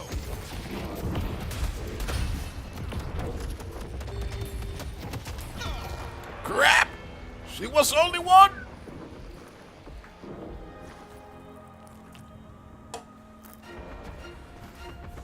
My friend, survival They need to stay is out of my paramount. way if they don't want to be hurt.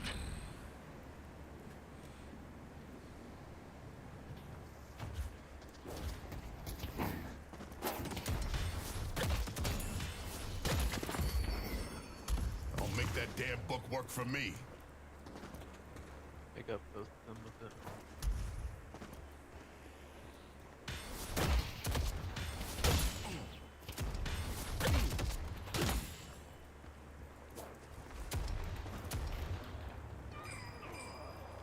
Nice. Cut them down. I see the enemy.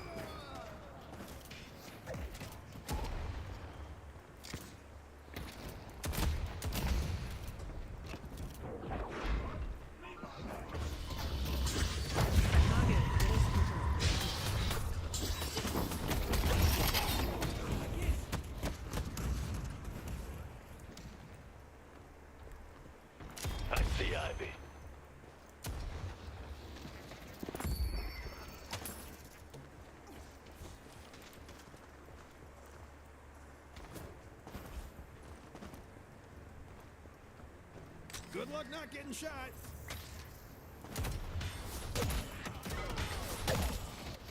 My mistake. Good luck.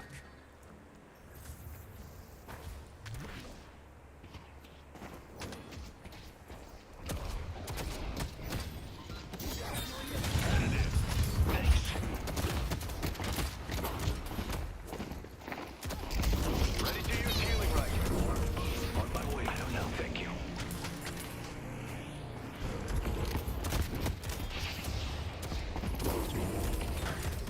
Job's done.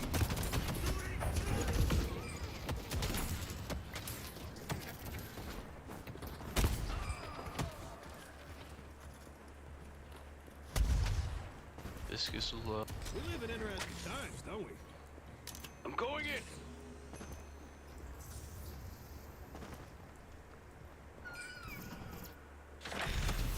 Such brutality, Grey Talon. Take this wound.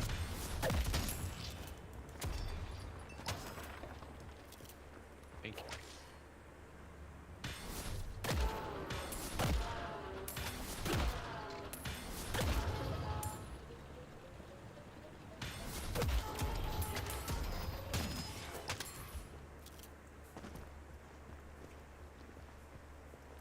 Both the Green Line missing.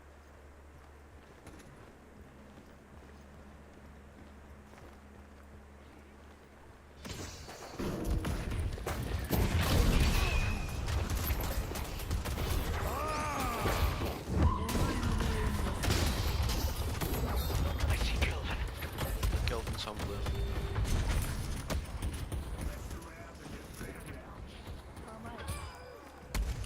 Crap. Cut them down, Shiv. They took out Bebop. Need help on blue.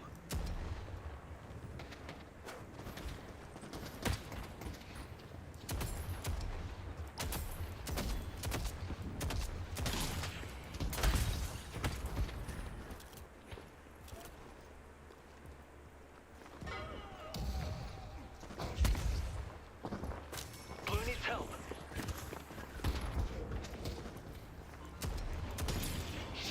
There's 3 on blue. They've destroyed the Guardian on blue.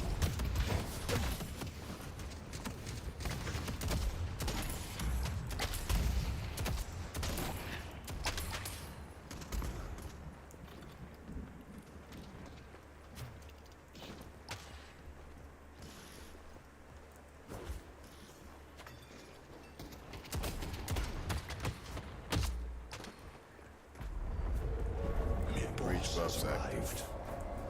Alright.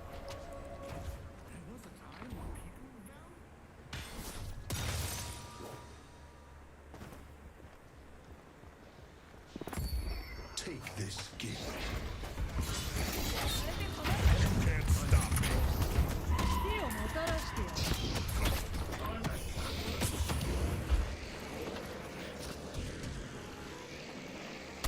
The spirit urn is waiting to be claimed. I see Kelvin.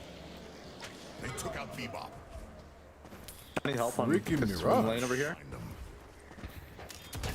The Kelvin, get the Kelvin pocket. Who's missing? Alright.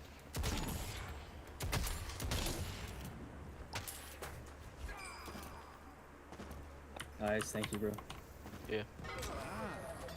Yo, I need help on green. Are we gonna play the game? Specifically, Hayes, my duo. Where the fuck are you? Taking our green. Hey, keep it down, guys. No reason to get crazy.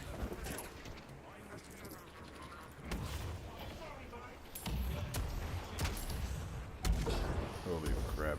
The lack of the teleports are really being felt. Fuck. Yeah.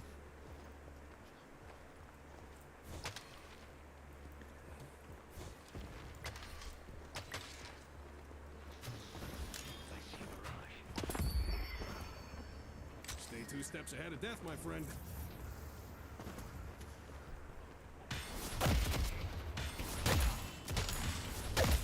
Viscous is going to. Nice. I'm not afraid of you. Thank you. We make a good team. Bro, are you the real Abrams? I wish, but no. I just have a weird voice. You sound just like him, bro. I've been told that. I really wish I could make something with this voice. Yo, holy sh**. What happened? Heal me. Oh boy.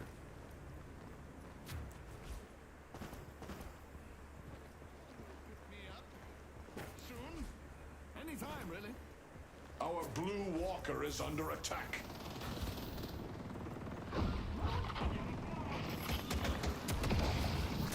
Ready to give long-range support. They took out shit. Holy shit, that venom is insane. Yep.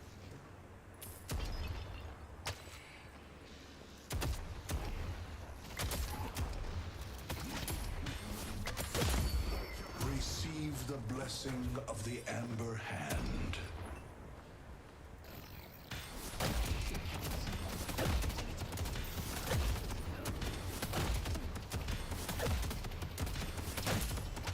I'll take all of you.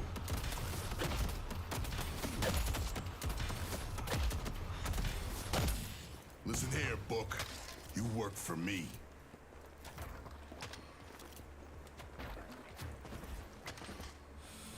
Now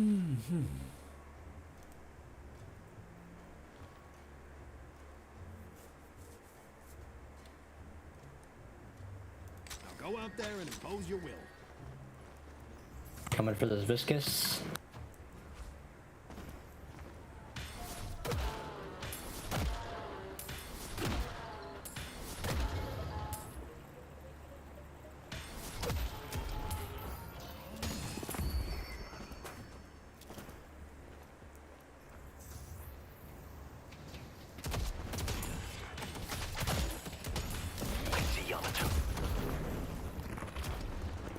M2, Mirage, and Viscous are in blue.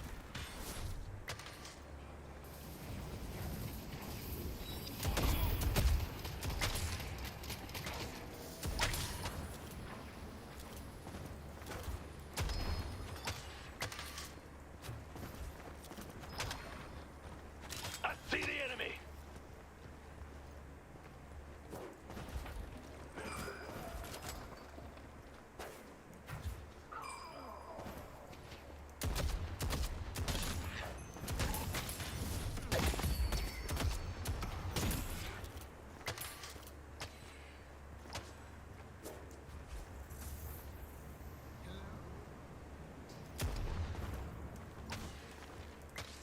Well, someone's looking to make a statement.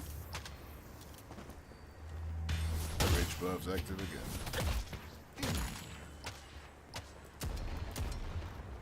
Coming for this viscous again. Come on.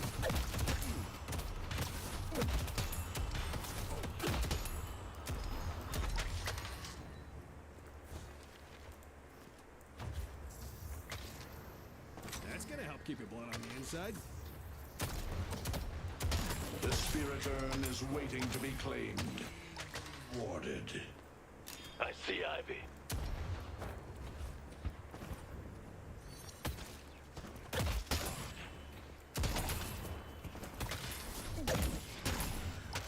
Oh boy, let's see.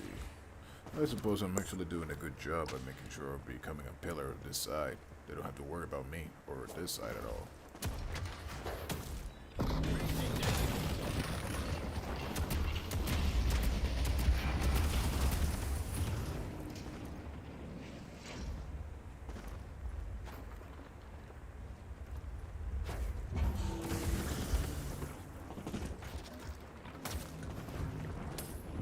An ambush could be coming from anywhere.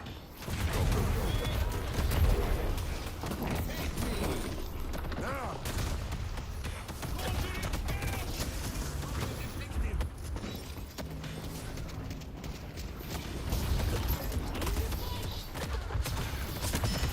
You wanna fight me?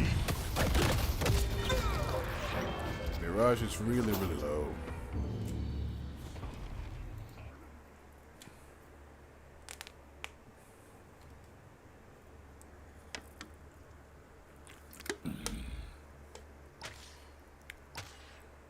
I got 6K. I gotta buy. I didn't realize.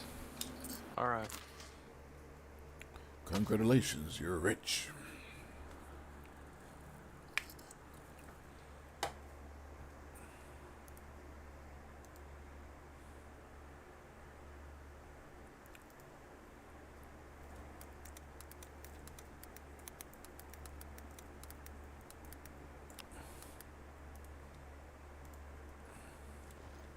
Careful, shit.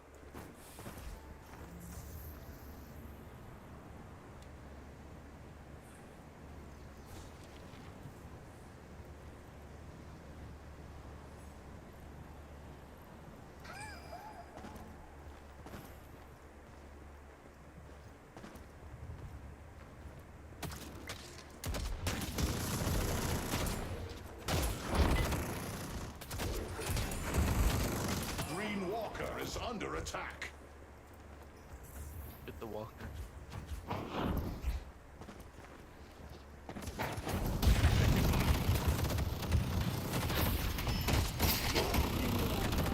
Taken our Green Walker.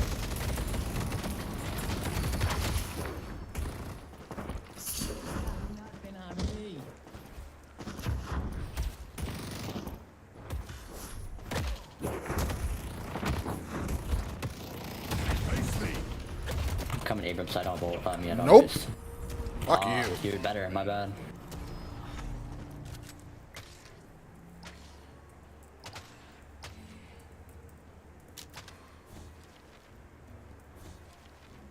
A little protection goes a long way. I see Viscous. Our Blue Walker is under attack. The old New York tuxedo. You can't hurt me.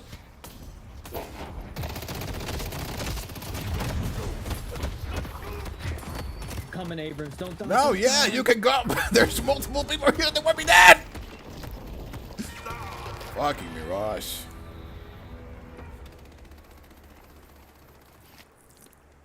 Okay, that does it. I need spirit armor. This is getting ridiculous.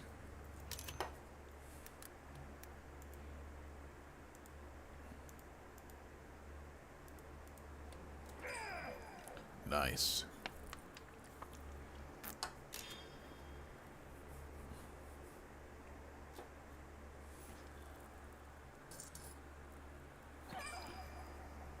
Holy shit, very nice.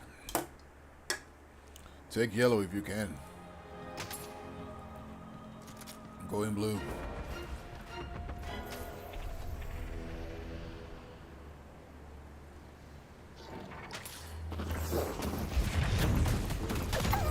Nope. Okay. Sorry.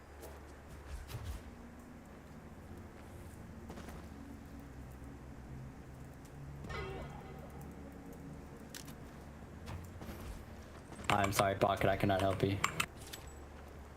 Thank you. Run! I'm slowed. Is waiting Crap, to be that claimed. sucks. Wait a minute. U.S. pockets. You was here.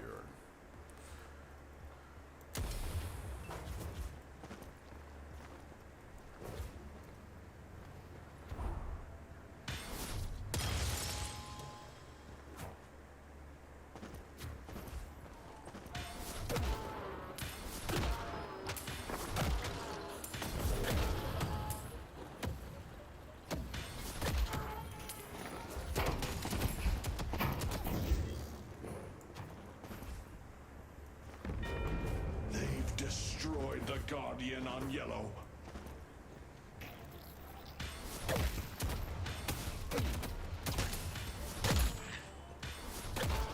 Mirage.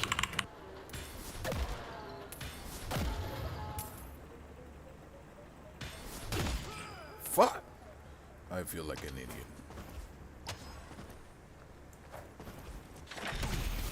Your humanity is noted, Pocket, but you deserve a claim Put yellow here. for me to open your Got Calvin? Abrams, Go go in. yellow. I gotta. I'll take care of the lanes. You mean green? I gotta buy. Yeah, whatever. We're having a big fight on yellow. That's why. Oh wait, you want me to go yellow to fight? I thought you want me to go green to get the walker. Fuck. I think at this point it's a little bit late, so the best thing I can do is just try to do some damage to this thing. Coming over. They're gonna get distracted with me now. I see Kelvin. Fuck. Oh no, Mirage is about to respawn. This is bad for me.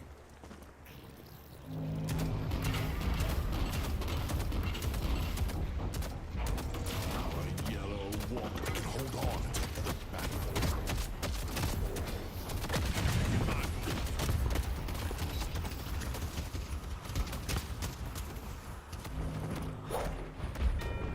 They've taken our yellow walker. It's one hit away.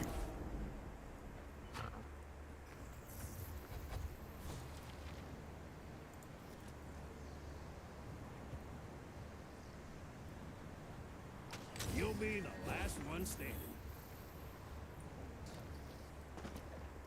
Well, both of them are weak, so we can get them easy.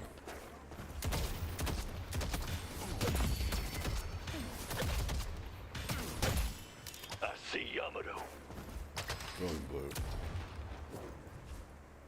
Let's try and get that Yamato. He's running away too fast. Yeah.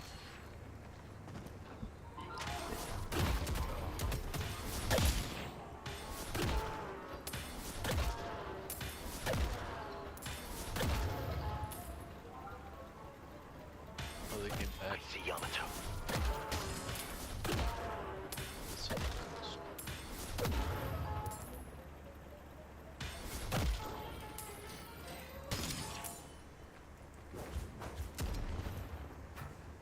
Going yellow. Trying to take the walker. Okay, let's see what I can do. Maybe I can go into a team fight. My power is your power. Got him.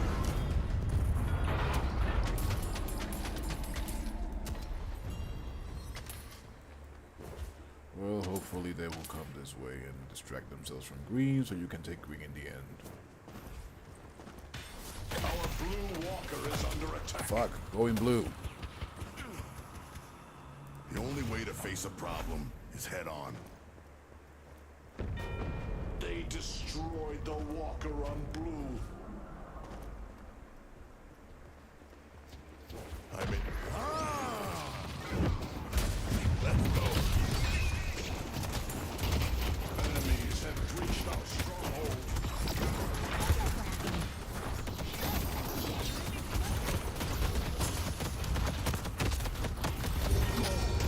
Fuck.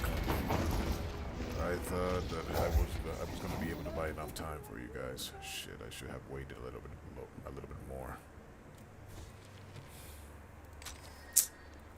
It was going so good for a moment, so fucking good. We had it in the bag. I should have been a little bit more patient.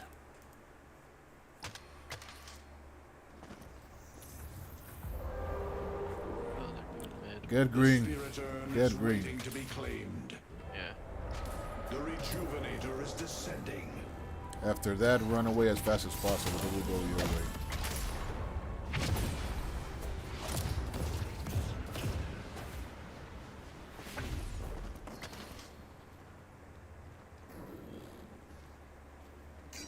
Need to plan this out.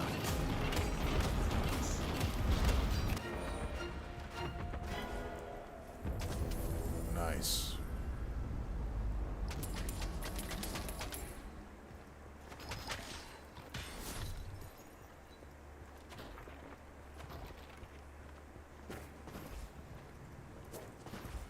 Going green.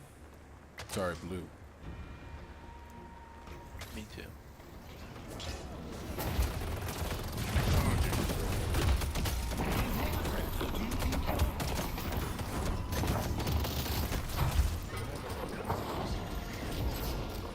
This party ain't stopping anytime soon.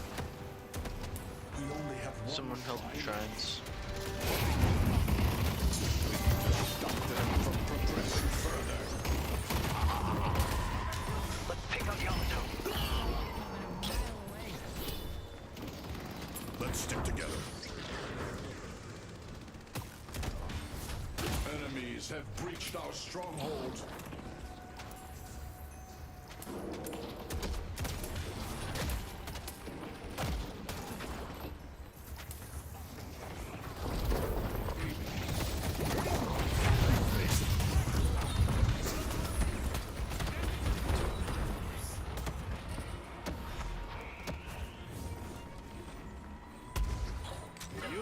Protect the stronghold.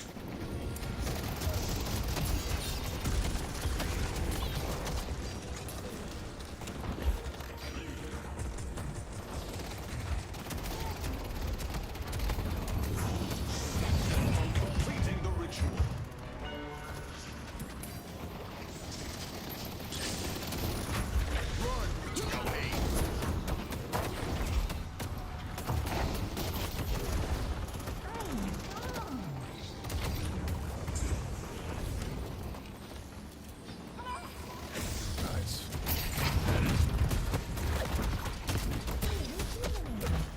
Freaking biscuits have saved everybody's ass.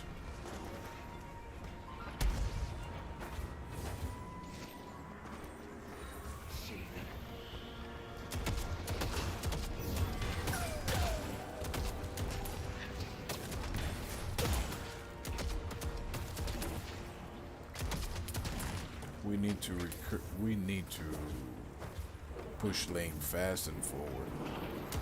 Yeah. It's you or me. Maybe someone should get earned. It might be our side. No, it's not. It's 100% not. Yeah.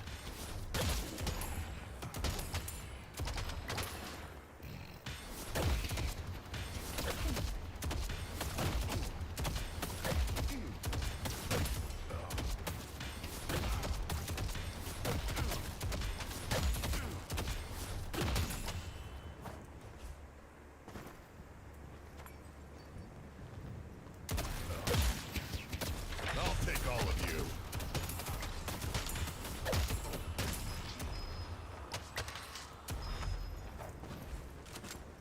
Nope, I'm not going there. Two coming from green.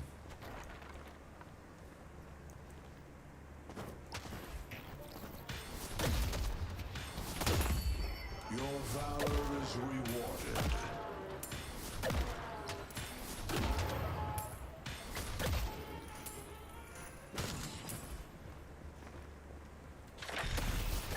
I'm gonna get a hook here and we're gonna kill one of them. Alright. We should probably do it at yellow. Goodbye, Ivy. Nice. Bebop is gaining momentum. Go for Viscous. Don't let him get it. Punch him, Pocket. Thank you. Good man. Going yellow. Your enemies will curse your name. Oh, Viper on me! Sorry. Drop it in.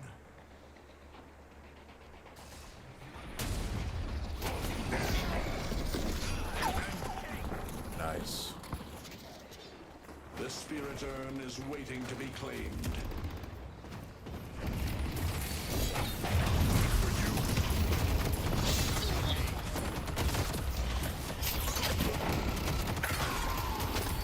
G mid, G mid. Show them why you are legend, Great. Oh, mid's not up. Going in. Good luck. We get a shrine. Yeah, we need a shrine. We get shrine. We get shrine. Yeah, yeah. Let's don't like push blue. We'll risk. Yeah, we can get a shrine 100%.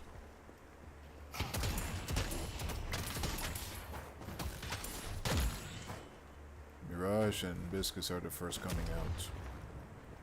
I don't know if we. Well, they both have ult, so be careful.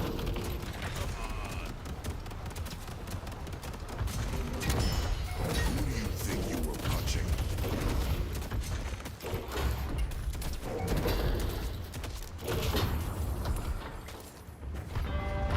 They only have one shrine left.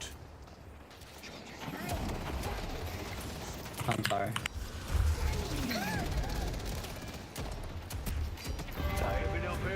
People coming out now.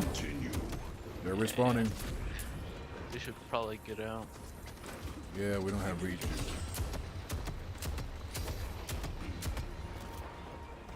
Take the patron and go.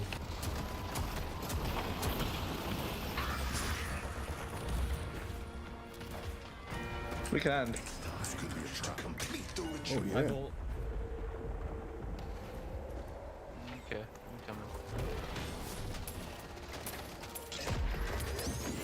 Coming in.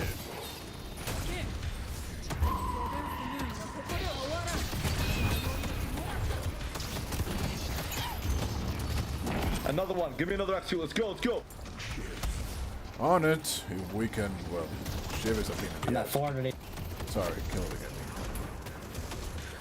Just end. Just end.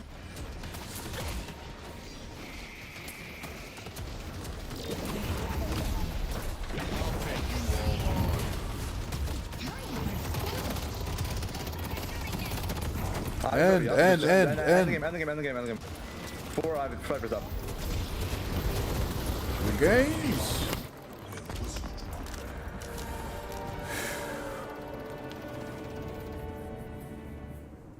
Good fight. Oh boy, that was close. Like, holy shit. Oh well. Oh, I got the most amount of souls. Yeah.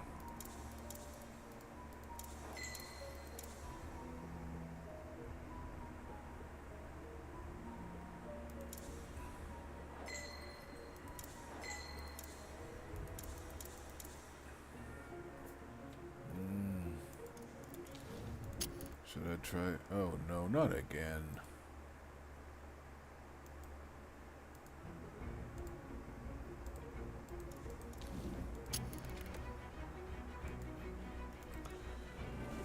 Another update. What the heck?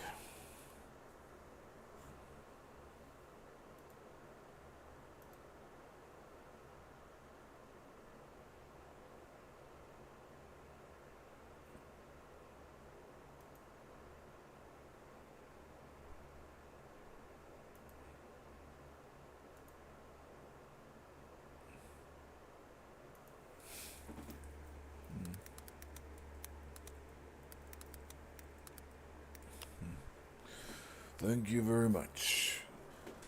Oh well, there was another update just now. This must be another client update.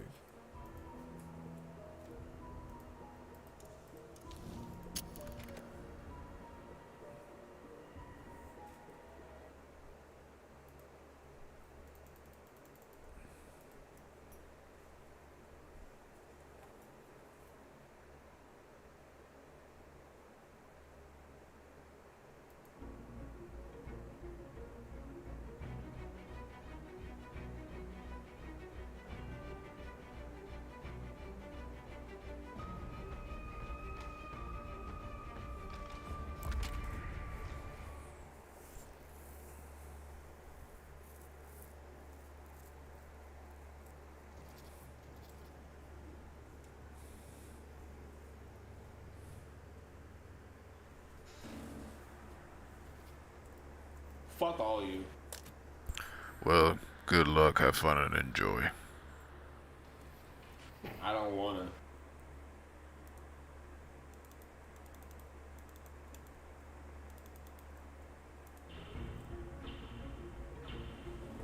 How do you not throw out your back carrying all that stuff? It's lighter than it looks. Souls don't weigh a whole lot. PBD.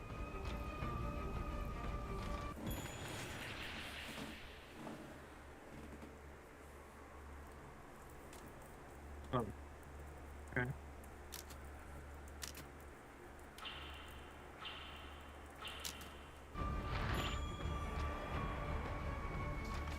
Fuck.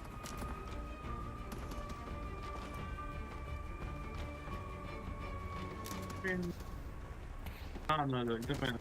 Don't like it. Yeah.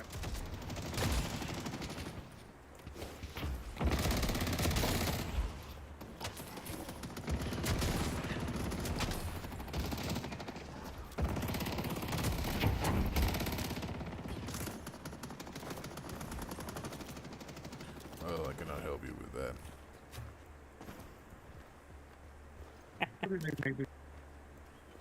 Sorry.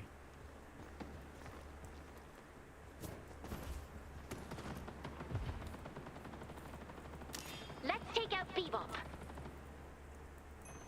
Yeah, no way I can go into. Okay.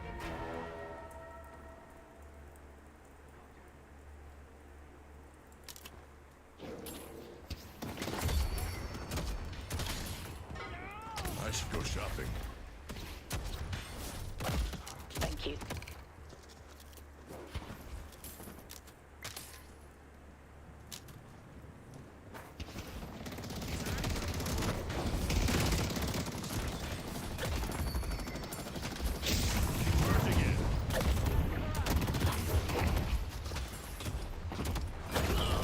Nope. Thank you. Matched.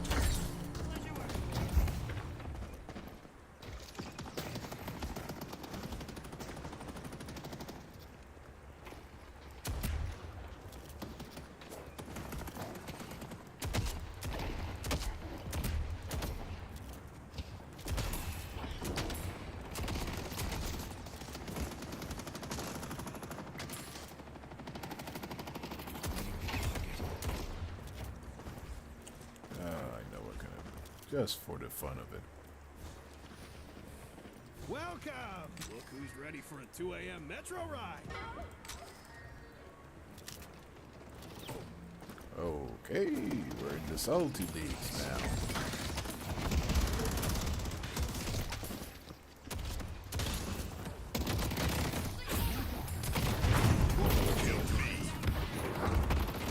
Sorry, McGinnis couldn't take the wall. I was too far away already.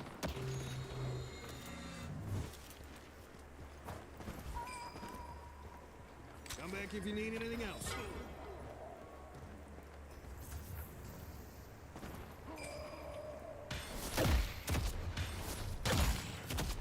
Oh well, don't worry about it. Have fun with that.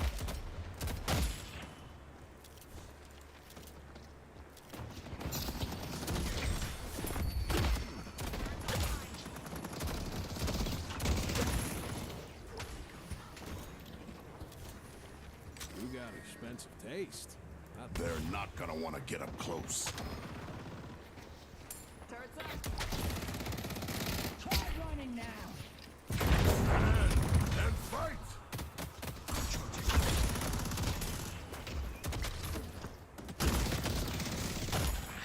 Setting up a turret.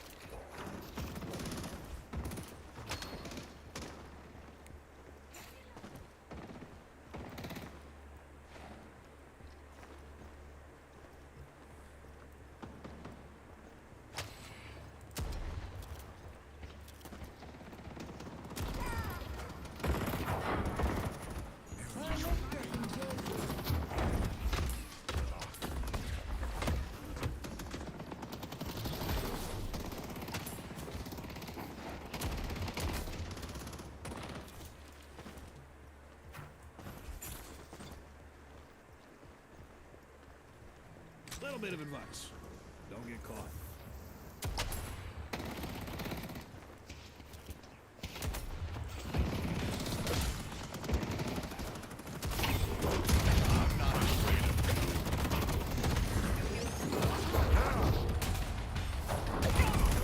Got him.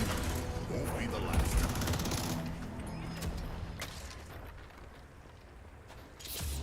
Thank you.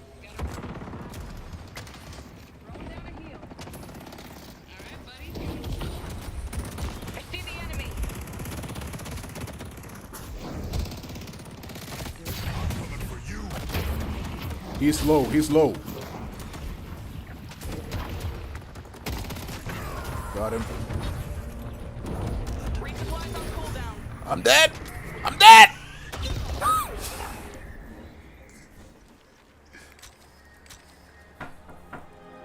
Oh, shit. Well. Sorry.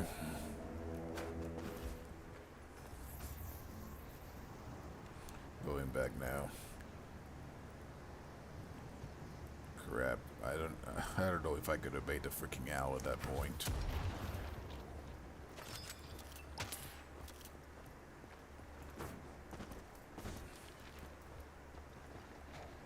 This guy last one back. Okay.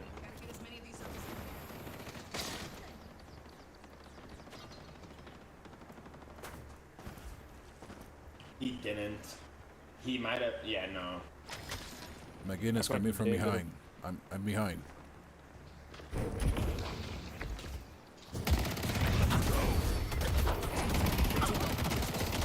Uh-oh. Now it might be dead. No, don't worry about it.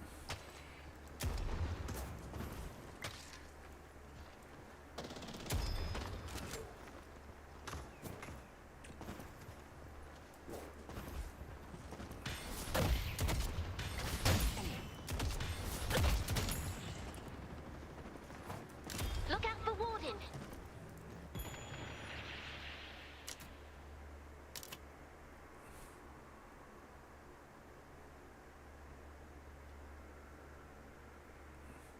Everything good in Furnace?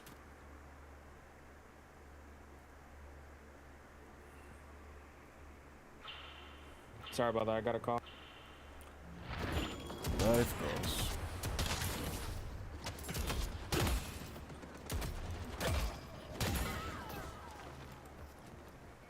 Good luck.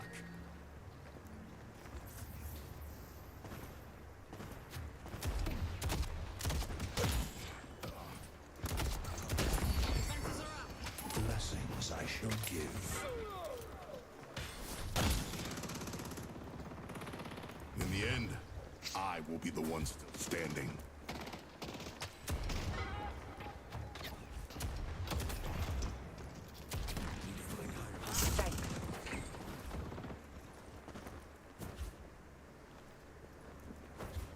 Should have caught that probably. Shot.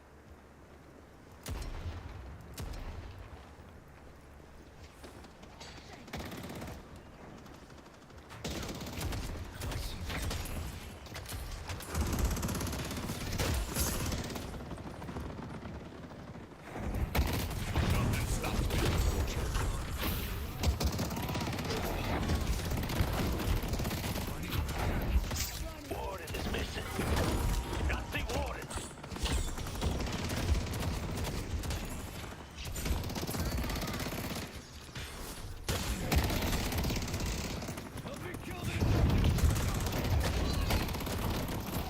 Kill it.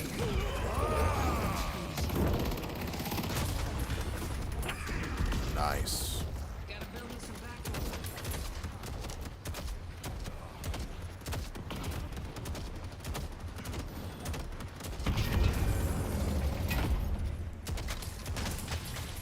Well, I'm taking their farms. There's that robot. I'll take you all on. You're gonna be in the shop real quick. I see Beaver.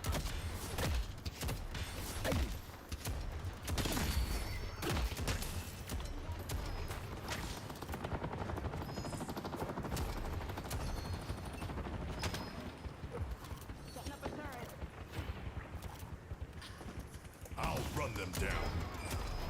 Okay. There's three. Got enough for the Green, best green. gear. Why is Viper here? What the fuck? Oh, sorry. The thing we killed them, we got the tower. They're coming here now. They're coming green. Going. Such arcane mystery. Green's gone. Fuck. Forget about it. Good luck completing the ritual. They destroyed the Guardian on green. Shit. Sorry.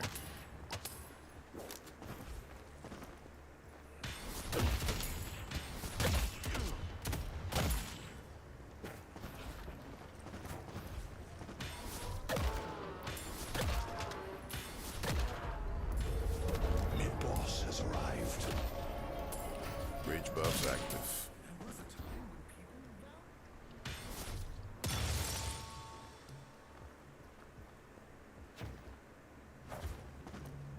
Get out of there, McGinnis. Come to me.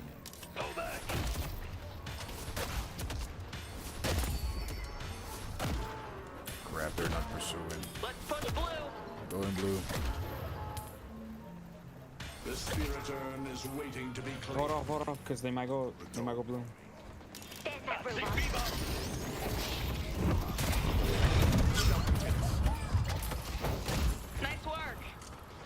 Push me. Crap. This Viper is taking yellow. I cannot go fast enough. Yeah, me too, actually. I don't know how the hell he survived that shit. Fuck. Yeah, I cannot save yellow. Yeah, I'm gonna hide. Be right back. Destroyed the Guardian on yellow.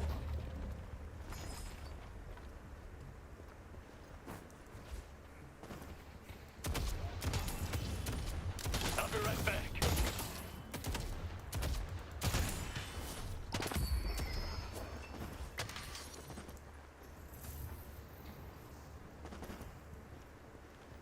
Go. I see the enemy.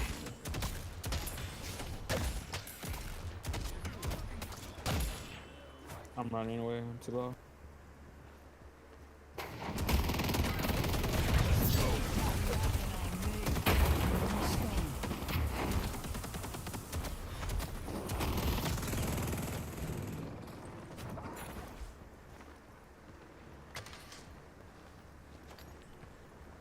Be right back. Walker is under attack. Yeah, I need help on green.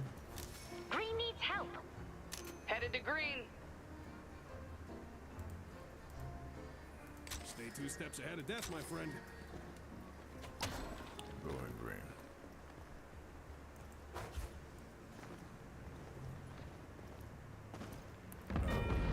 They've destroyed the Guardian on blue.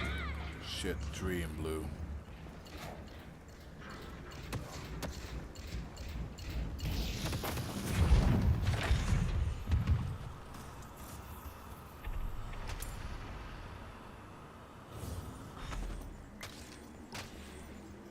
I got this guys here.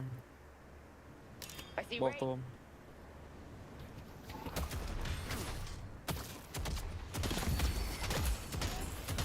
Grow strong.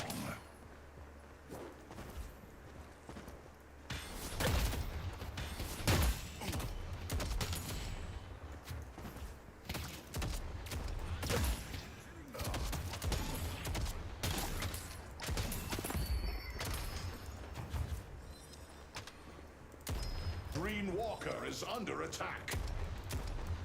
Okay, if they're continue pushing green and we're pushing yellow.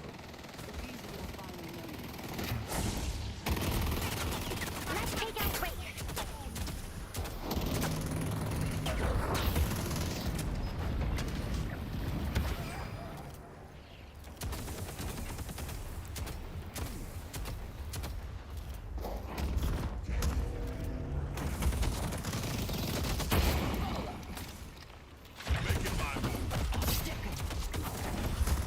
She's weak. Oh no, I'm dead.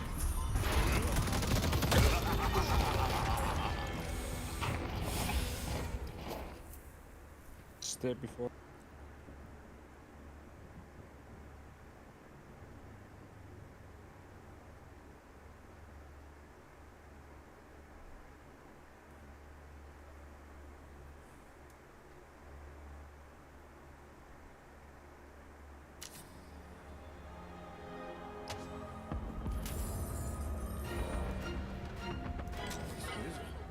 Isn't it?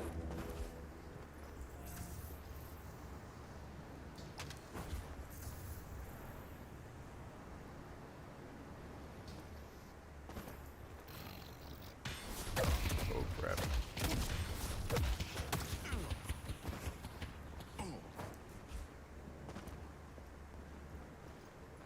Need help on blue.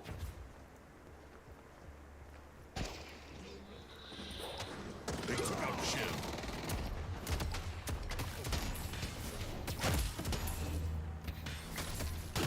Bridge buff's active. I'm gonna find them. I'll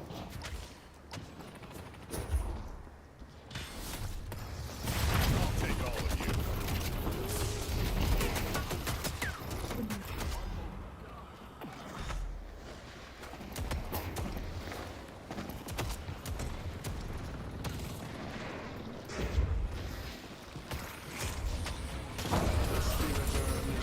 Took down Warden. Oh no, for all the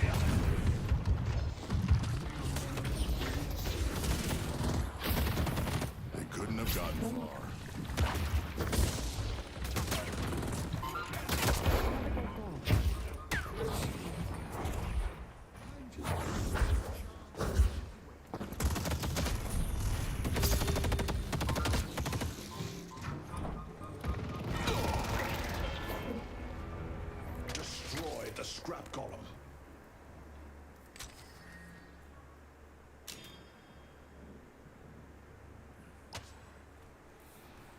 Oh boy, this is getting nasty.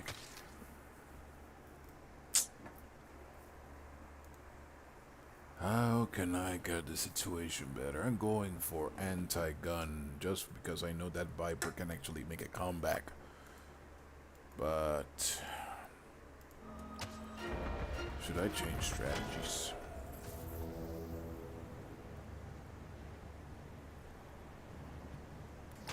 I need to farm fast.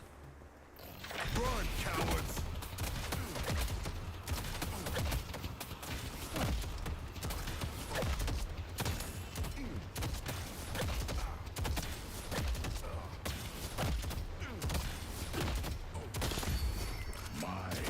Okay, I can take green whenever they let it flow a little bit more to our side. Green doesn't have shield, so I should have the advantage there. I'll make that damn book work for me.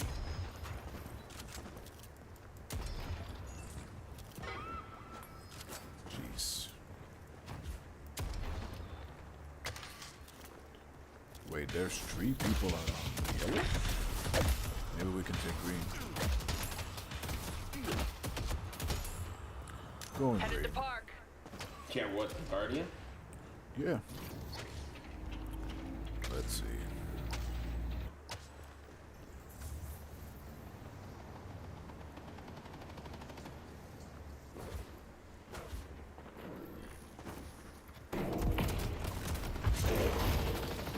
Let's see what this book can do. Let's get the fuck out of here. Now. The fight is not worth it, only the Guardian.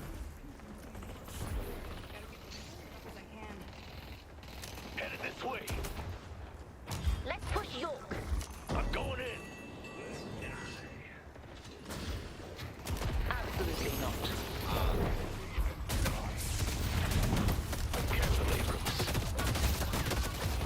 They're all weak, especially Warden. You can kill him.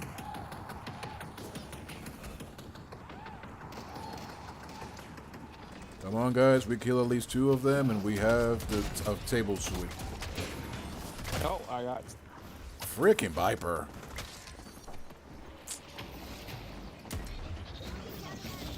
stun.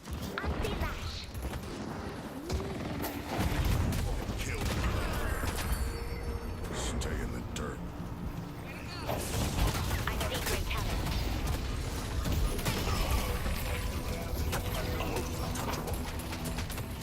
Locking it down.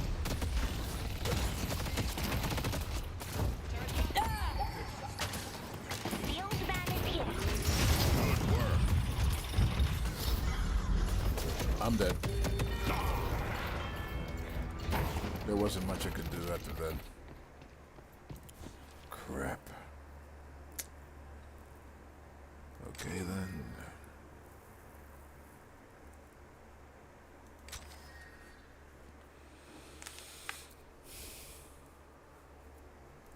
Crap, so close, Calico. So close. Oh, nice. Uh-oh. Oh, yeah. Nice.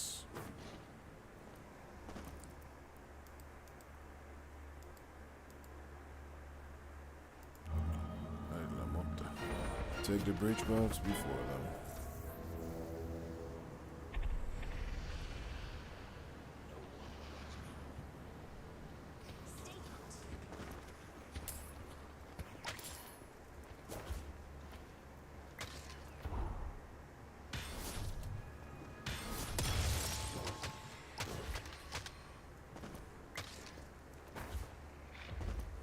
The spirit urn is waiting to be played. Careful, Abrams. You're not.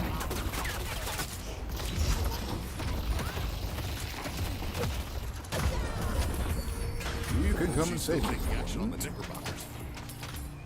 Oh crap, I might die here still. Son of a bitch. This is the end. I see Viva. I see Viva.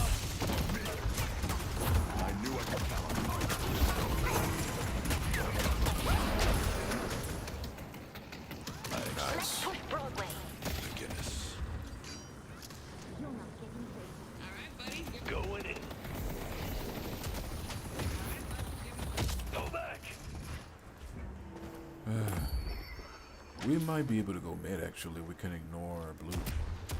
Thanks. Horrible idea. You think so? Well, we would need every single DPS, really. Yeah. Lash is missing. He doesn't have ult. Well, let's try to take blue then. And run away as fast as possible.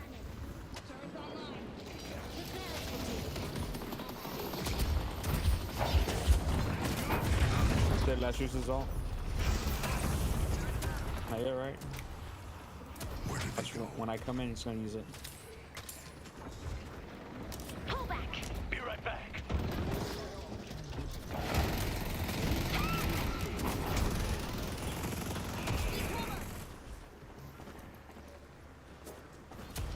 They took out Infernus.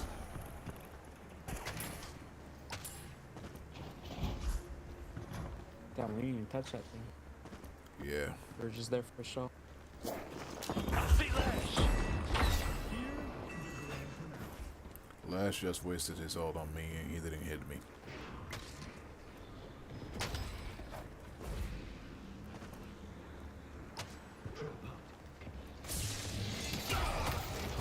Take all of you. Taking aim.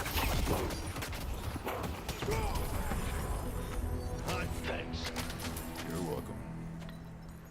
Take blue. Oh, sorry, protect blue. Walker is under attack. Headed to yellow.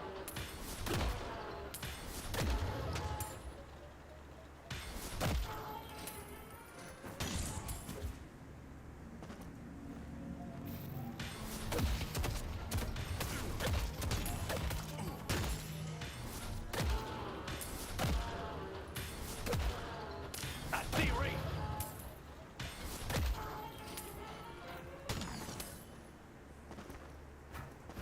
She's up next to you, Paco. Low.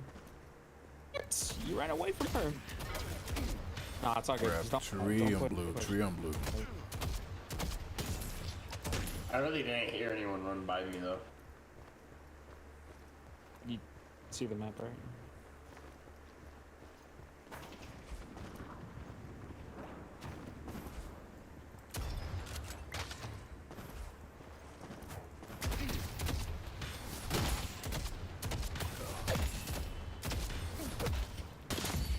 I will bolster your mind and spirit.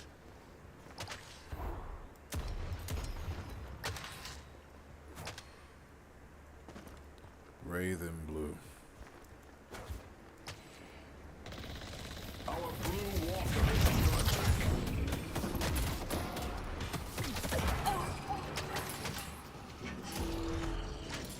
We make a good team.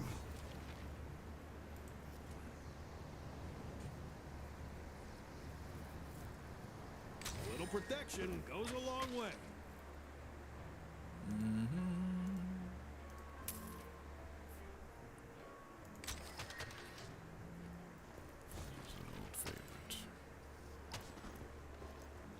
Yeah, metal skin and debuff Bridge. Rouge. Get it beforehand.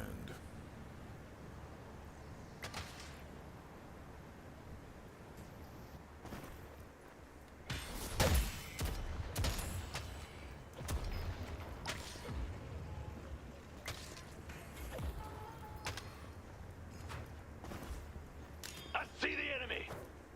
I got a $2,000 bag on me right now. Holy shit! You don't want to live the The moment they see spirit the urn is waiting to be claimed.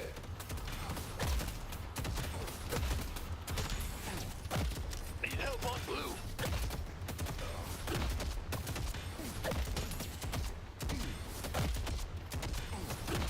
Yeah, literally all the money on me now is soul money. Going blue. Needs help. Shiv, you're not the hero, bro. Shiv, what are you? I'm going in. They ran once if they hurt your ult. Fuck. York needs help. Headed to York. Headed to blue. Our yellow walker is under attack. Your patron cries for blood. Oh boy. Nice, Cardigo. Going blue.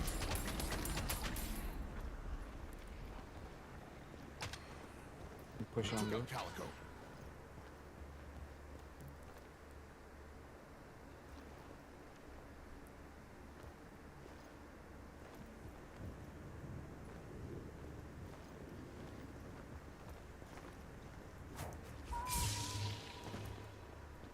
Can we all push blue now and get that walker? I see the enemy. Just shoot the walker, don't. Or never mind, lashes. The killing blow to be instrumental in their death, Vindicta.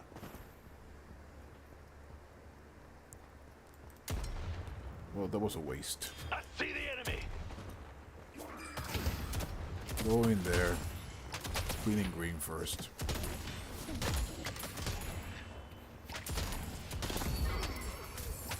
I'll send them. Let's take out Bebop.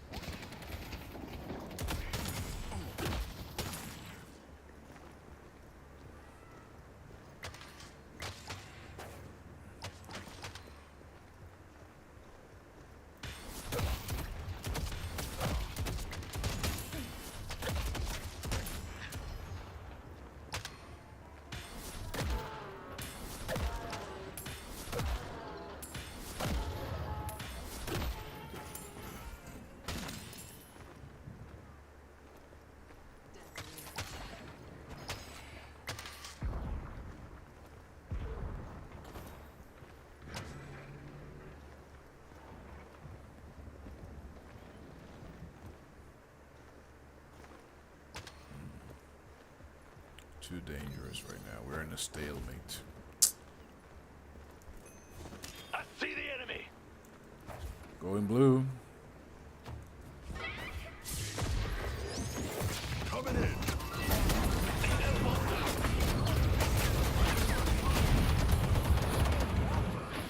A walker is under attack. Nice. Very nice. Your fire will only burn brighter.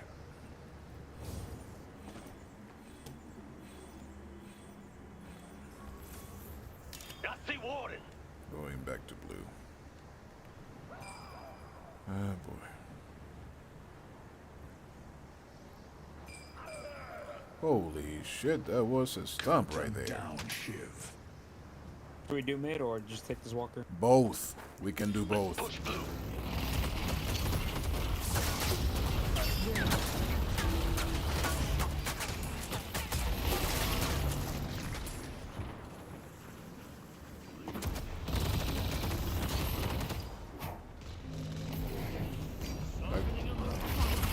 Mid now, go fast. We can do it. We have full control of the lane.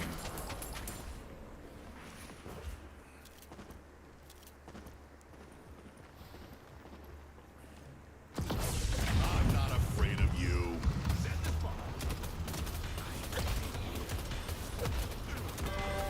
They only have one shrine left.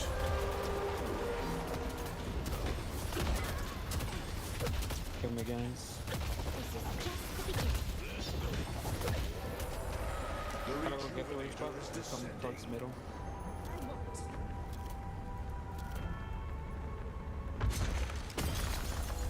Nice. The spirit urn is waiting to be claimed. It's gone. Anybody making a gun build? If you need more Okay, protection, I'll take it. you know where to find me. Also good for you, Abram. In this case, I'm going full tank. I don't care if I die right now. What I'm doing is just giving you all opportunities. Your gun does, I think, 200. Did you get that? You hit him in the head. It's a yellow. You mean my gun buff? Oh, you mean the damage or? Yeah. Yeah, because your gun solo, it does like shit ton. Yeah, it's shotgun, but you need to. The problem is that it's easily throttled at the late game, so you need to build it from the beginning. Yeah, for him, actually both. Range is Ow. limited. Took out another one. Keep this up. No, that you speaking about it. It has been a while since I made a real gun. My mains are melee and spirit. Maybe I should try a gun again.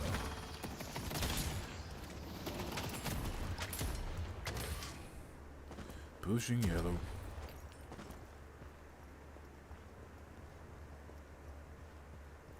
Uh-oh, group is going green,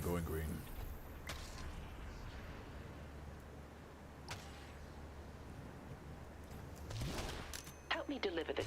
Headed to green. Headed to blue. Oh boy. Forget it, there's only creepers here.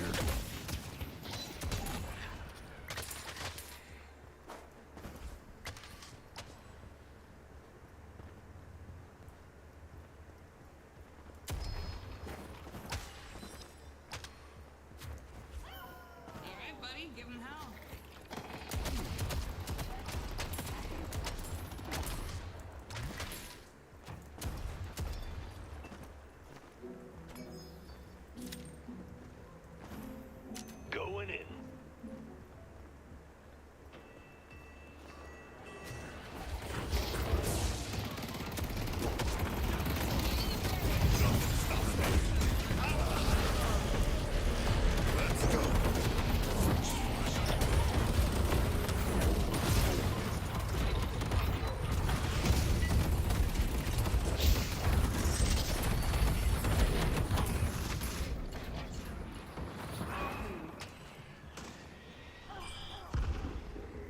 Nice.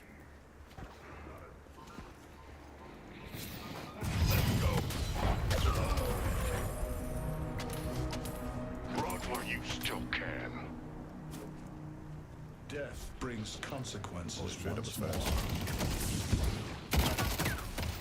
You won't kill me. Think about ship.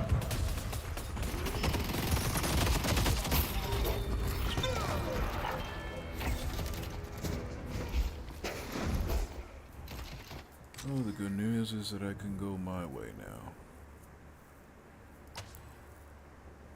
I'm going full tank.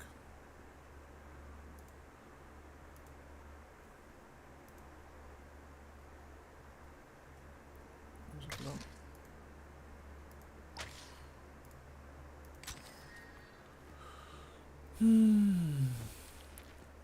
Let's see what I can do now. At least with this, even if I go 1-1, I should survive and give the team all the support they need, even though it's aggressive support. Holy shit, I've been killing a lot. What the holy crap, that's one hell of a damage right now. Oh, forget about it, we're late game already. Somebody going blue, I don't know who. Somebody call 911.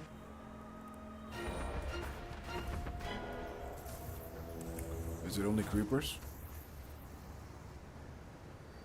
Bridge buffs active.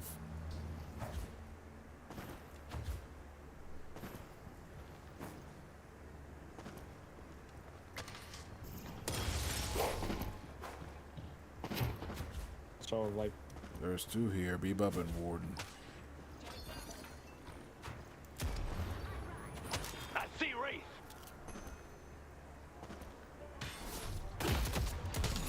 Headed to green. The spirit urn is waiting to be claimed. There's Wraith. Going green.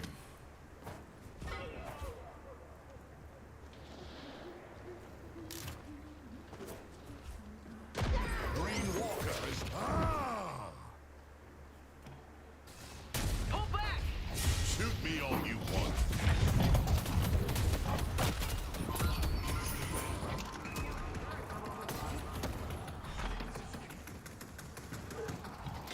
Pull back. An ambush could be coming from Headed to anywhere. Broadway. They couldn't have gotten far.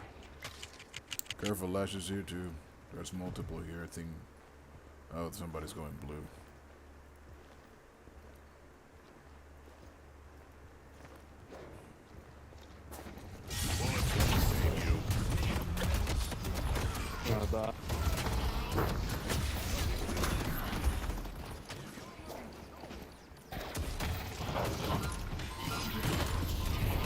Headed to York.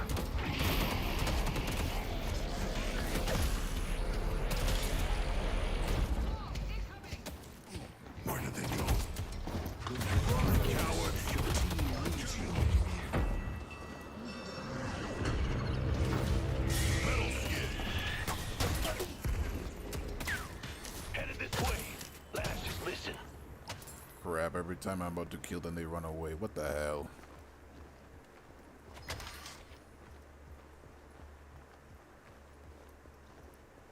I see Warden. Go in blue. Mid-boss has arrived. Oh, wait a minute.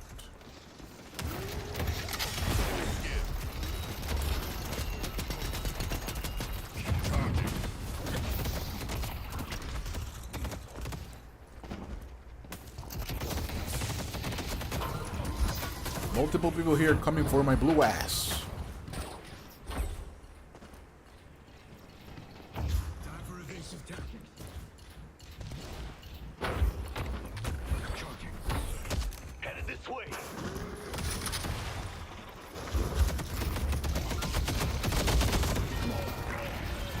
Go back.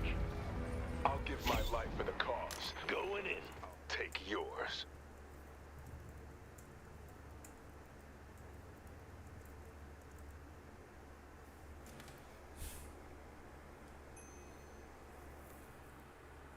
This is insane.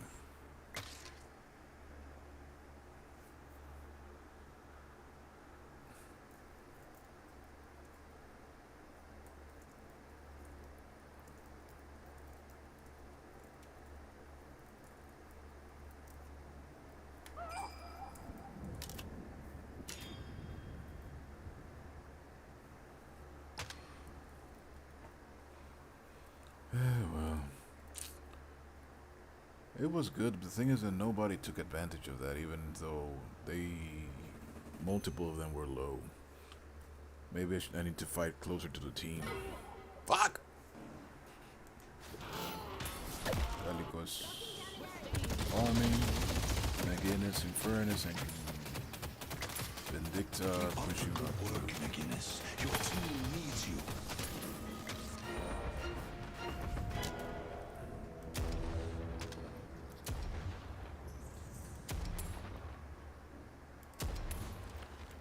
Okay, anything that... Yeah. Although I could go... That's gonna help keep your blood on the Yeah. inside. Actually, I'm not using slowing hex that much now.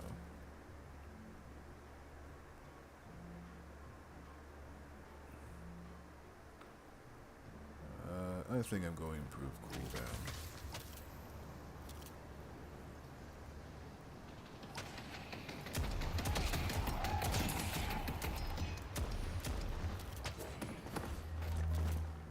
Bridge buff's active.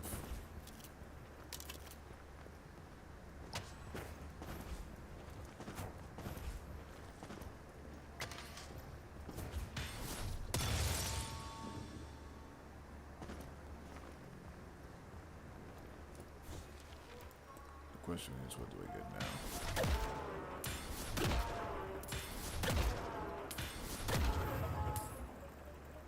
The spirit urn is waiting to be claimed.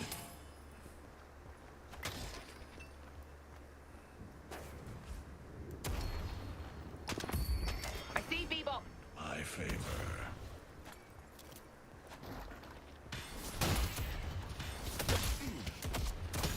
Go in there. Holy shit, nice. Did you just tell me not to go in there? No, go in there, I said. Oh, I was like, I'm 9k ahead of you. And still get dogged on. I'm going in. Go in, blue.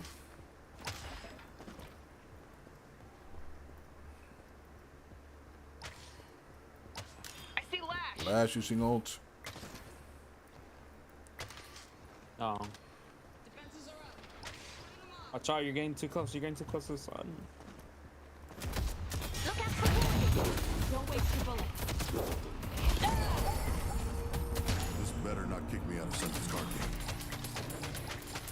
Going from behind again.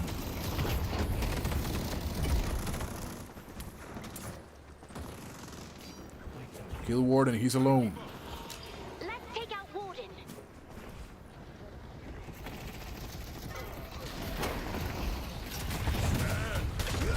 Nope.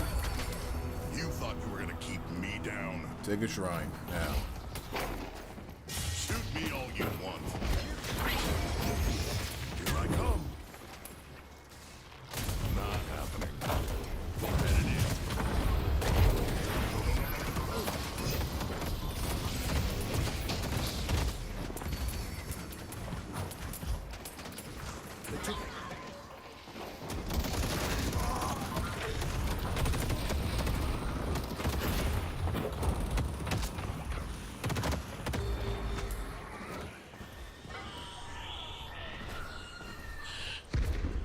Nope.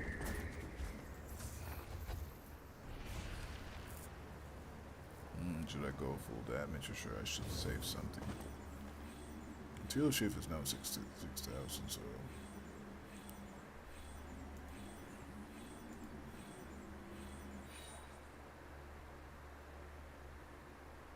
Of course, what a fool superior duration, the stun. What the hell? Going blue.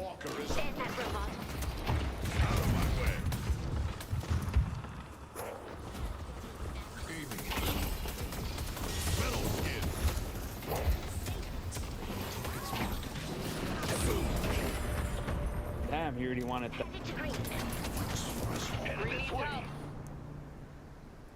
Grab up. I don't know if we can save green. Green Walker. We have taken our Green Walker. Kill him if you can.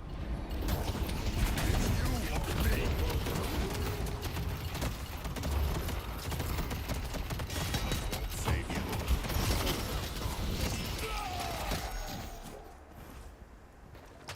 Let's stick together.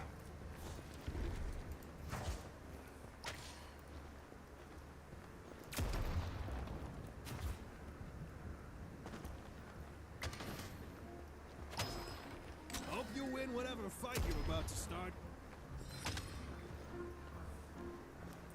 This done. Correct.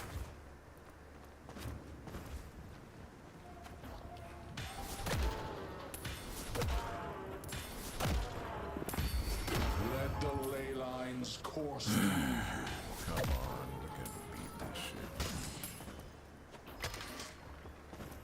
They might, yep, they might be going blue right now.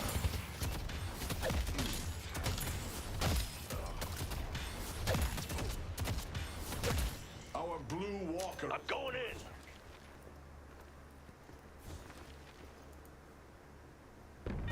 It's gonna back door. Taken our Blue Walker.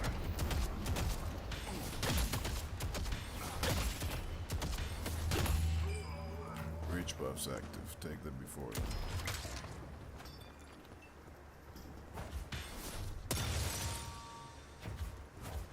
I think we can finish now. We kill them again. Or no. Guys, come. Let's get mid again. We have full control of the lane. It's in our favor. Let's go mid. Let's go mid. Come on. The Spirit Urn is waiting to be claimed.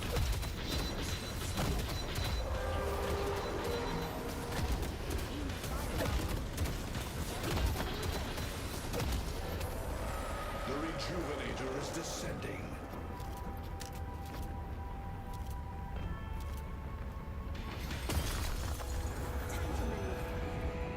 Nice. Yeah, we can end it now. Although be careful. All of them will have ult.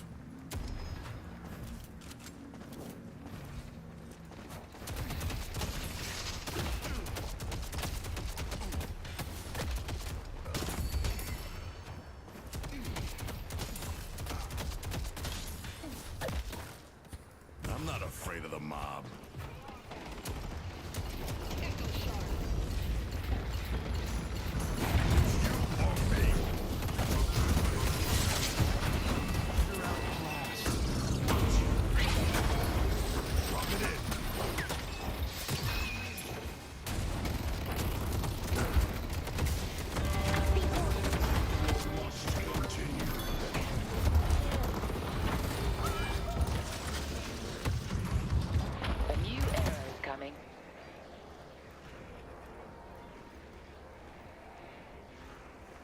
This could be a trap. Pushing out into the.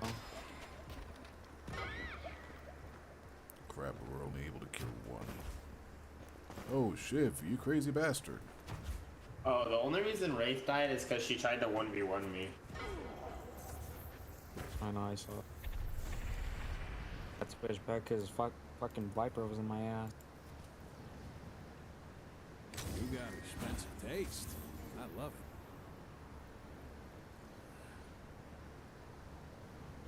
Did at least we get a shrine? The other shrine? No. Crap. Yeah, we did. Yeah, we did. Yeah, we did.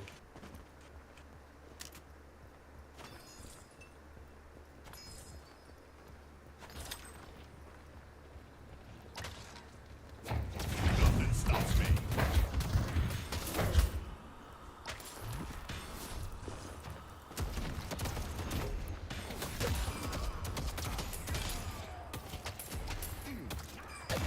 Holy shit, we won already.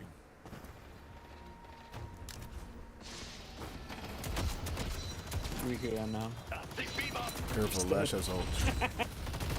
It won't matter.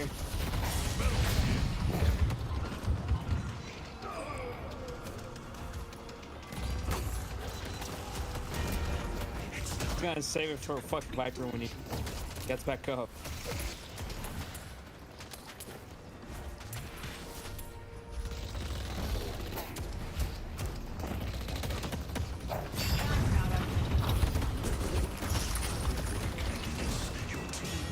You only got one.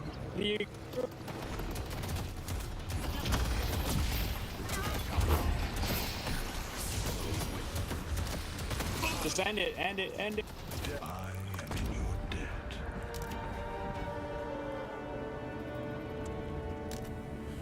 Oh, yeah. I won't shut up. You can shut up.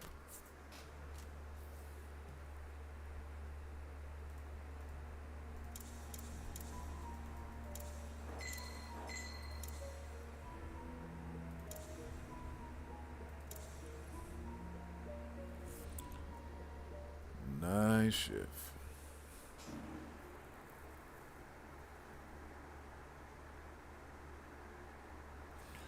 Okay, that was a good fight.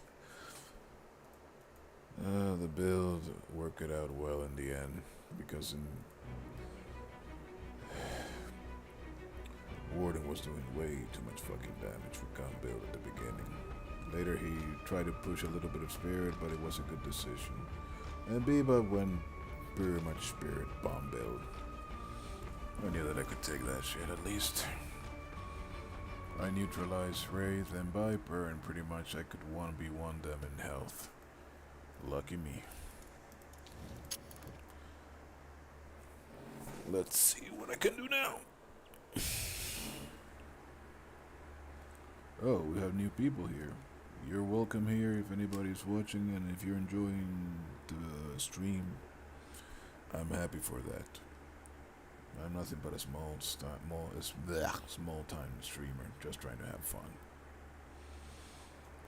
W-Tank build. Well, I'm improvising. Abrams is my main. And, well, I love playing him to death. I can build him how I think I understand his synergy better than any other character. And we're up.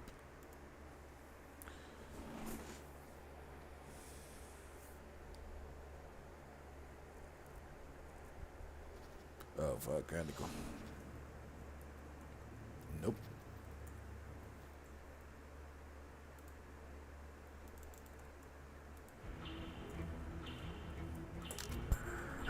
Good luck, have fun, and enjoy.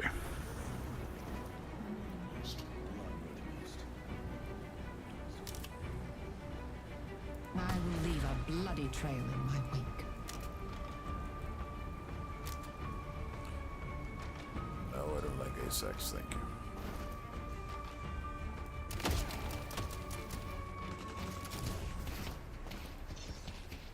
I see Bebop. Okay.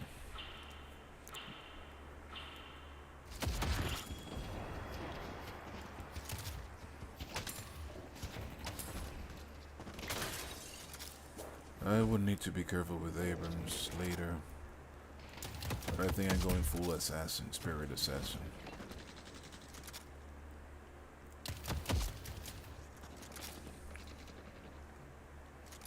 Especially against pockets. I should take advantage of that. Oh, this is going to be fun. Might want to go shop.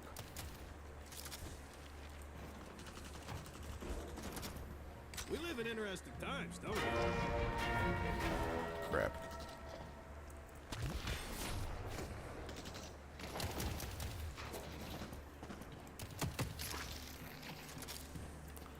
Let's see what we can do then. Ole!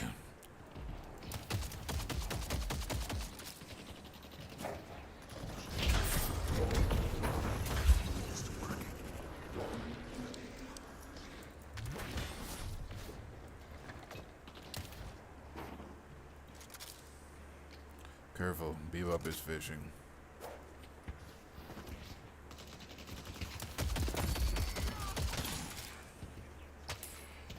I'll do my best. I see Bebop. You can't stop this. Bebop low.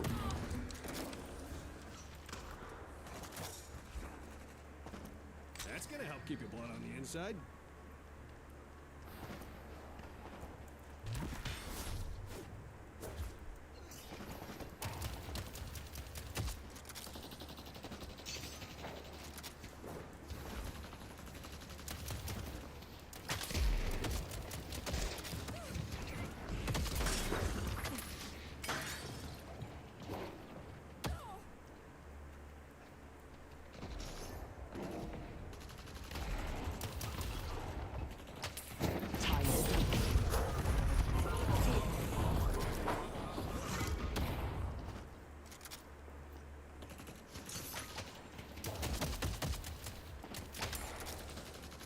Crap. I don't know. Thanks,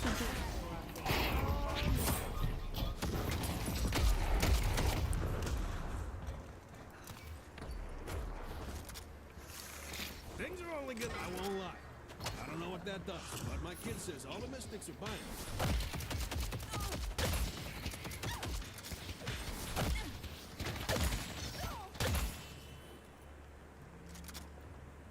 Time to move.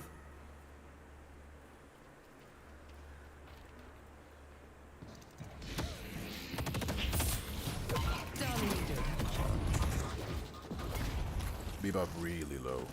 You think you can kill him, Wraith? Maybe a card? Or maybe not, I don't know how, if he has...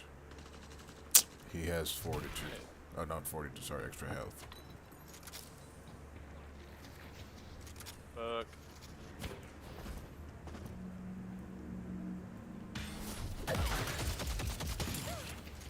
The dark will clear.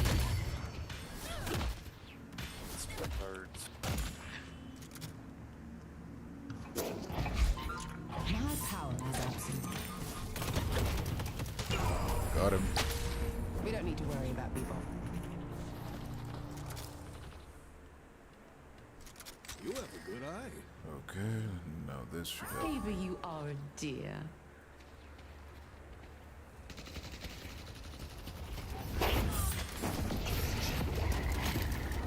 Death awaits.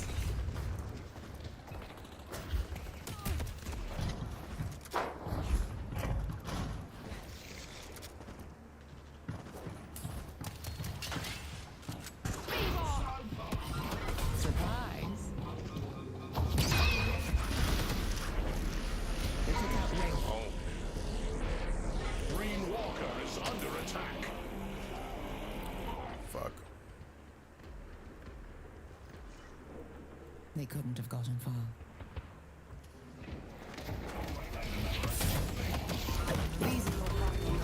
I'm dead. I was too crazy and tried to attack Bebop even though he most likely had bomb. Oh no, this might actually turn rough. Need to find a way now. Need to start thinking of a strategy right fucking now.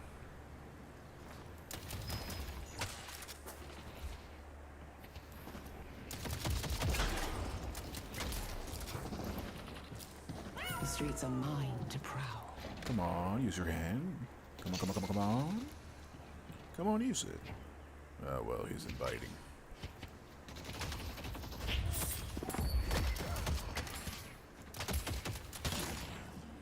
I'll always invest in you, my dear. An excellent choice. Let's see what I can do then.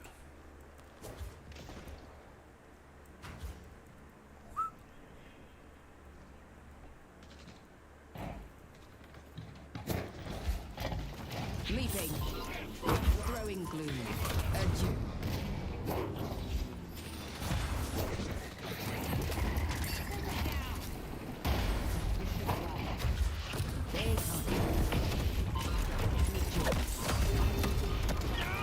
Bebop is one hit away. One single hit away.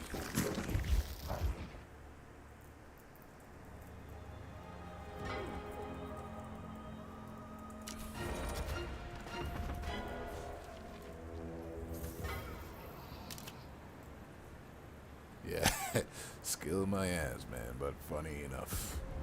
They destroyed the Guardian on green. Crap. This is a bad game. 1 to 10 already, beginning of the lane. Is under attack. Yeah.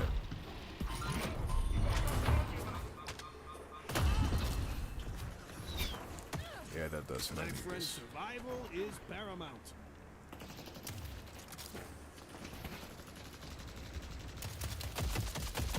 This is gonna be a rough game, sadly. And I don't know how to flip it. The lead is getting way too big already. And it's only beginning of the game. We can win still, but there needs to be something that we can do.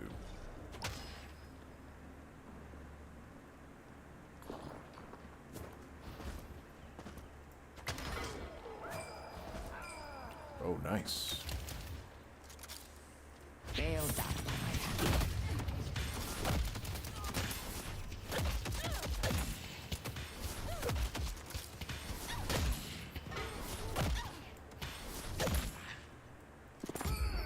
Bring your Very enemies nice. low. Let's go for a walk, Ava. I'll get in and strike. Both of them are too high health right now. I need to work. It's time to play. I'll be the last thing you see. Careful, Mirage is here. Get out of there, Wraith. Ah, crap. Mirage is missing. We are dead in blue. We cannot fight a three of them. Run, Wraith. It's not worth it.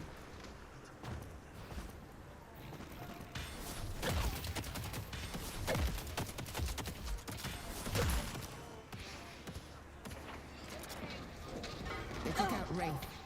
Yeah. Sadly, Mirage is too hard right now. They destroyed the Guardian on blue. I'm gonna need to go tank even if I don't want to. Crap. I cannot die too many times or it's gonna be game over You for me. came to the right place. Also, I need to farm. I cannot kill anybody right now. I'm an assassin for this build for the moment until I become a tank. I'm ready to have some fun. I'll be the last. Fuck it, I'm just gonna have fun. Rich buff saved.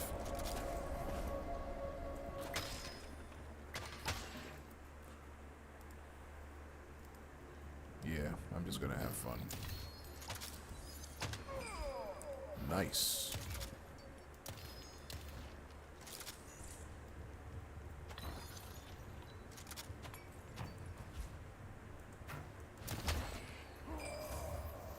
Very nice. The spirit urn is waiting to be claimed.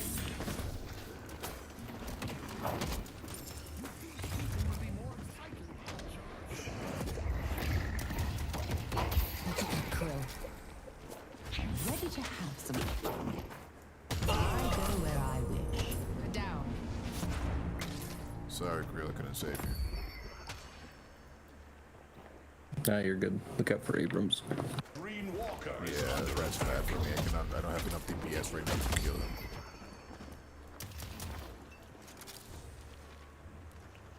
Oh boy. Stay strong, buddy. Charge.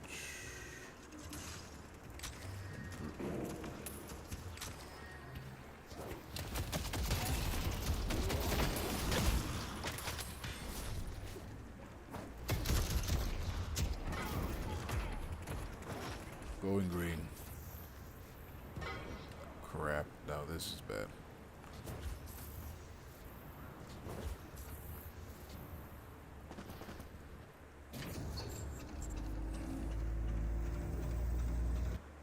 My power only grows.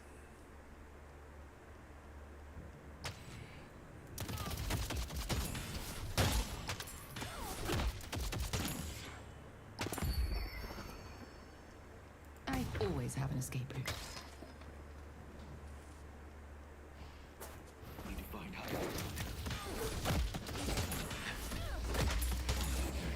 Crap, let's get back. Mirage is here.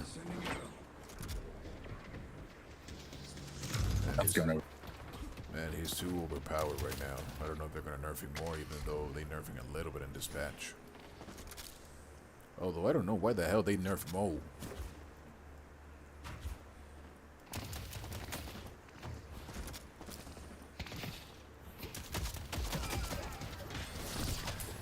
Let's go for a little stroll. Initiating.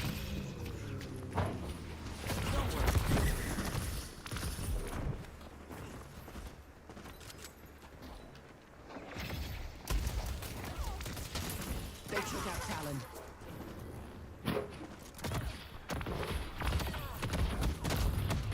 Leaping.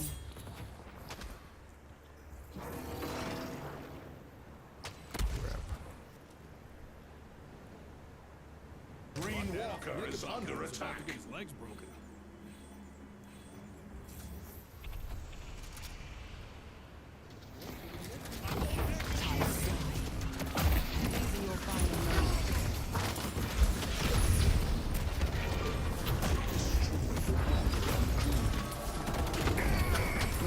Ah, crap. Fighting Mirage is a pain in the ass.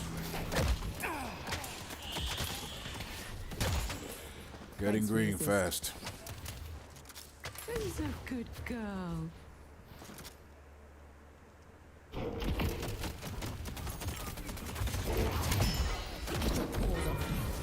Taken our yellow guardian. Going yellow. You earned my favor.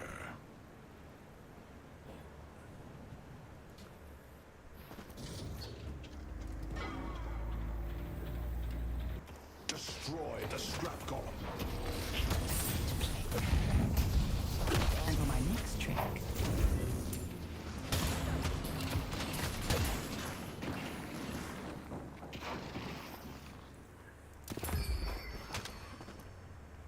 They're about to pay. Blue is one tap away. We should be able to get another flex lot easy.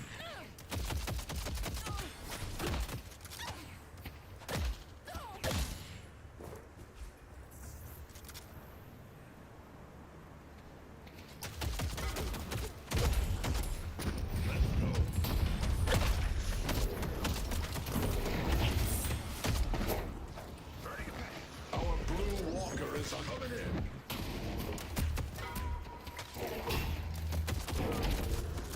Rage buffs active. I'm dead. Bebop is here. They can't run.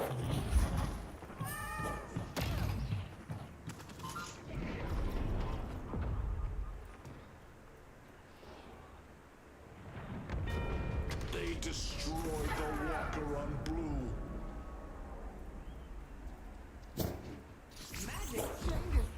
The spirit urn is waiting to be claimed.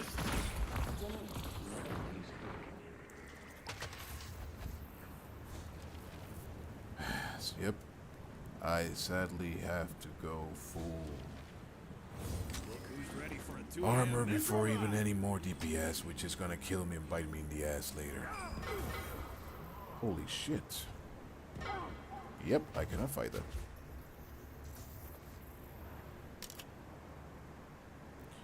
It's too early for that. It's bad. I'm not going to tell you anything else, but we can still win. Or even if we lose, I lose swinging.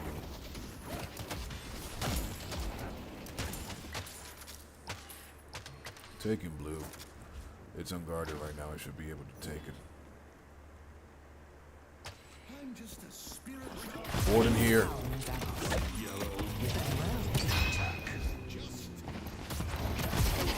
Fuck. Bebop 2 here. I'm dead.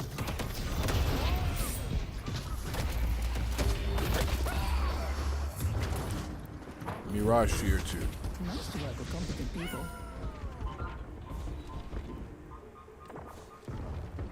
They took out Infernus. Crap.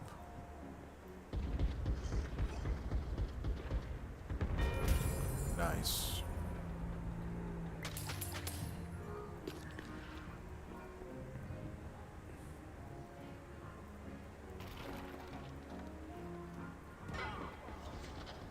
I should not go there.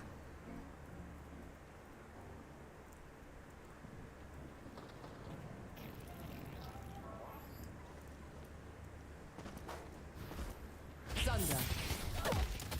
There is no mercy.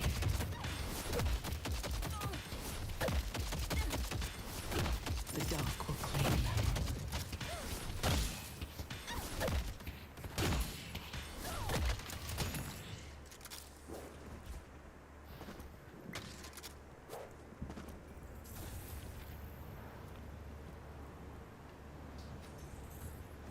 I see Warden. I see Pocket. Going urn. Oh fuck, get out of the Wraith. The urn has been dropped. They'll die by my hand.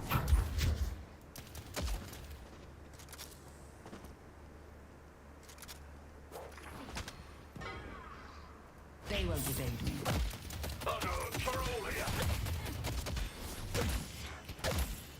Allow me. A yellow walker is under attack. Going yellow. The spirit urn is waiting to be claimed. Have a chance.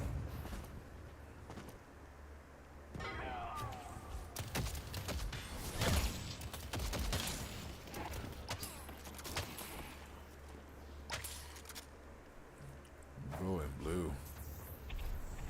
Enemies have breached our stronghold. Good luck not getting shot.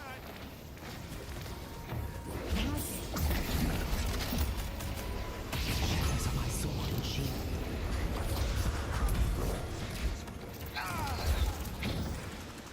It's where did they go?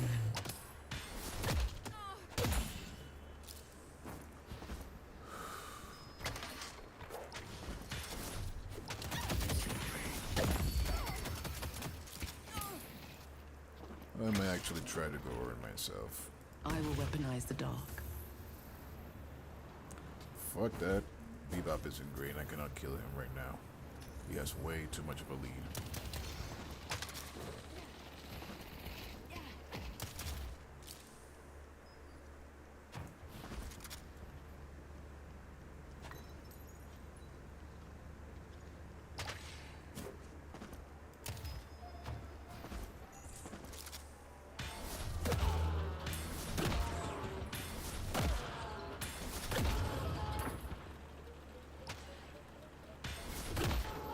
Ava! Ready to have some fun. Our yellow walker is under attack. Nope. Mirage is here.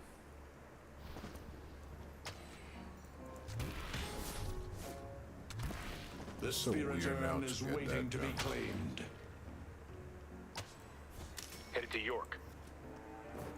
Have fun. Don't get dead.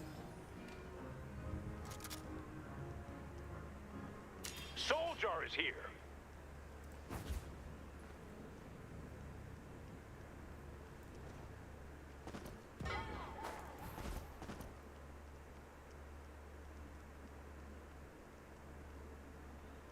it's not worth it.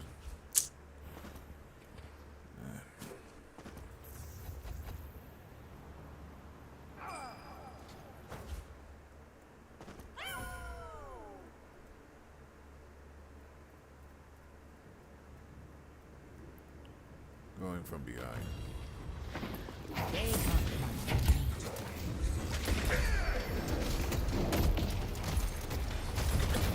Shadows call and I answer.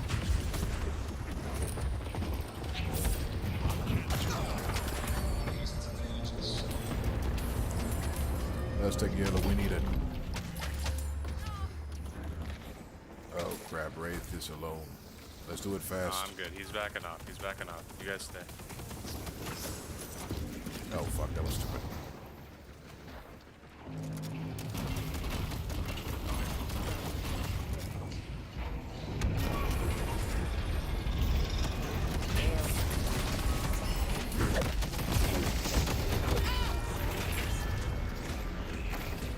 Nice work.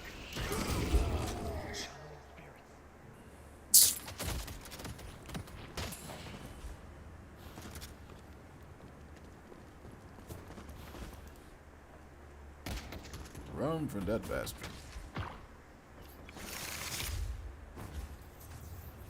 Although right now the biggest problem is Bebop 100%, even though Mirage has the biggest kill count, Bebop has the most damage.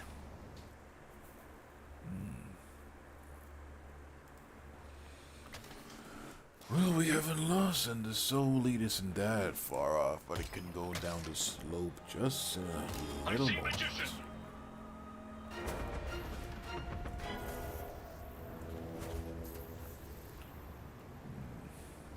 I haven't died a lot, so I'm not feeding at least, but I could easily get screwed over.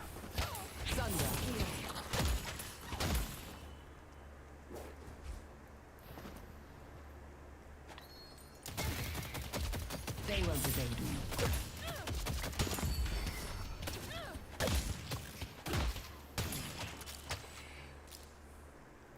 I cannot push more. They're coming this way. I see Bebop.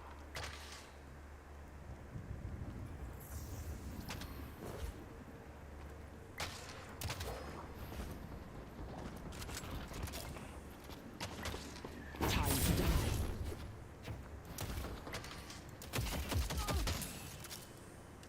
Go in, Blue. Oh, thanks for your help, Ava. It's time to play. There is no mercy.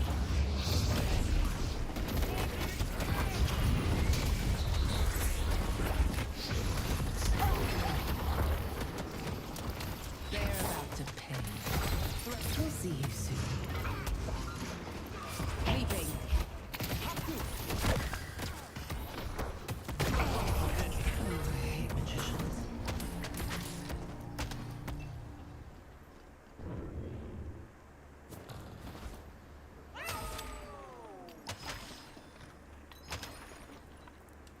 Going back. Oh crap, this is bad. Real bad.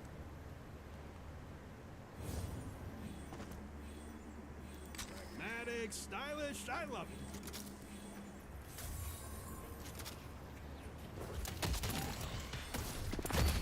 My They're power going is mid. your power. The good news is that we will respond before that, but fuck. Let's see if they're prepared for this.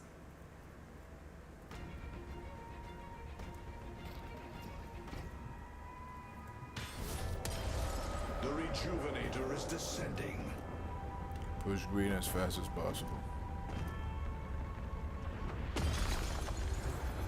We took the rejuve. The Spirit Urn is waiting to be claimed.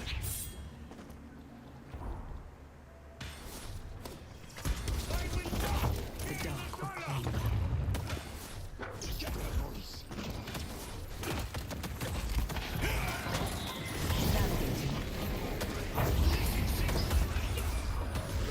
Oh shit, this was insane.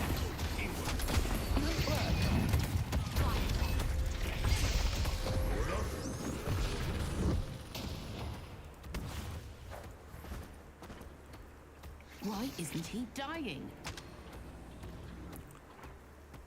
Let's kill Abrams.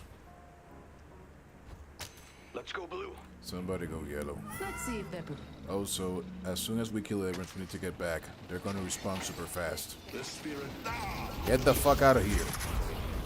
Your aim is impeccable, Wraith. It's not worth it. If they got us, we're dead.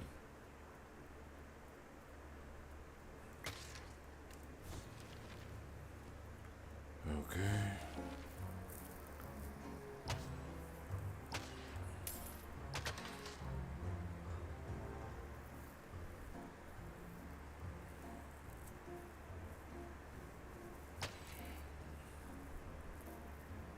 Maybe I could go alchemical fire, actually. They could be coming for me any minute now. Little bit of advice. Don't get caught. Enemies have breached our stronghold. Uh-oh, Dynamo! Oh, crap. Time to move. Our yellow walker is under attack. They're killing the yellow even with the shield. Holy shit.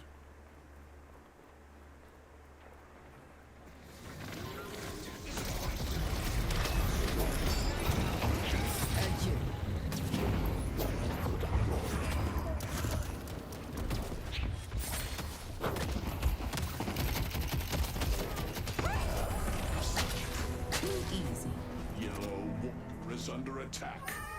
Stroll.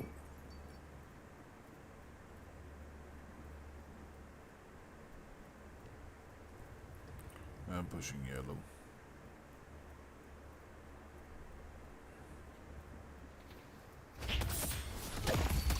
Receive the blessing of the Amber Hand.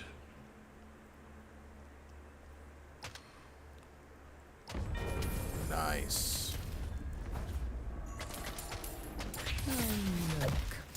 Death brings consequences once more.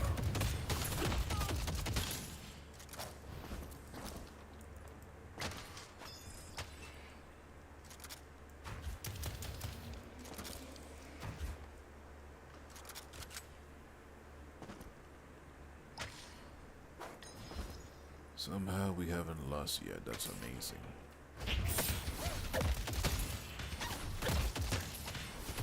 I can't spend this when I'm dead.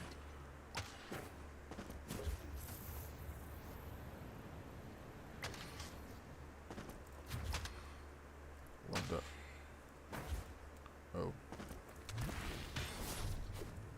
Profit.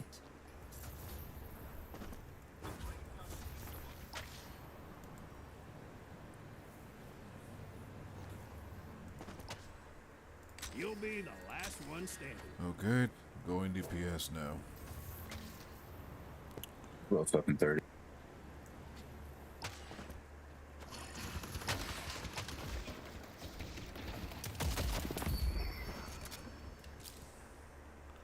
Going yellow side then.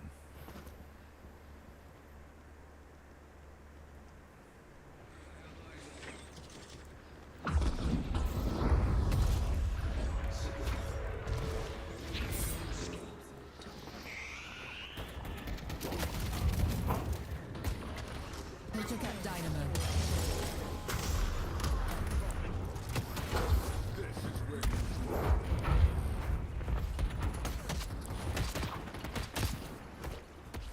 Protect the Crap, going green. stronghold.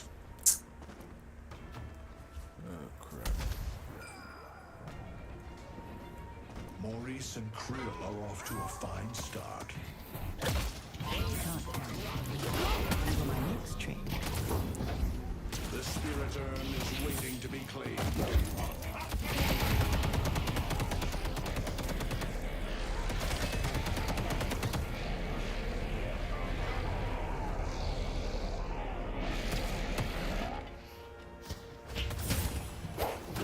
Darling, you don't have a chance. Fever has me.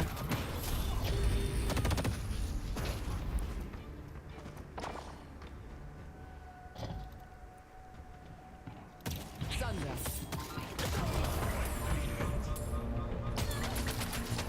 Ole.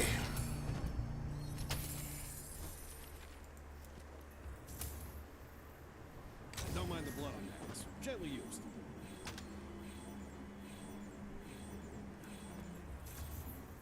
Going green. The streets are mine to prowl.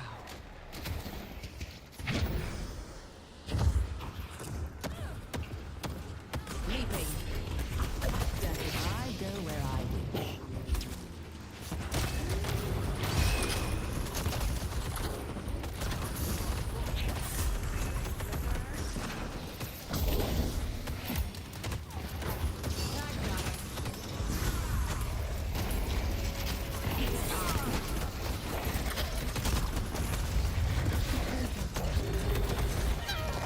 That was stupid.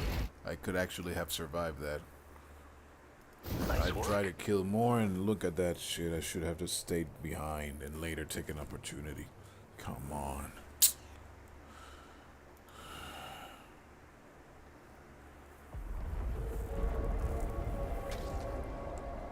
Fuck.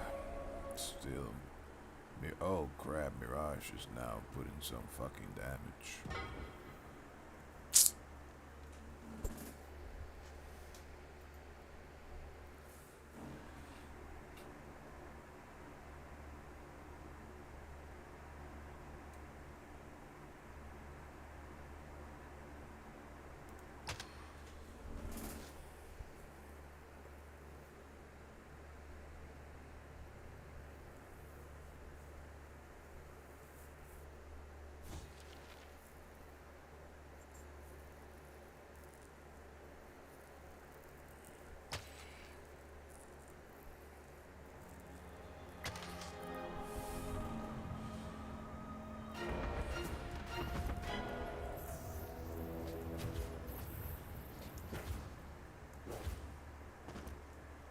Going yellow ASAP.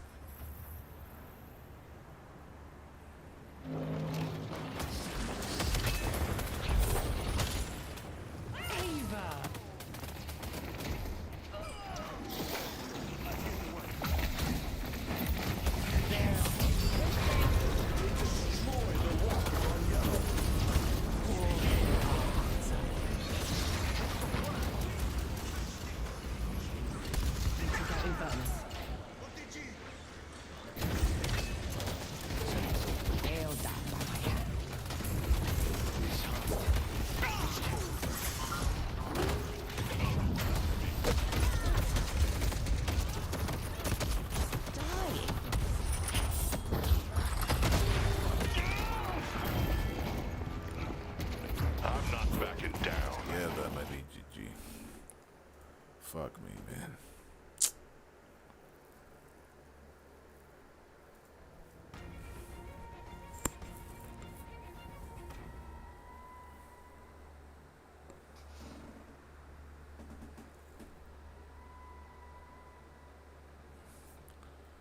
Holy crap. All of them are half health. They're so close to dying. It's such a shame. I got them all! You beautiful bastard! Alright, I think I'm getting the hang of this. Dynamo, what the fuck, dude? Hey, Bebop did it all. You're right there. I don't have words. We can maybe get blue or maybe get mid, but we need to do it ASAP or else we're screwed. Although we have a problem. Sinclair is alive and he has ult, and he can get your ult. He's been using my ult more than I have. Oh crap. Yeah, Well, it's sick. He generates his ult faster than like. The spirit urn is waiting to be That needs to be nerfed soon. So, mid or blue? We need to get this fucker. Well, yeah, the less.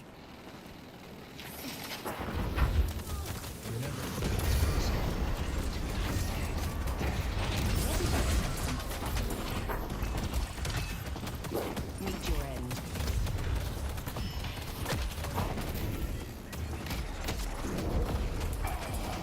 Nice. Let's get out of here.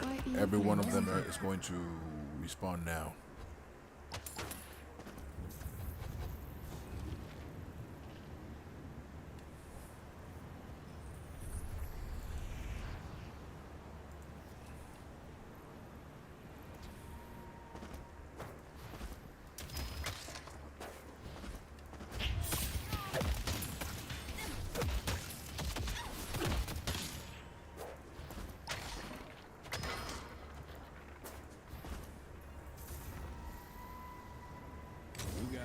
sense of taste.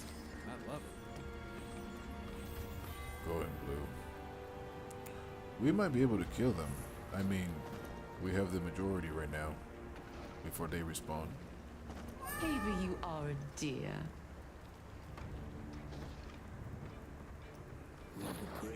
Careful. Pushing yellow. Shit. Now we don't.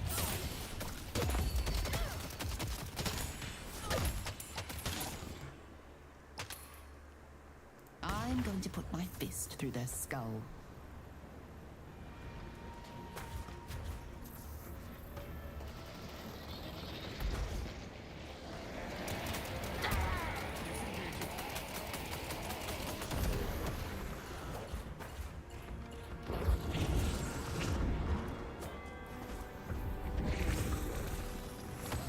Protect the stronghold.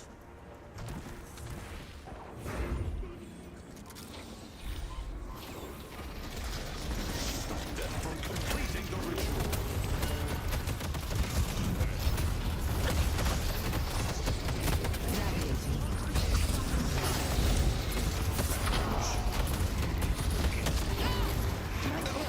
They're so low, all of them. Holy shit.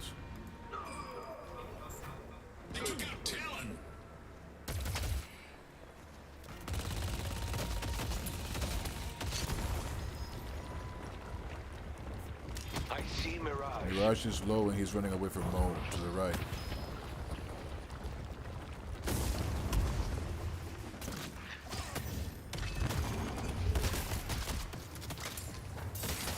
We need mid now.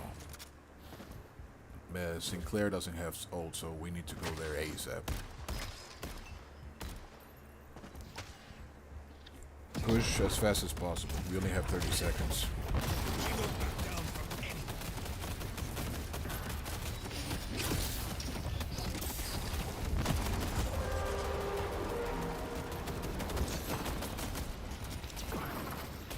Oh, we're in it now. The rejuvenator is descending. Only Sinclair is alive here. Nice. We have you now. Pushing green. Also getting good spirit.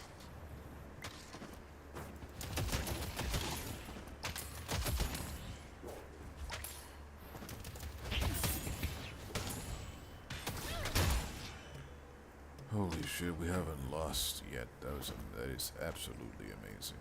They're about to pay.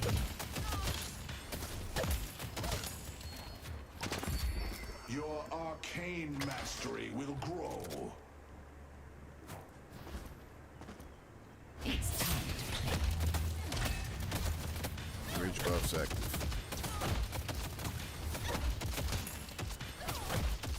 These are your final moments.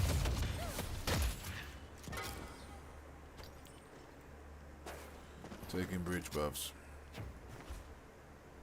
Catch me if you Oh can. crap. Oh yes.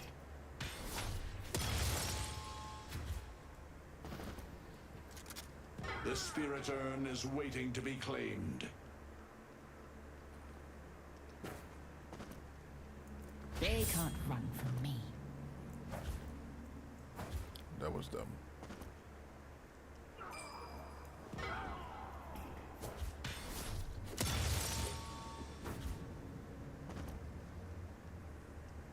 I'll get into position.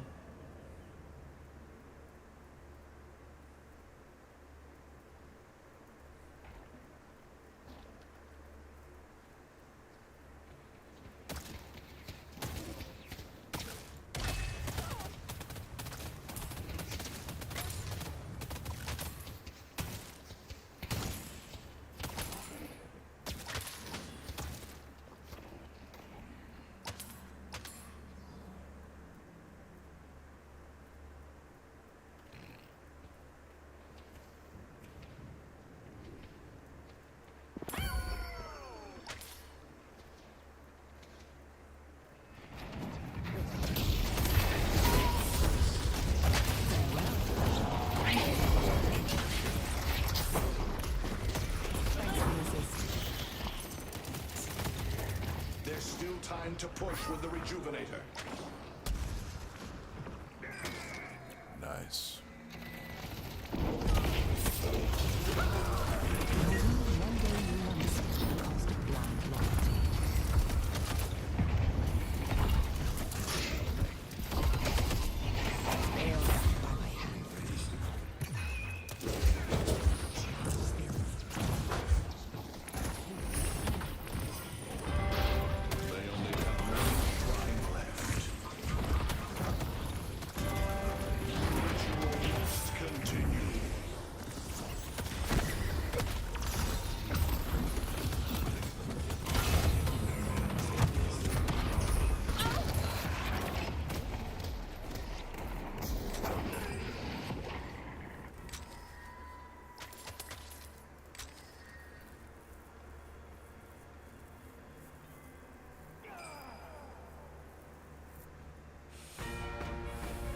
Nice.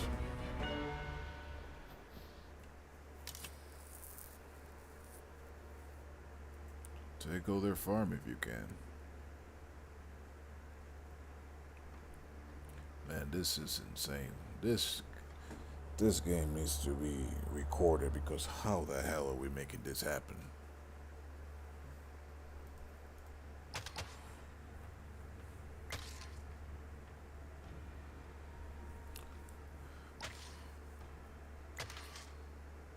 Mo, Dynamo, Talon, and well, those three are actually the big pillars. I'm doing some jobs, some good job in some cases, and even though Ray died a lot, he's still doing his best. And Inferno hasn't died that much compared to the amount of deaths, kills, and assists he has. So it's more balanced than I could have ever expected.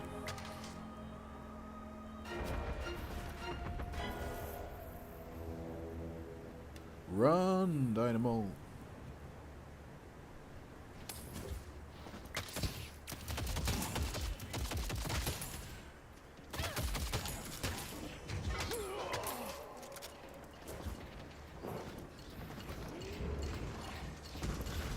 Dynamo, if you catch them, I have enough DPS to kill them, at least now.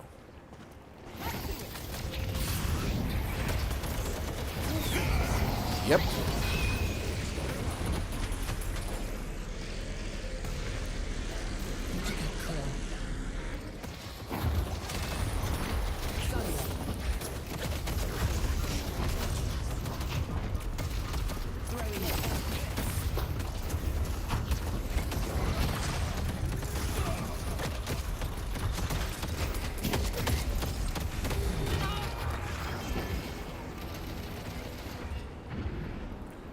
Abrams is so low. Crap. We only killed 2. Sorry, Dynamo. I got Bebop in there too. Would have been fine, but he just had his ult up right then. Well, this might be this is going to be the moment of truth. They either come here and end it, or they go mid if they're greedy enough. If they go mid, we might actually have an opportunity. If they come and end it, well, it's on you, Talon and Infernus.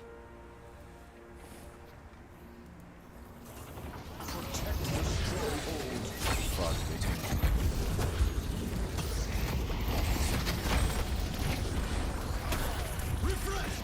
Oh, crap. So close. Good game.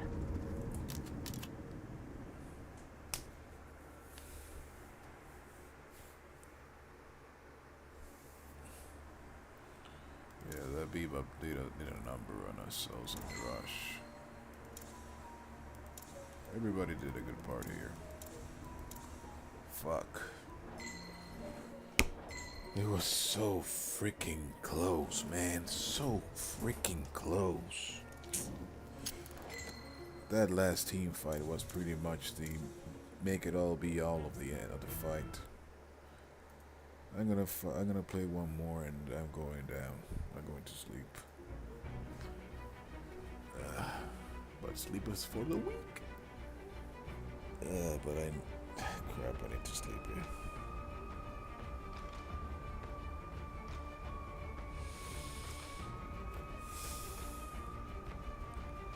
What could I have done better? I was doing a good job assassinating with the build. Maybe I should have changed to something much more survivable.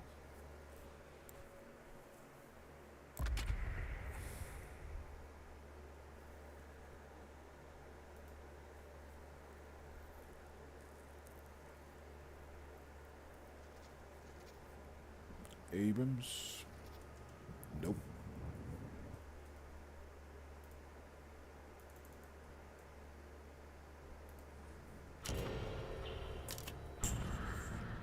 Good luck, have fun, and enjoy.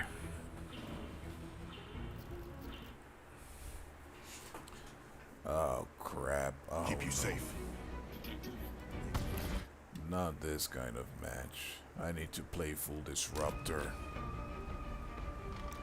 I need to play full disruptor. This is gonna be holy fuck. This is the kind of matches that pains me as an Abrams.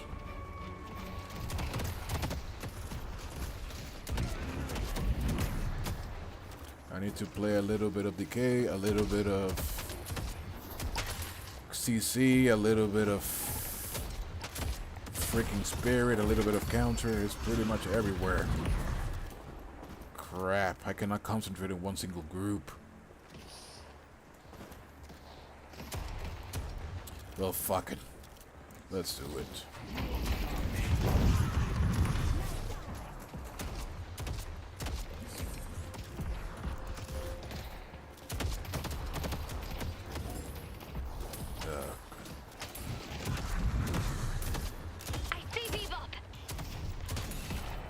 I'm gonna start with the K.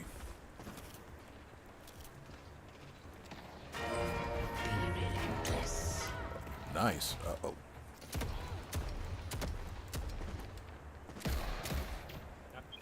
What's up?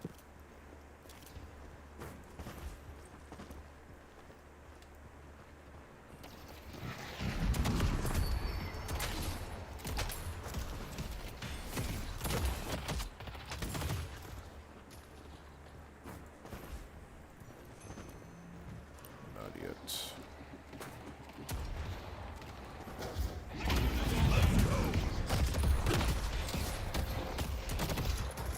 Lash low.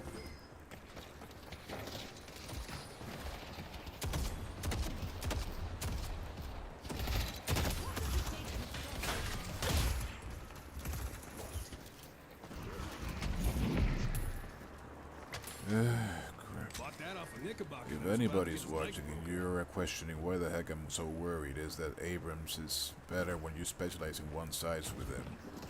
There's too many CCs against him in this fight. And when there's so many CCs, oh fuck. You need to find a way to literally counter everyone as much as possible to not get stumped. It's a pain in the ass.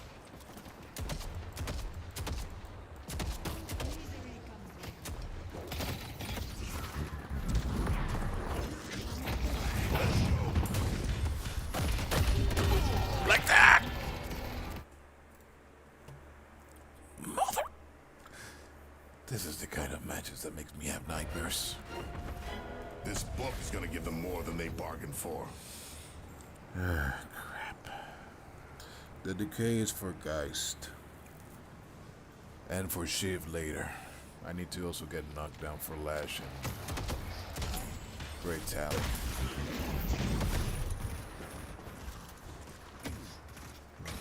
Wanna buy a mug to go with your gun?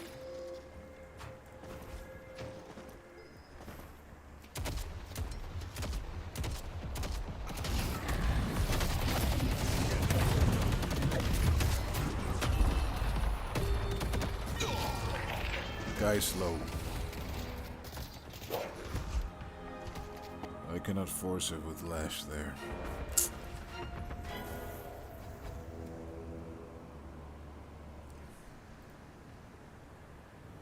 Sadly. Okay, I'm gonna play a little bit more defensive. If I'm going to disrupt, I don't need to die or feed.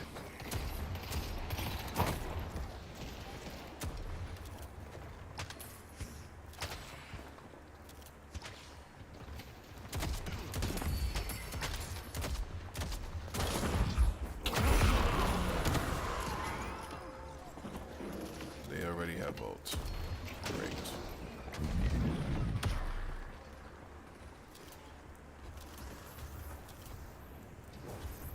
This book is dangerous.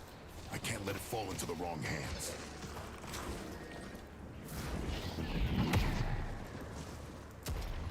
And they're aiming at me. This is bad.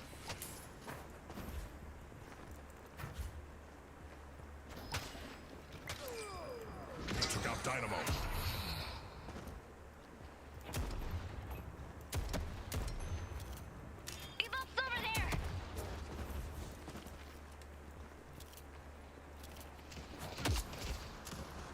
If you like that, I got some other stuff that fell off the truck.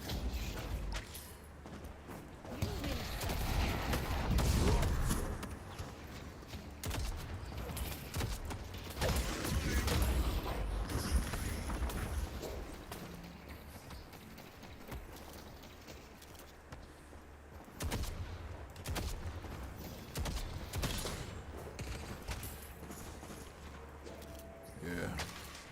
I need a regen first before more damage. Coming in.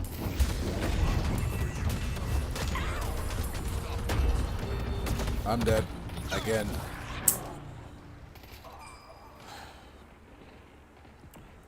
Even if I kill someone, Lash is gonna get me. 3-1. I see Bebop. They won't see this coming. Stone form's almost ready. 4-7. We're not that far up. Well, 8-4.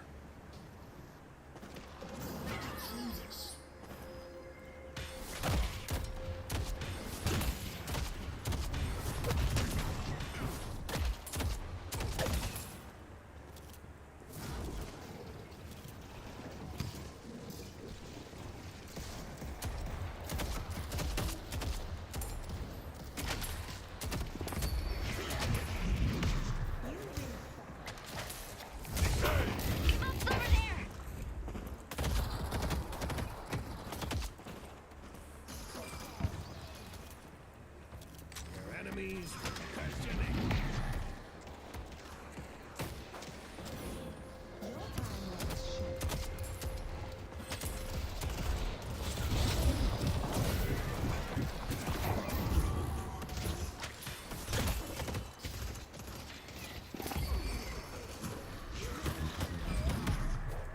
Swing by anytime. Keep fighting, Inverness. Ah, shit. This is under the ropes.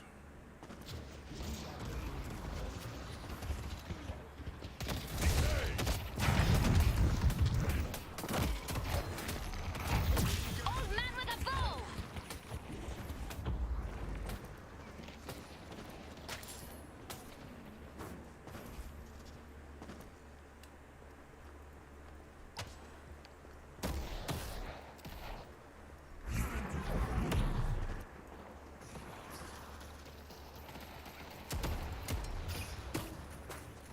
Guys, that's ult again. Shit, I cannot get close anymore. Let's take out Bebop.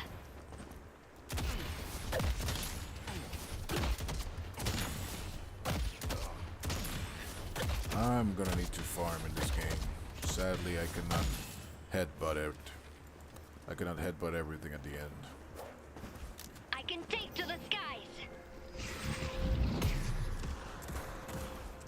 An excellent choice.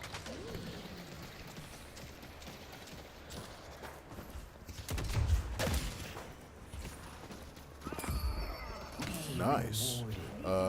We can push forward now. Dynamo. Lash is dead.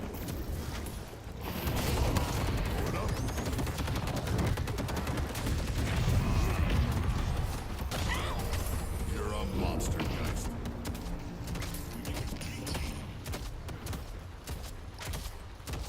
Lash's life is coming back. Flight's ready. Fall back. I hate Lash. Shit.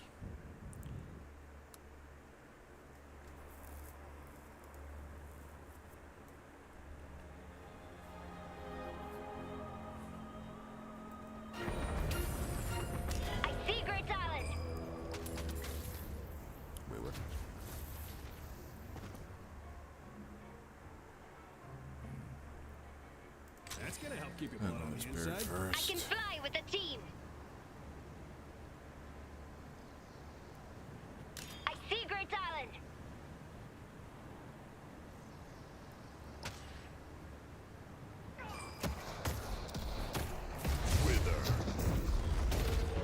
New boss has arrived. Reach buffs up.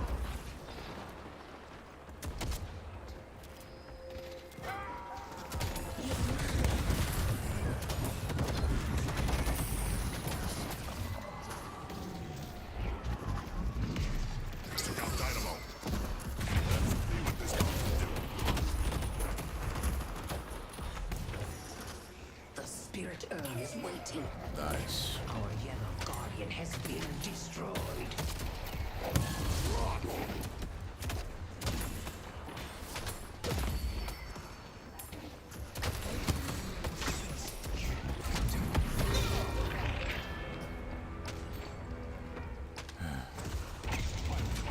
I'm gonna start farming.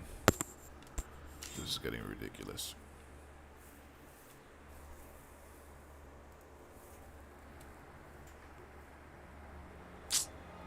I'm behind them, Dynamo. I see Lash. I'm not gonna feed anymore. Even though I killed 2 times, I died too much. Need help on Park. Well, let's see if I can help with that first.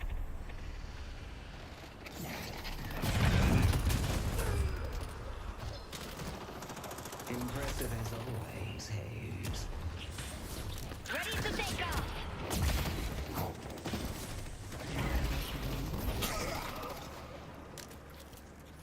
Today there will be a reaping. Our blue guardian has been defeated. Our blue walker is under attack. I give you a boon.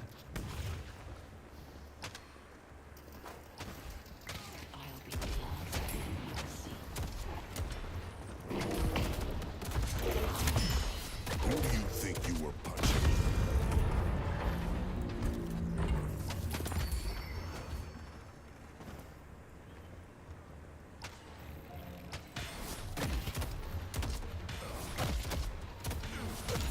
Should I go full armor now, or should I already get...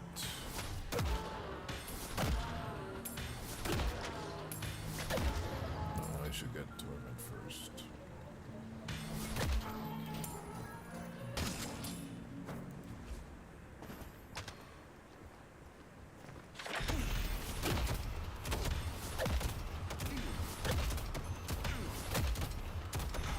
Well, thankfully the team is really competent. Even though I have died 5 times, the guys know this will be waiting. Come.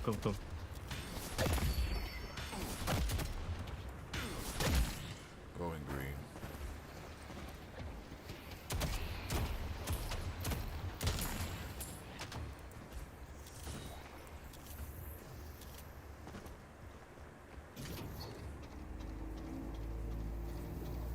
I can take off whenever.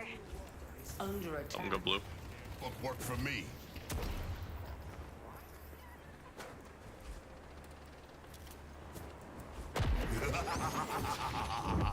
I see Geist.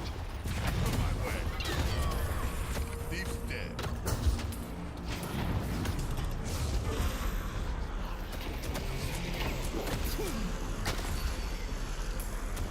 A new era is coming.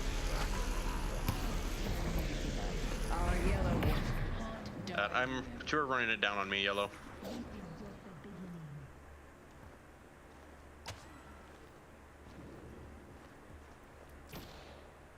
This could be a trap.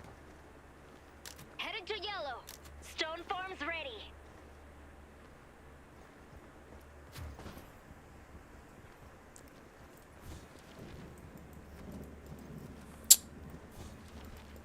Okay then.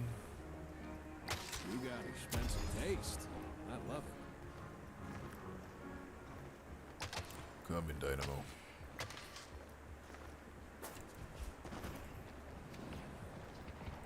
Let's go to Broadway.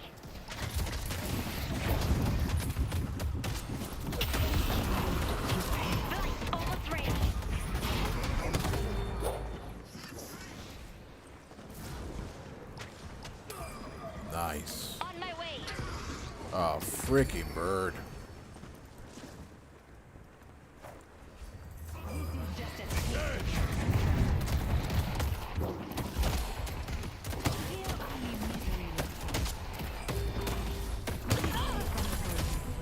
Don't bother getting up.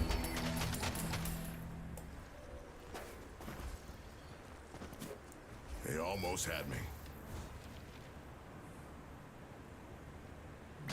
I need the stunned. Always need the stun. That is not questionable. I haven't fought great talent yet, so I can. And Lash is going up other places, so I can take that for later. Let's take out Sheev. Okay then.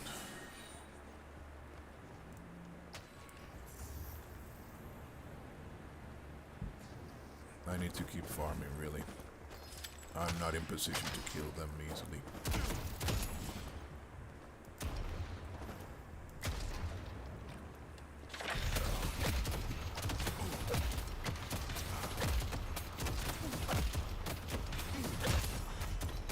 Headed to Broadway.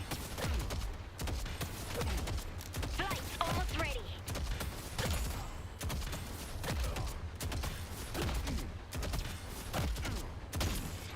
Our blue walker is under attack.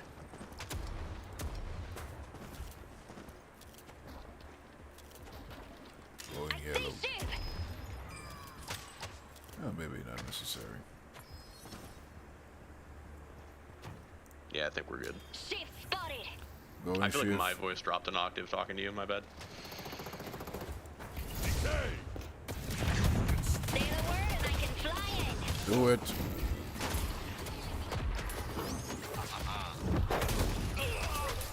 Poor bastard. Good job. We make a good team. Going from behind. Oh, crap. Look out for Lash. Run, run, run if you can. Uh-oh. I may be tough, but I don't want to take on the whole team alone.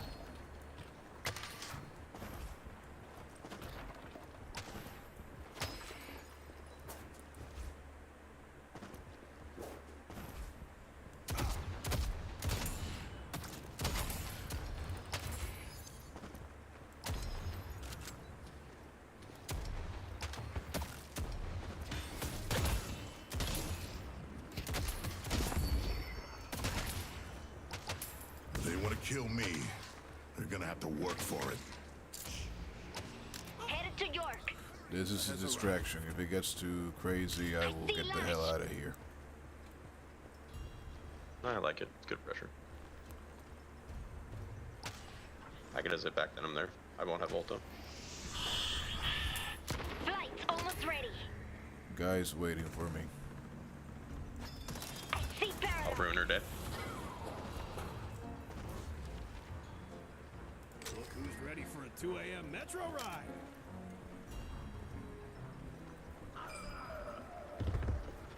I see paradox. Let me know if you need me to fly I don't in. know where I am. I'm hiding. Stoneform's almost ready. Ready. Thanks for doing your part to keep New York safe.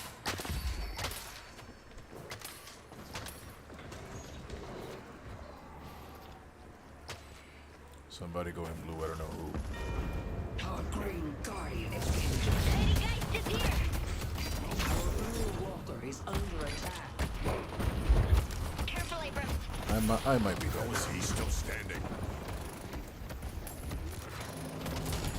Sheev spotted. I am not dead. Nice.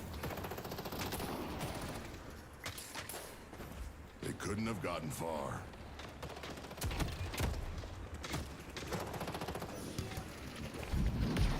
Damn, Lashel, we probably shouldn't run into this. Yeah, I don't like it. I don't like it. You're right. Yeah, Lash is baiting. Lady Geist is here. Lash is ulting me alone. What the fuck? Well, he wanted me dead, but fuck him. Gotta keep this up.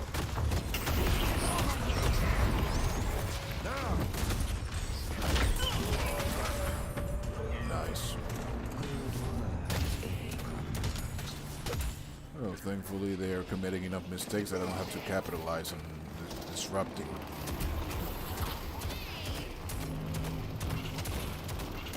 Let's go green fast. Also, breach buffs active. Soldier is here, headed to York.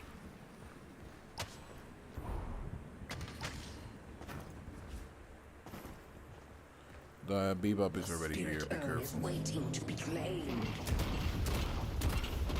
I see shit. We can go on them? No. I'm just making sure I'm not getting ulted.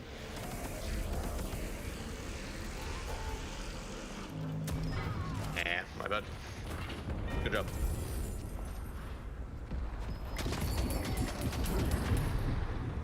They took out Calico. Crap, nobody's there.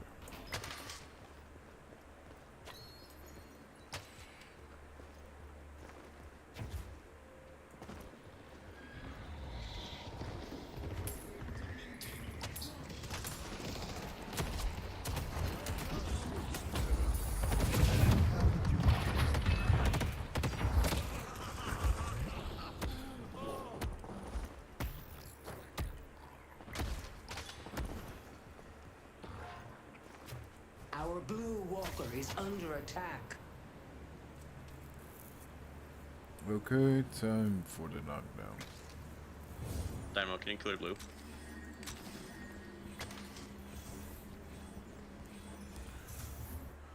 Okay. I see Paradox, ready to fly. To anybody... Oh, no, sorry. To anybody in the chat seeing we are the best viewers spawn this band. Those are freaking scammers. Has it. Even if I ban them or anything, they come back with a different fucking account. Going, oh no, going yellow. Is under attack.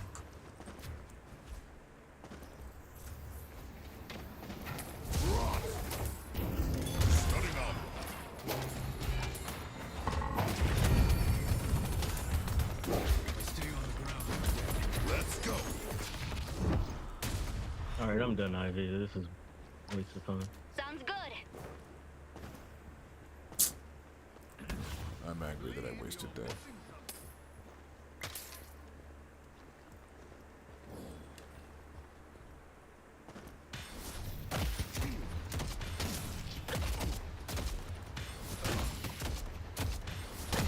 Now I need anti-heal and I need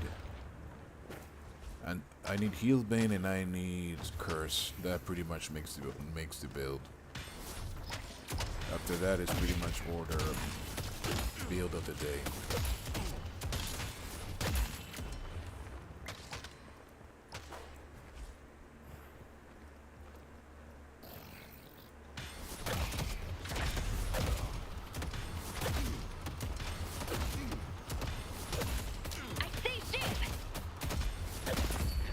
Your arcane mastery will grow. See Geist.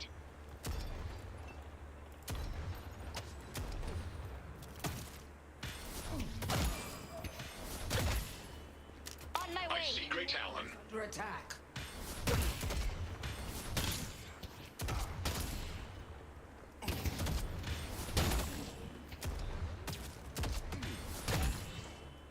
I got a whole lot of souls to spend.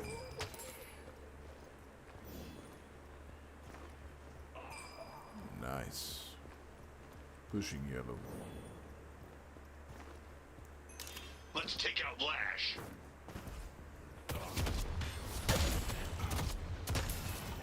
I see Lash.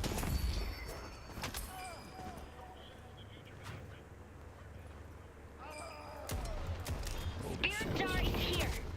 How do you load a mid boss? Mid boss? Mid boss? No, I don't know if we can actually. We don't have control of the lane. Although we have 40 seconds for Go, go, four go, go, characters. go, go, go, go, go.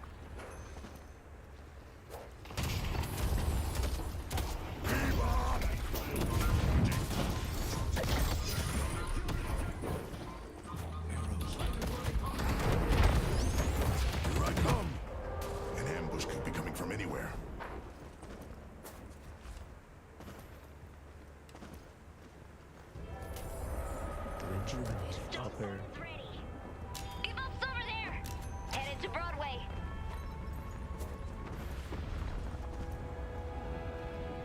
Flight's almost ready. The spirit urn is waiting to be claimed.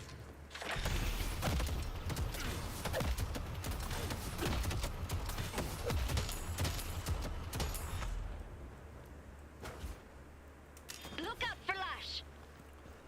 Well, let's get over the mobility already. I see Lash. Stay 2 steps ahead. I'm late to the party, but I'm coming. God, I hope I get to fly to mid.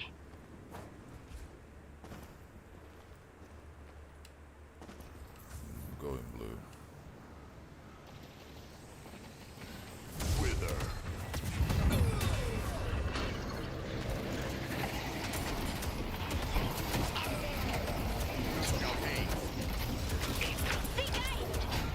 I'll be ready.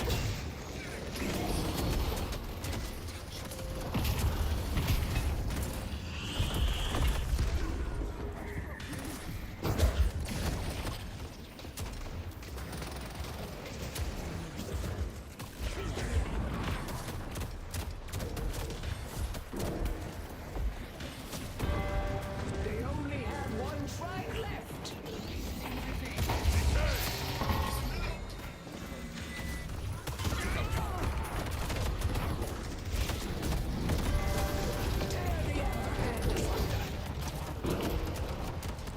Fuck, I'm dropping my frames.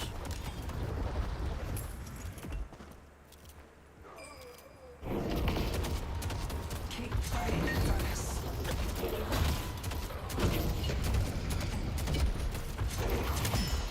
You wanna fight me? Time has come to summon me.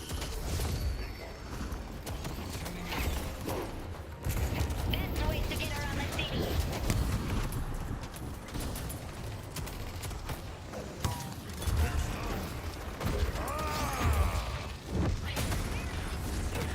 Can't stop me.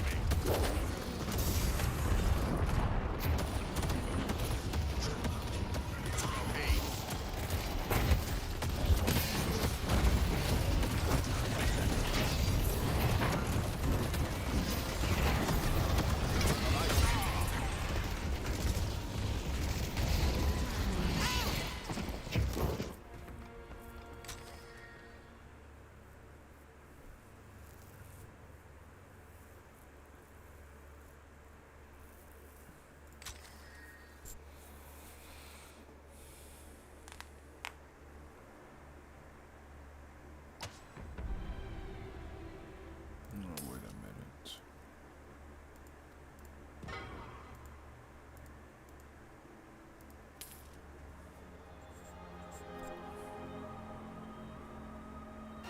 Today you're making history. Flight's on cooldown.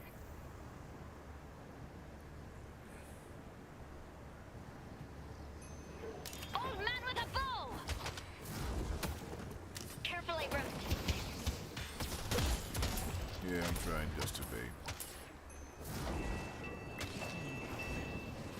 Wither. Take a nap, kid. Secret salad. Got him. You're outmatched. Delivered. Going blue.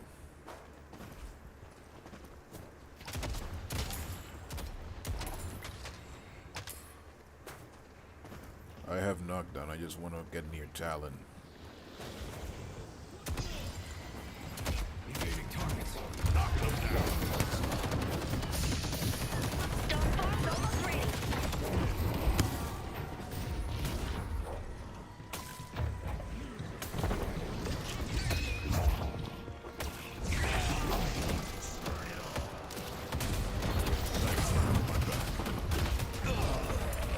That was weird.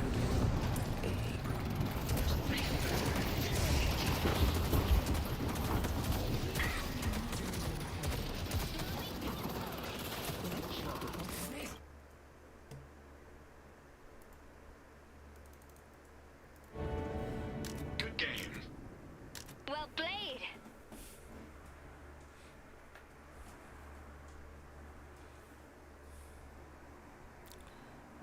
work in the end, thankfully. This kind of matches are always a nightmare for me.